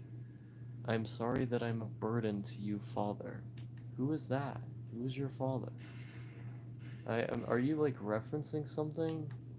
Or like, is it me? Am I your dad? That's crazy. That's crazy. The people here are so insane. Did you ever make a new Discord? I remember you always making new ones. I don't have a Discord right now. I don't have one, unfortunately. In this hypothetical, it's you. How did how did I I disappoint? Wait, how did you disappoint me? There's like Southerners yelling in my house. Are you still a Hiki or not really? Um, I am better at CS:GO now. Oh, I see. Uh, I'm. I don't think I'm a Hiki anymore. No, because like I've traveled internationally since the last videos. Are you actually trans? I used to be trans. I'm not anymore. I I I stopped taking hormones a couple months ago, and I've been like, I'm now slowly presenting male. Hikikomori sounds like a side dish. Well, I mean, it was certainly a side quest in my channel. Wow, that was bad. Because in my videos, like, it was never the main theme, but it was like a thing a lot of people came for. Yeah. Who was this crackhead bitch talking in my house? I'm still trying to quit being geeky, but I can't keep motivated. Yeah, motivation is a dastardly beast, I'll say that much. It's a dastardly beast. But, no, like, oh, I want to play Summit again. Guys, vote for Summit. Um, yeah. I wish I had more of it. Take Ritalin, that's my recommendation. Just do that. Don't, actually, I don't condone or talk to a doctor and then have them come to the conclusion that you should and then take it. That sounds better. It works. We do not condone the use of drugs on this channel. Oh, launch. That's a good map. I think every map in this game is a good map. What am I talking about? This is a good map. People were playing fucking serious on this map the other day. Like, almost everybody was mic'd up. This black guy was yelling at me for how I was playing. And, like, it was crazy. Like it felt like back in the day. And I wasn't even there for back in the day. I'm not going to say you should use radioactive substances to get you moving, but it may help if you do. Exactly.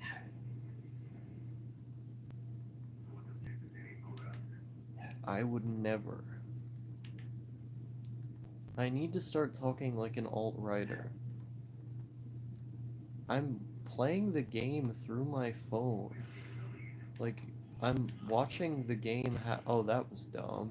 I'm watching the game happen through my phone. Do you think that would impact performance at all? I'm a very silly person, I feel like. Like, all of this is quite silly. Like, this whole channel, these weird arcs in my life, like, do you ever look at it and then go, this is just really funny.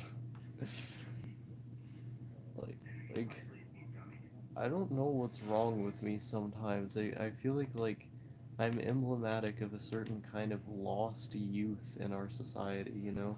Like people who just have no idea what they're doing. And then I get people on my comments who tell me that I'm way more put together than they are. Then I have to wonder, like, Jesus Christ, man. Like, if I'm more put together, if I'm more put together than you are, that's not good. That is not good.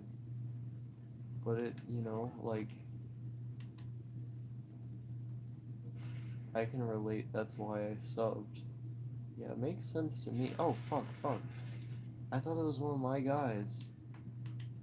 I just can't. I can't. Thomas has never seen such a mess. Who? I don't know who that is. Who do you mean? Like the tank engine? I got him. Like the train?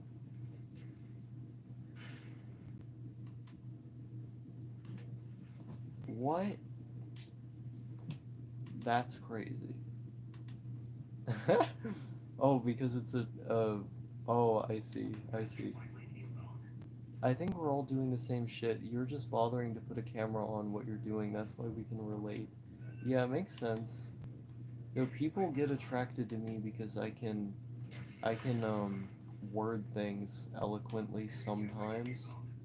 And so because I can put the shit into words, they think, "Oh, you're more put together." But no, I'm better at faking in some situations, I guess. Haha. Haha. Yeah, I like. Oh, sorry, friend. I like. I don't know, guys. Hopium.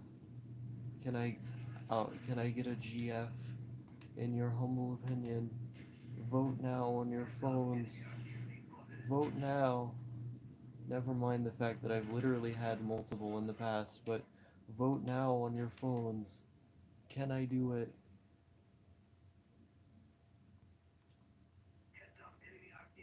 Step 1, buy a chastity. Step 2, buy a PS1. Step 1, buy some Air Force Ones.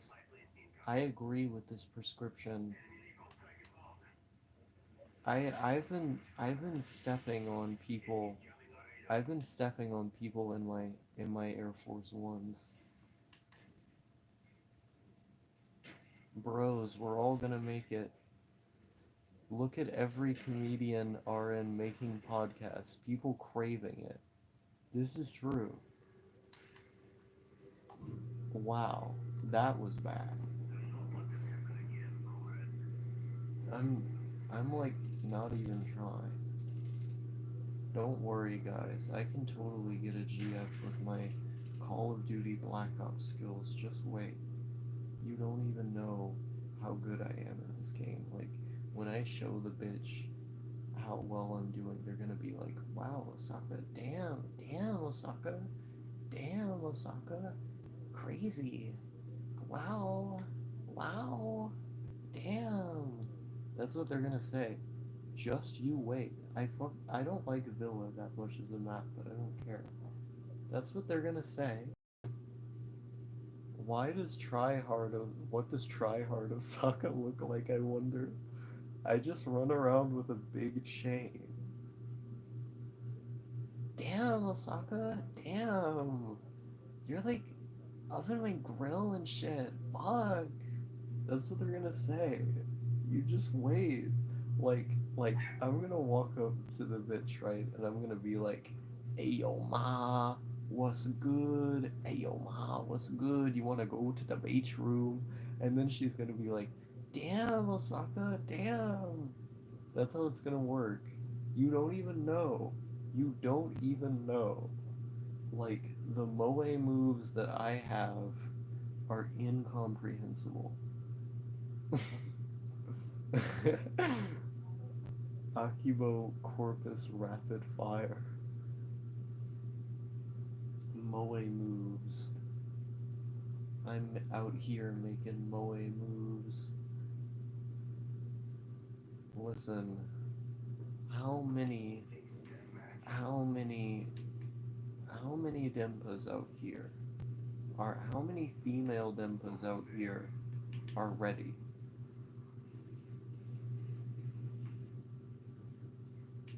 This is a public service announcement. The Osaka cock is coming to a daughter near you. This is what being male is like. It's when you stick as many whores as possible. You may not like it, but this is what masculinity looks like. What this live stream, what I'm doing right now, is what masculinity looks like. I'm sorry, I don't make the rules. I just don't make the rules. Damn. Damn, Osaka. Wait, there's two guys literally right there. Bro, I'm coming for you, bro.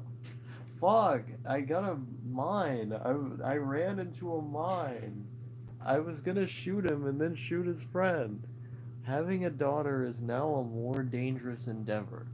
Exactly. See, this woman, this bitch, this retarded bitch, this lady in the chat right here understands. I I'm coming for you next. Just wait. Ow. Just you wait. Yeah? Yeah. I told you to fear me. I said to fear me, and at first bitches like to talk, but they don't like to listen. I got them to listen. I need to buy a new. Yes, you do. You need to buy a sealed copy of Black Ops from eBay.com right now.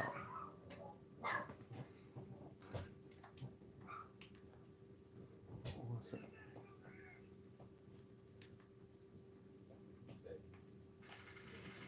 Wow, I did. Damn, you did that. You did that, Osaka. Crazy. Who is this dumb bitch?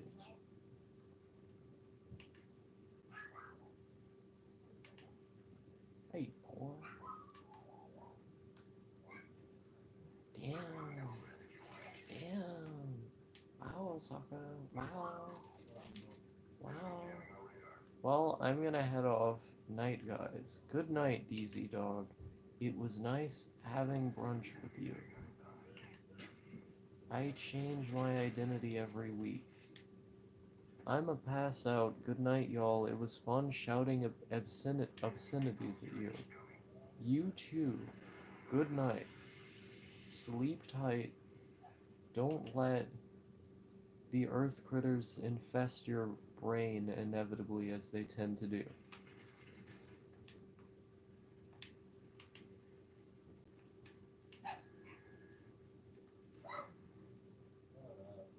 I'm like the wings of redemption of the internet. You heard about women, right? Wings of Redemption gets more women than you could ever imagine. You don't even know the sleep normies are all leaving. This is true. I have to sleep soon, but I don't feel even remotely tired. I have to be a sleep normie soon myself, but it's probably going to be even harder to sleep given, like, there are people here and shit now. Crazy. We're at the part of the stream now where, like, you know, how much battery actually do I have left? Oh shit, 3% battery. Shit. Okay. I'm gonna place you like right here. I'm gonna place. Wait. Okay. Fuck. I'm like standing. I have to leave the game actually because I can't play the game and like and then talk if my fucking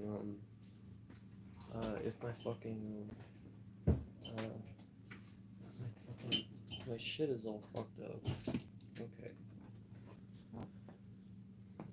I like swearing is like saying for me, kind of. I feel like it's true of like a lot of people, but especially me. I don't like necessarily how much I swear. It was something my ex complained about, the German one. He was always like, "Why do you swear so much? It's intimidating." He literally said it was intimidating. He said it sounds like I'm always mad.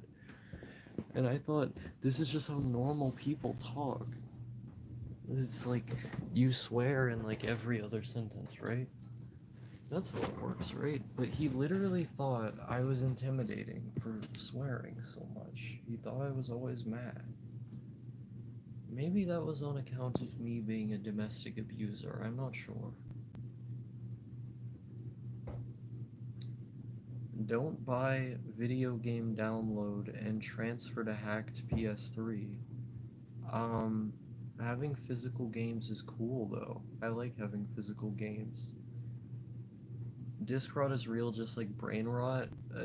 Disc rot is vastly over exaggerated by people. I plugged my phone in, by the way. Um, let's see here. Osaka, what's your opinion on the Little Big Planet series, assuming you've played them before? I'm not really a fan. The parts where you don't have to make your own game are alright, but like those Minecraft type games, I've never really been into where like it's like non-linear and you have to make your own game inside the game. I've never really been into that. I've been focusing on crypto, waiting for Bitcoin to hit 3K again. Oh no. I don't think it's going to survive a recession in the next couple years since Bitcoin is only used to combat money printing. This will be Bitcoin's first recession. I mean, in in order for Bitcoin to have a recession, you would have to imply that it works like I was playing on the PlayStation 3 by the way. But uh that you imply that like it would work like a normal currency, but Bitcoin is like really bad at being a currency because it constantly goes through cycles of deflating and inflating and deflating and inflating and that's just not good. That's just not it's just not good at being a currency. Um, Deflation in general is not a desirable thing economically at all, but you know, what do I know? This is my controller. I think this is a chink controller. It is more like a stock, yes. But it's a stock that like its value is entirely speculative, right? But this is a chink controller, but it says Sony on it. Like it you can tell by the way the controller feels that it's counterfeit, but like it it says Sony. It's weird.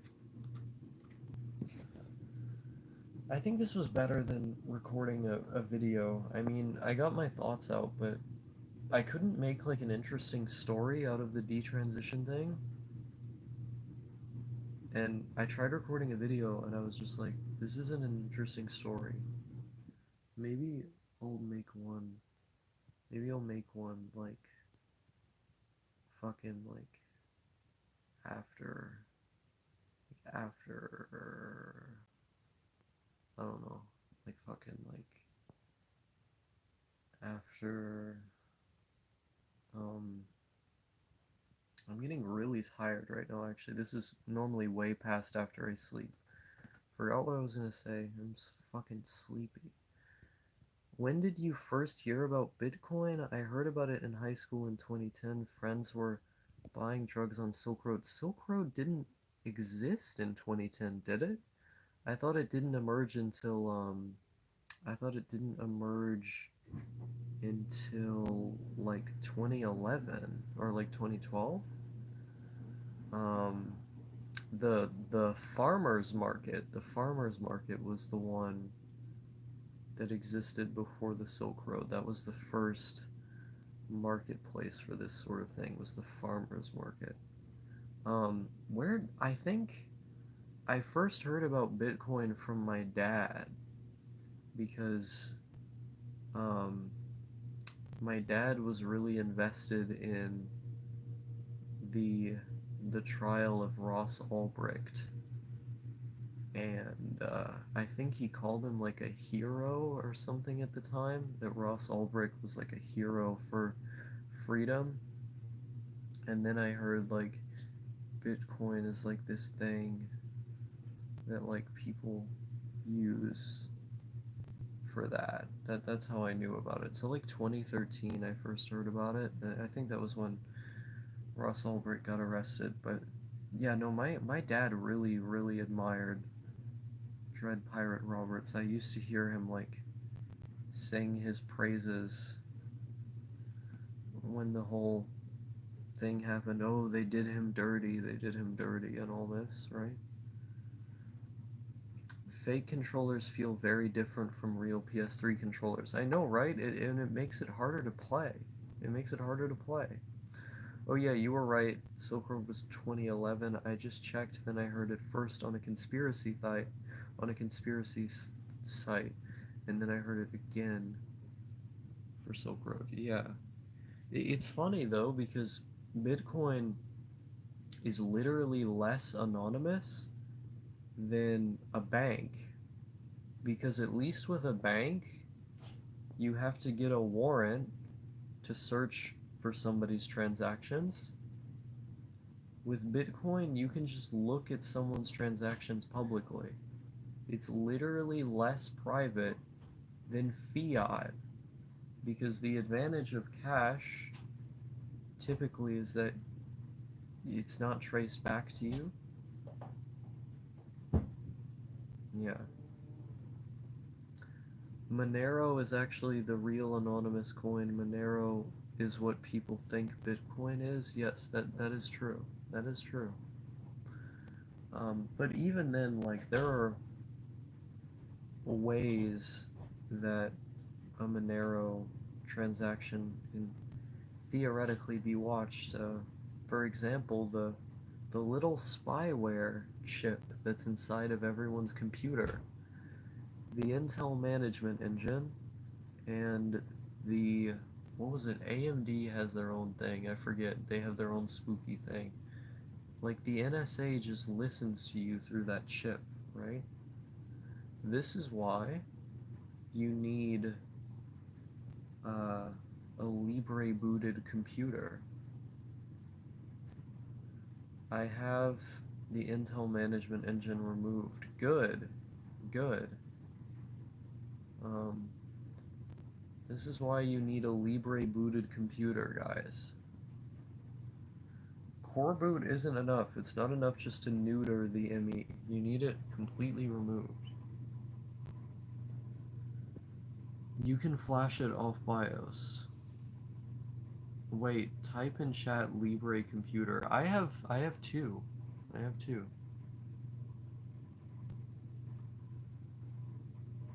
Dark Reader is trash. Disabled it and CP usage went down 60%. Nice. I still need to put a Wi-Fi card in my X60. Done that yet? Is that how you spell Libre? Yeah, it's spelled like the Spanish word, Libra, or the Portuguese word livra. I have an X220 that you can only core boot an X220.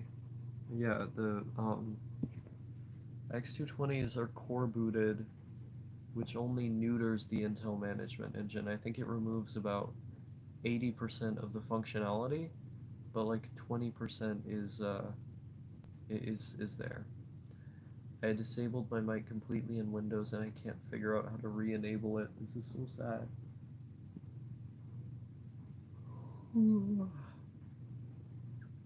Livra from Leavlar.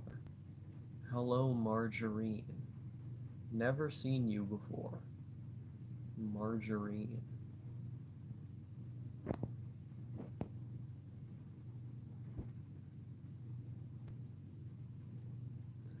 Yeah, I'm a bit of a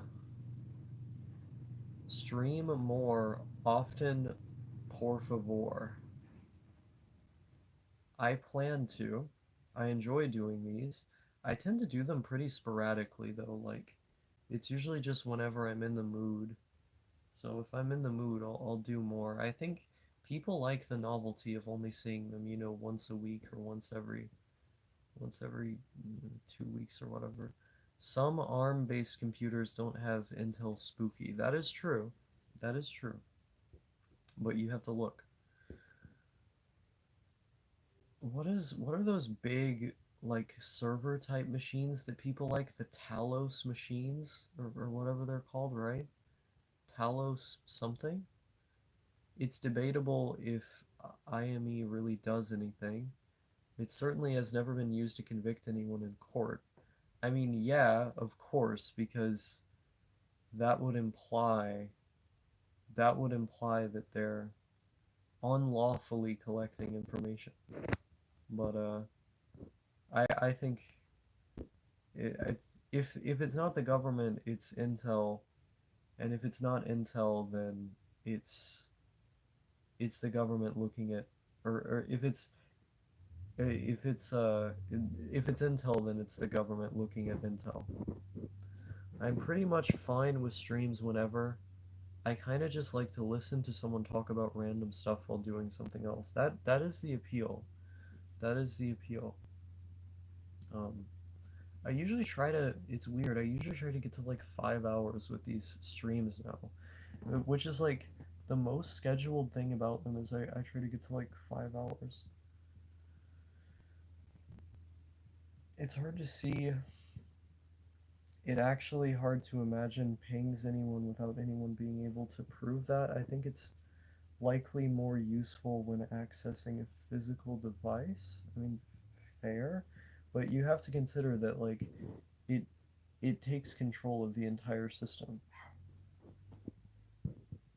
and it can use the battery and shit while it's off. Your camera, I mean, what if it's just that little bit of internet being uploaded on your upload speed? Why is my upload speed going up while I'm using the computer? Maybe it's because your camera is being broadcasted to someone. Those little men. Maybe it's being broadcasted to little green men. Ever considered that? I don't think so. I generally tend to believe that they're accessing as much as they can on people. Right. Hmm. Hmm. Crazy. The people here are so insane. I'm gonna start making that feel when no GF videos. Even though I find the idea of being in an interpersonal context with a woman completely and utterly alienating. Like, how could I, like, do that? In men, it makes sense because I can, like, fall in love with them. But, like, a woman? Ew. Ew. Ew. That's actually gross. Like, I think about that and it's kind of gross to me.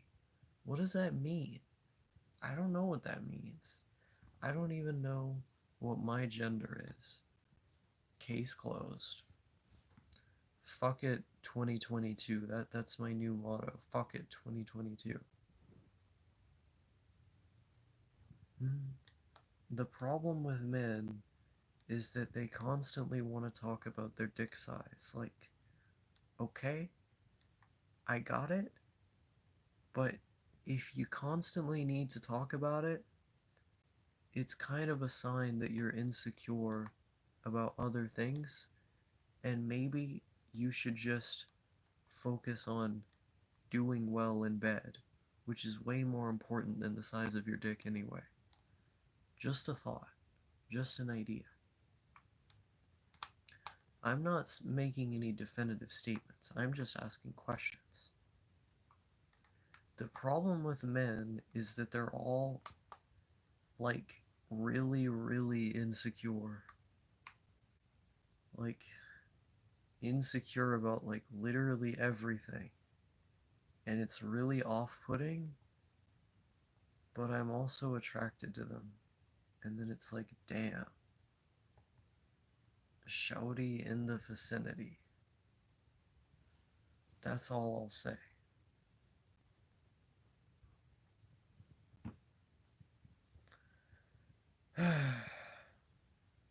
Crazy. These are crazy times we're living in, guys. These are trying times we're living in. I think I look kind of like a drug dealer. I'm terrified of approaching women. Too many are full of themselves, where they start saying you're a creep, etc., if you have very little interaction. I'd rather have a woman ask me out, which happened twice. I'm sorry for reading it in that voice. It was just too tempting not to. Um, uh, yeah, I mean, like, normies are bad, but, like, people are different everywhere you go. I'm terrified of approaching anyone. Yeah, me too. Me too. I, like, stutter and shit, and I, like, can't talk. People get mad at me when I go out because I'm so slow, especially in the, service industry. People tend to get really mad at me, like service workers. Like, it's funny, this has only happened in Europe. Service workers get like pissed. In America, almost all of them, unless they're like visibly like meth users or something, they get pissed, right? But in America, they're all going, I'm sorry, I'm so sorry, I'm so sorry. Here's your thing. We'll do it this way again. Like, they're as conciliatory, as submissive, like, as humanly possible, right? Um, in Europe, if you encounter a service worker, they despise your existence. They literally want you to die. Like the way they talk to you, it's like they have the energy of like, to the gas chamber go. like that's how they talk to you. And like everything from their I can't stand the faces of European people, by the way. Like they all seem like they're angry, like they never smile, like they never make any eye contact, like they're all avoiding talking to you. Like you go over there and everyone just seems like a huge asshole. Like it's weird. It's really weird. Like I feel like everyone wants people to be gassed when you're there. Um I mean, I'm not a fan of like normies, or like people in general, but I don't know. I don't have to be into people to be nice to people. Like, how the fuck did I start talking about service workers? We were talking about women. Yeah. Um, I don't, I don't think, I think the full of themselves thing is like probably an image the person is presenting because women tend to be really insecure. The other thing is that, human beings in general have this thing, who have this thing they have this thing where like slow Sokka. They have this thing where like um if you don't know, like, being antisocial or not understanding social norms intuitively, like, for humans is considered a threat, because if your behavior falls outside of the norm, like that that like you just don't really know how to process that, and women especially like are socialized to care a lot about social norms. So if you don't follow those, then it can be like weird. What you need to do is very, very confidently be so abnormal that you just like freak everyone out, and then a bitch will be like, hey, hey over there, you're kind of weird, want to experiment? That's what you need to do. Also, be brown. I hear that's a hot commodity these days. From my experience with European people on the internet, they hate everyone who borders their country even though they are basically the same thing.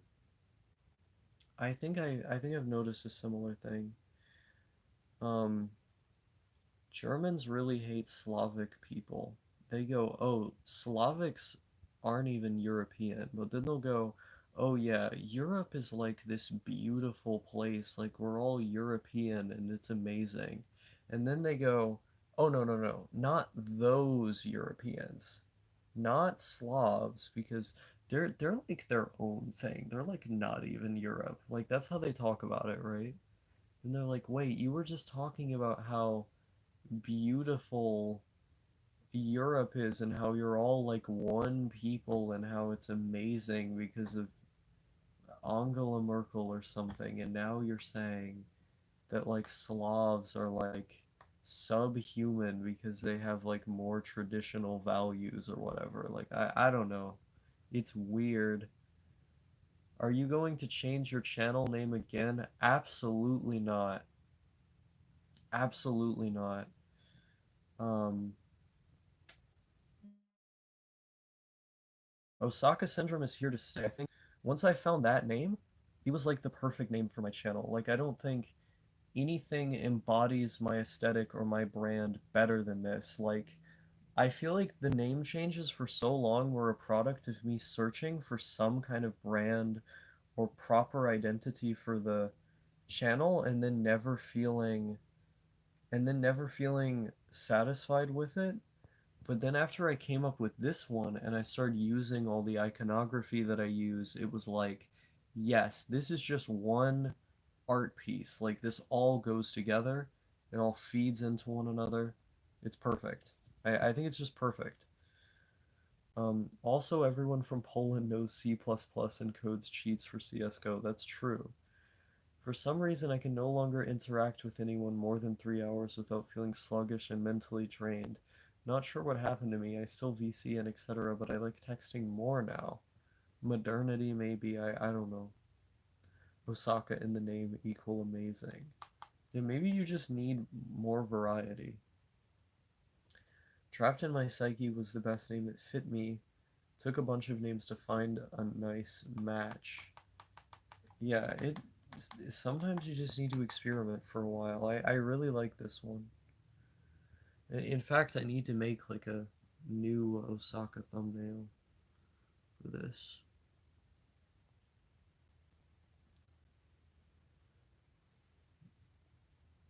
I could just use a picture that a friend of mine made that I secretly stole. That I like secretly stole.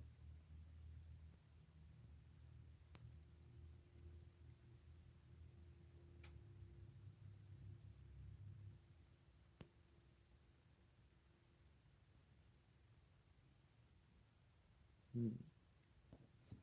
This stream has almost been 5 hours, and I kind of want to get it to five for the continuity, but also like I don't know.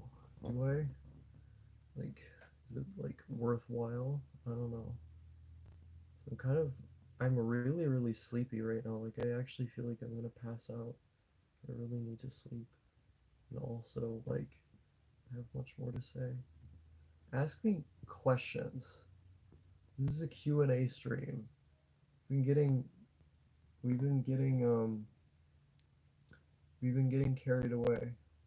Hey, I couldn't find Osaka syndrome on Matrix. Um, do you want mine then? Yeah, sure. That would help. I'm gonna turn my computer on again. Let me just turn this thing on again. Did you put in like the semicolon matrix.org? Because it's at matrix.org. Oh, wait, did you not put an N? Did you not put an N in the name? Because it's Osaka syndrome, and I see you wrote syndrome. Oh, okay. But yeah, like, what's your PC specs?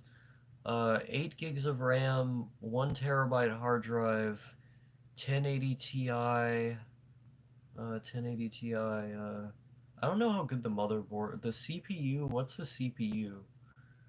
I actually forget. It's a good CPU though. Like I can play.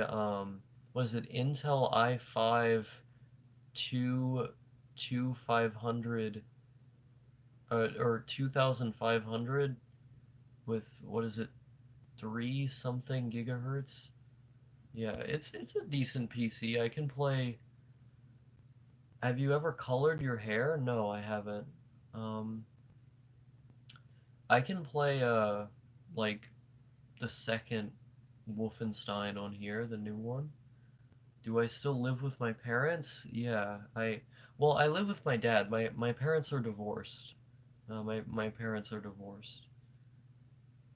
So I'm rocking a mullet now. Look up Brian Pillman Jr. That's what my mullet looks like right now. I've been getting so many mixed reactions from people. I love it. Yeah, I'm not the biggest fan of mullets, but um, and if you like it, that's epic. My PC is decent in all ways except the GPU. So which kind do you have? Yeah, you should send yours, by the way. Oh, I thought you lived with friends now. No, not yet. I tried that. I actually tried that a couple times and it didn't work out, unfortunately. But I'm gonna try it again. Let's see if this place is more stable this time. Let's see. How would you think I lived with friends now if I'm in this room that I've always filmed in? Like this is, you can tell this is the original room that I've always filmed in. Well, I haven't always filmed here. I've filmed in a lot of different rooms, but this is like late, very, very late 2018 onward. This is the room that I've been in consistently. Yeah, no one shows up with that name. If you search Osaka's, there's only one option. You might have privacy settings on? Okay, could you send me yours then?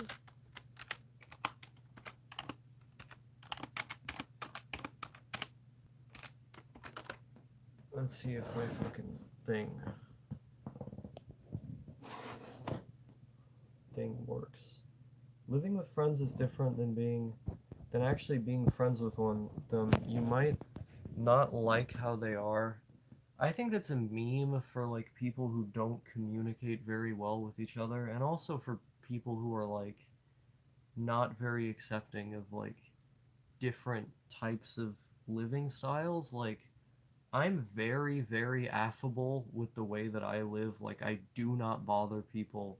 I'm very polite. I tend to I don't just respect rules, like I over respect rules. Like I go above and beyond without even being asked. Whenever I'm invited into anybody's home, that's the way I behave.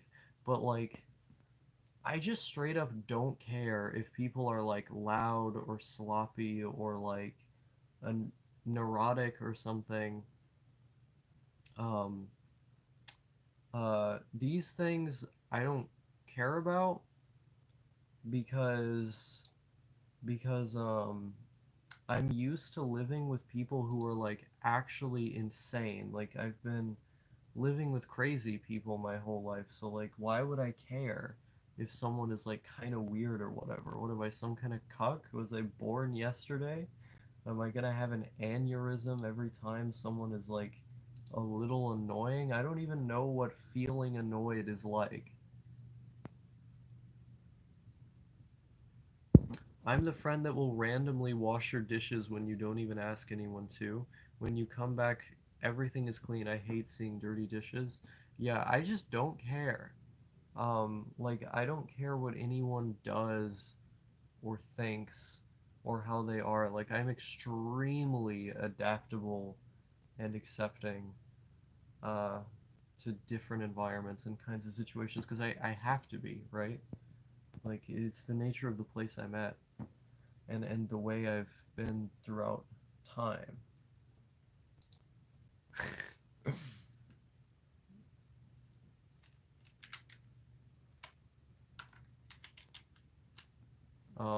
Yeah. But yeah, like fucking I don't know. how tall are you? How tall am I? 5'9.5".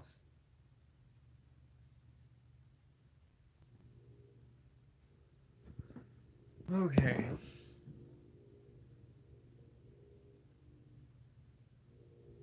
I wouldn't live with someone who is messy. I'm too much of a neat freak. Yeah, I guess I'm just not that neurotic. Trapped means homies missing the bowl when peeing. That's true. Listen.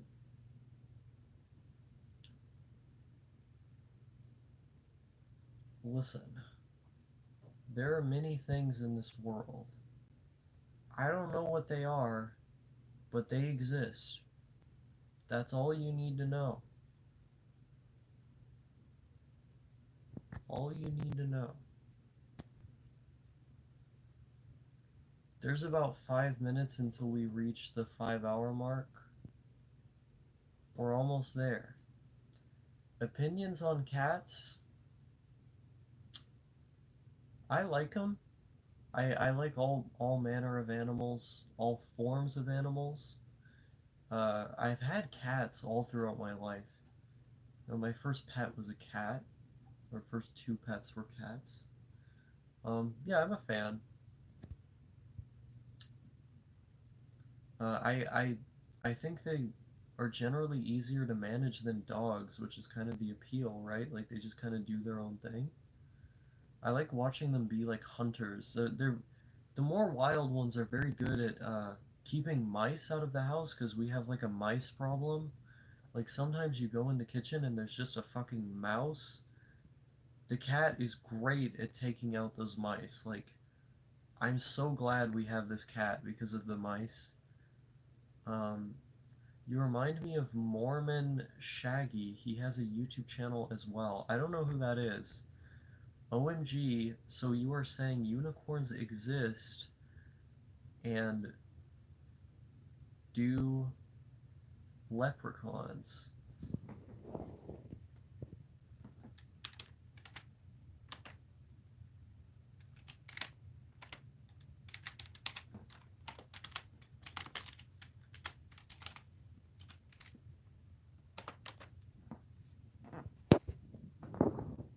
I'm like I'm like jerking my dick with one hand, and by that I mean holding up the camera. I'm like the I'm like the apple fitter of YouTube. Okay? Okay. Shouty in the vicinity, that's all I'll say. I don't know what I'm saying anymore. I think I've actually lost it at this point, like, I'm nuts. You're bloody nuts. You're bloody nuts, man. You're bloody nuts. You're bloody nuts.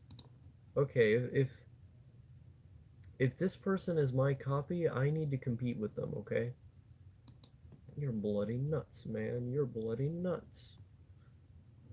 You don't know nothing. Okay. Shouty in the vicinity. I can't stop thinking of this phrase now. This phrase has infected my brain. It's like my new verbal stem.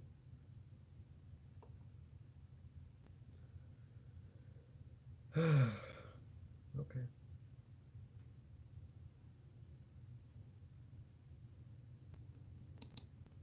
Okay. Mormon Shaggy. Okay. Who is this? Well, they have 244 subscribers. How is this my copy? Okay, it's a bunch of live streams. I get that. And they're like lo-fi. And they look kind of like an incel. Okay.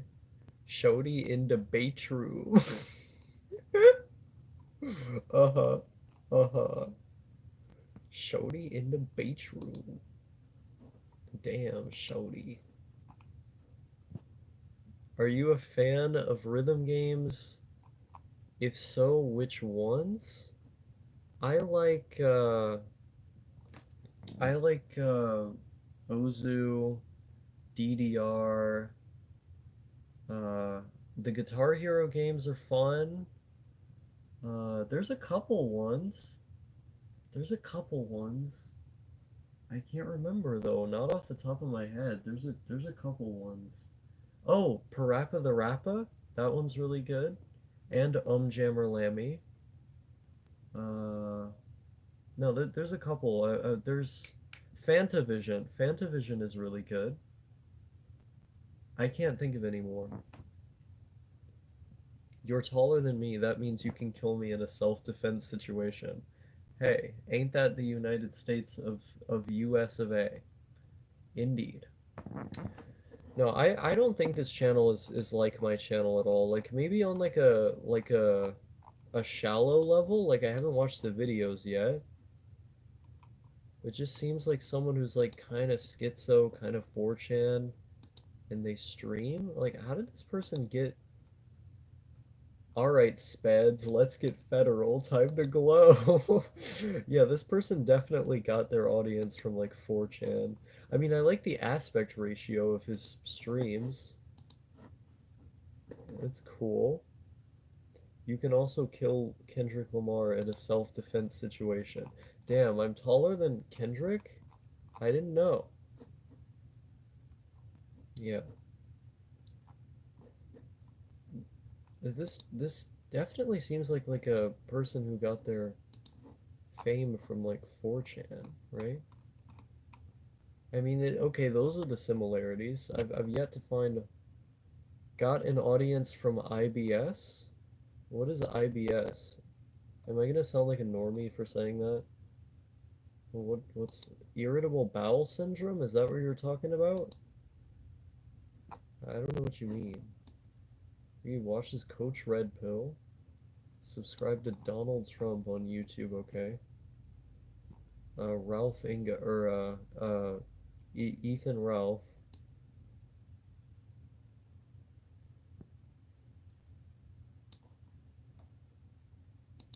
And subscribe to Ethan Ralph, okay. I think I'm getting an idea of what this guy is like.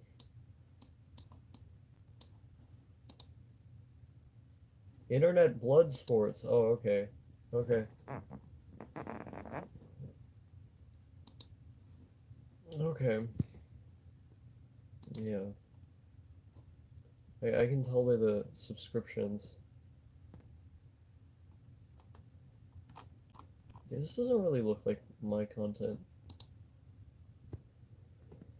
Maybe I can have him on stream at some point because I'm way bigger than him. So, like, you know, clout. He can tell me why I'm a disgusting degenerate or whatever. Good stuff. Good stuff. You know, one of these days, I'm gonna exceed my normal 5 hour trajectory, my normal 5 hour minimum. I I'm gonna do like a 8 hour stream one of these days when like the house is more sleepy, or not sleepy, just empty, when you don't have people running around. Do you really want a 4chan audience? Maybe you don't want him on stream. My guy, I do not know where you've been, but I have had a 4chan audience for a very long time. I'm just keep it real with you, cuz. Just I'm keeping it one honey. I have had a 4chan audience for a very long time, and I like it. I like these people. I think they're good people. Funny. Um, yeah.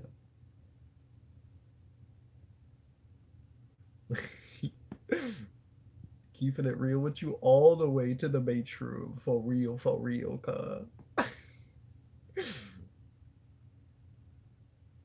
Our girl. Yes, I'm the our girl femboy. Hmm.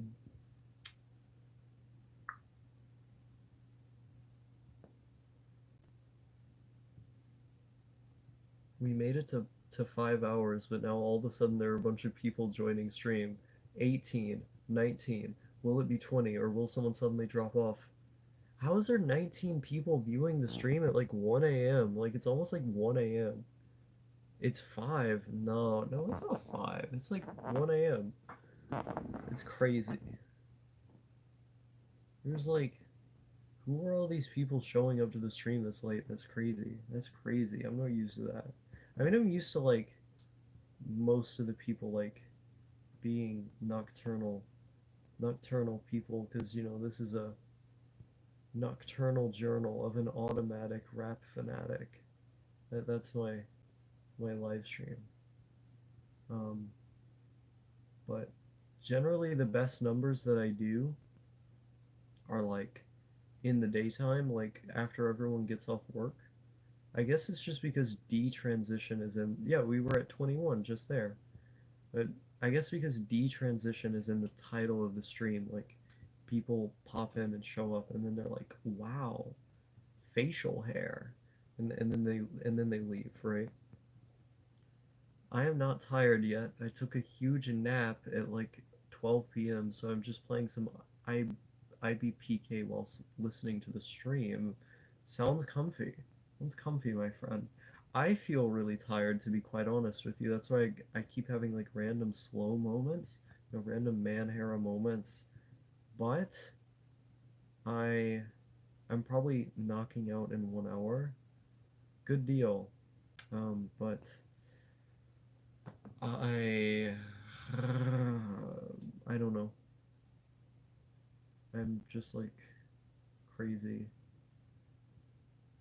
I want to sleep, but I also want to stream to 6 hours now because I'm taunting myself by looking at the time.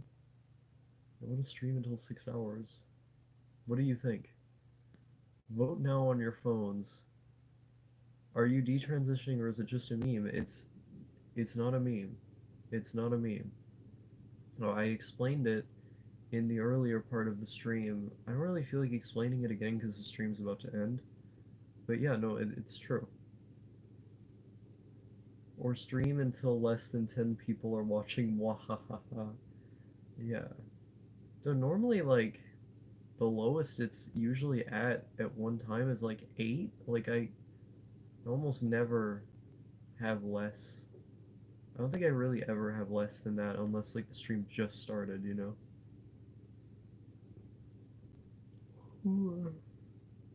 It's interesting, like, I don't really watch live streams, but for those of you who watch live streams and then, like, watch this one, what is appealing about this one versus other ones? I have to wonder because not really like the biggest live stream person. Like I've watched some. I like the format, but um, what in your opinion is like the appeal of these versus somebody else? I wonder. Played Pajama Sam. I don't know Pajama Sam. What is that?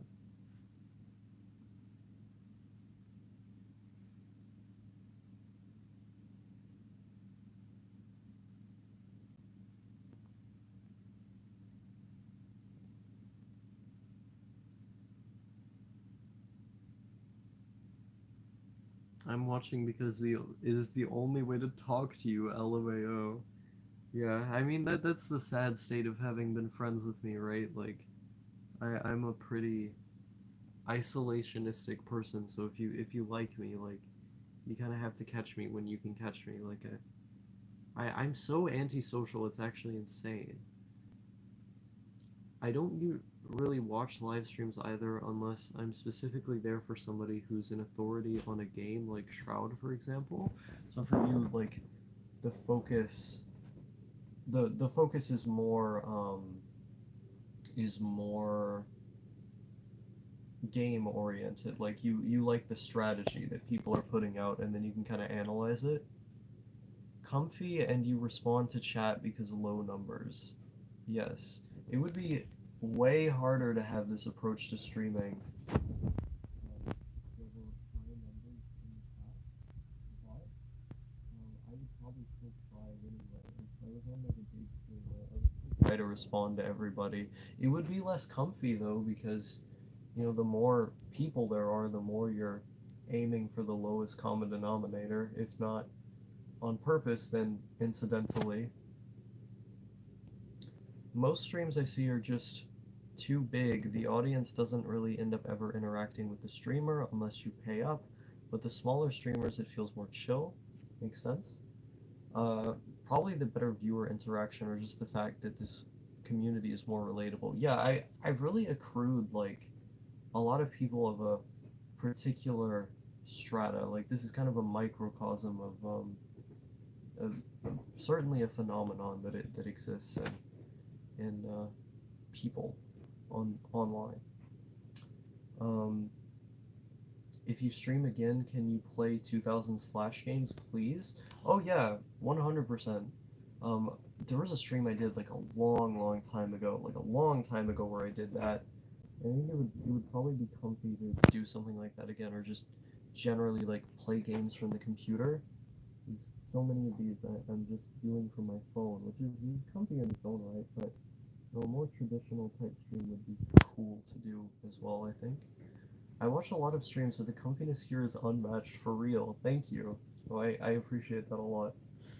Um, yeah, I think with that, we're probably signing off now. I really need to sleep. Like it's way past my normal bedtime. There's one more comment. I might stream me making music in FL Studio. Not sure how many people are active on my channel. I have 482 subscribers on my channel. I only make soundtrack style music. Um, yeah, I mean, it just depends. Like, if people aren't there, you could always invite friends to show up, even if it's like 3 or 4 people, just interact while you're making music, I guess. Thoughts on Dr. William Pierce? If you're in KY, his old compound is pretty close by. Um, I don't actually know. I don't actually know much about him. Um, he was like a mental institution guy, right? Like, like, was it like institutionalized people were like imprisoned somewhere? Is that the story? I don't actually know. Um, National Alliance? Wait, what was the National Alliance? Like, for the advancement of colored people? Yeah, I don't actually know. I'm gonna listen to this guy's explanation, I guess, and then I'll head off.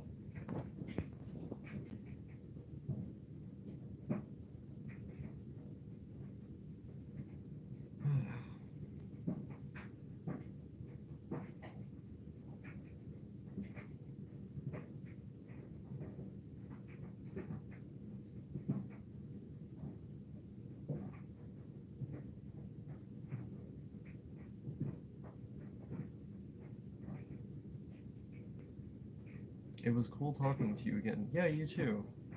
I don't know if this guy's gonna respond with like explaining who this guy was. Or the Jeopardy music is playing like spiritually right now. The Jeopardy music. The Jeopardy music. Dun dun dun dun dun dun dun. Oh, okay. Psychiatrists turned white nationalists moved to West Virginia and started an ethno-state compound. There is a washing machine in the background. I know who you're talking about now. No, I've read about this guy before. He had like a whole radio station, like a white nationalist radio station. Yeah, no.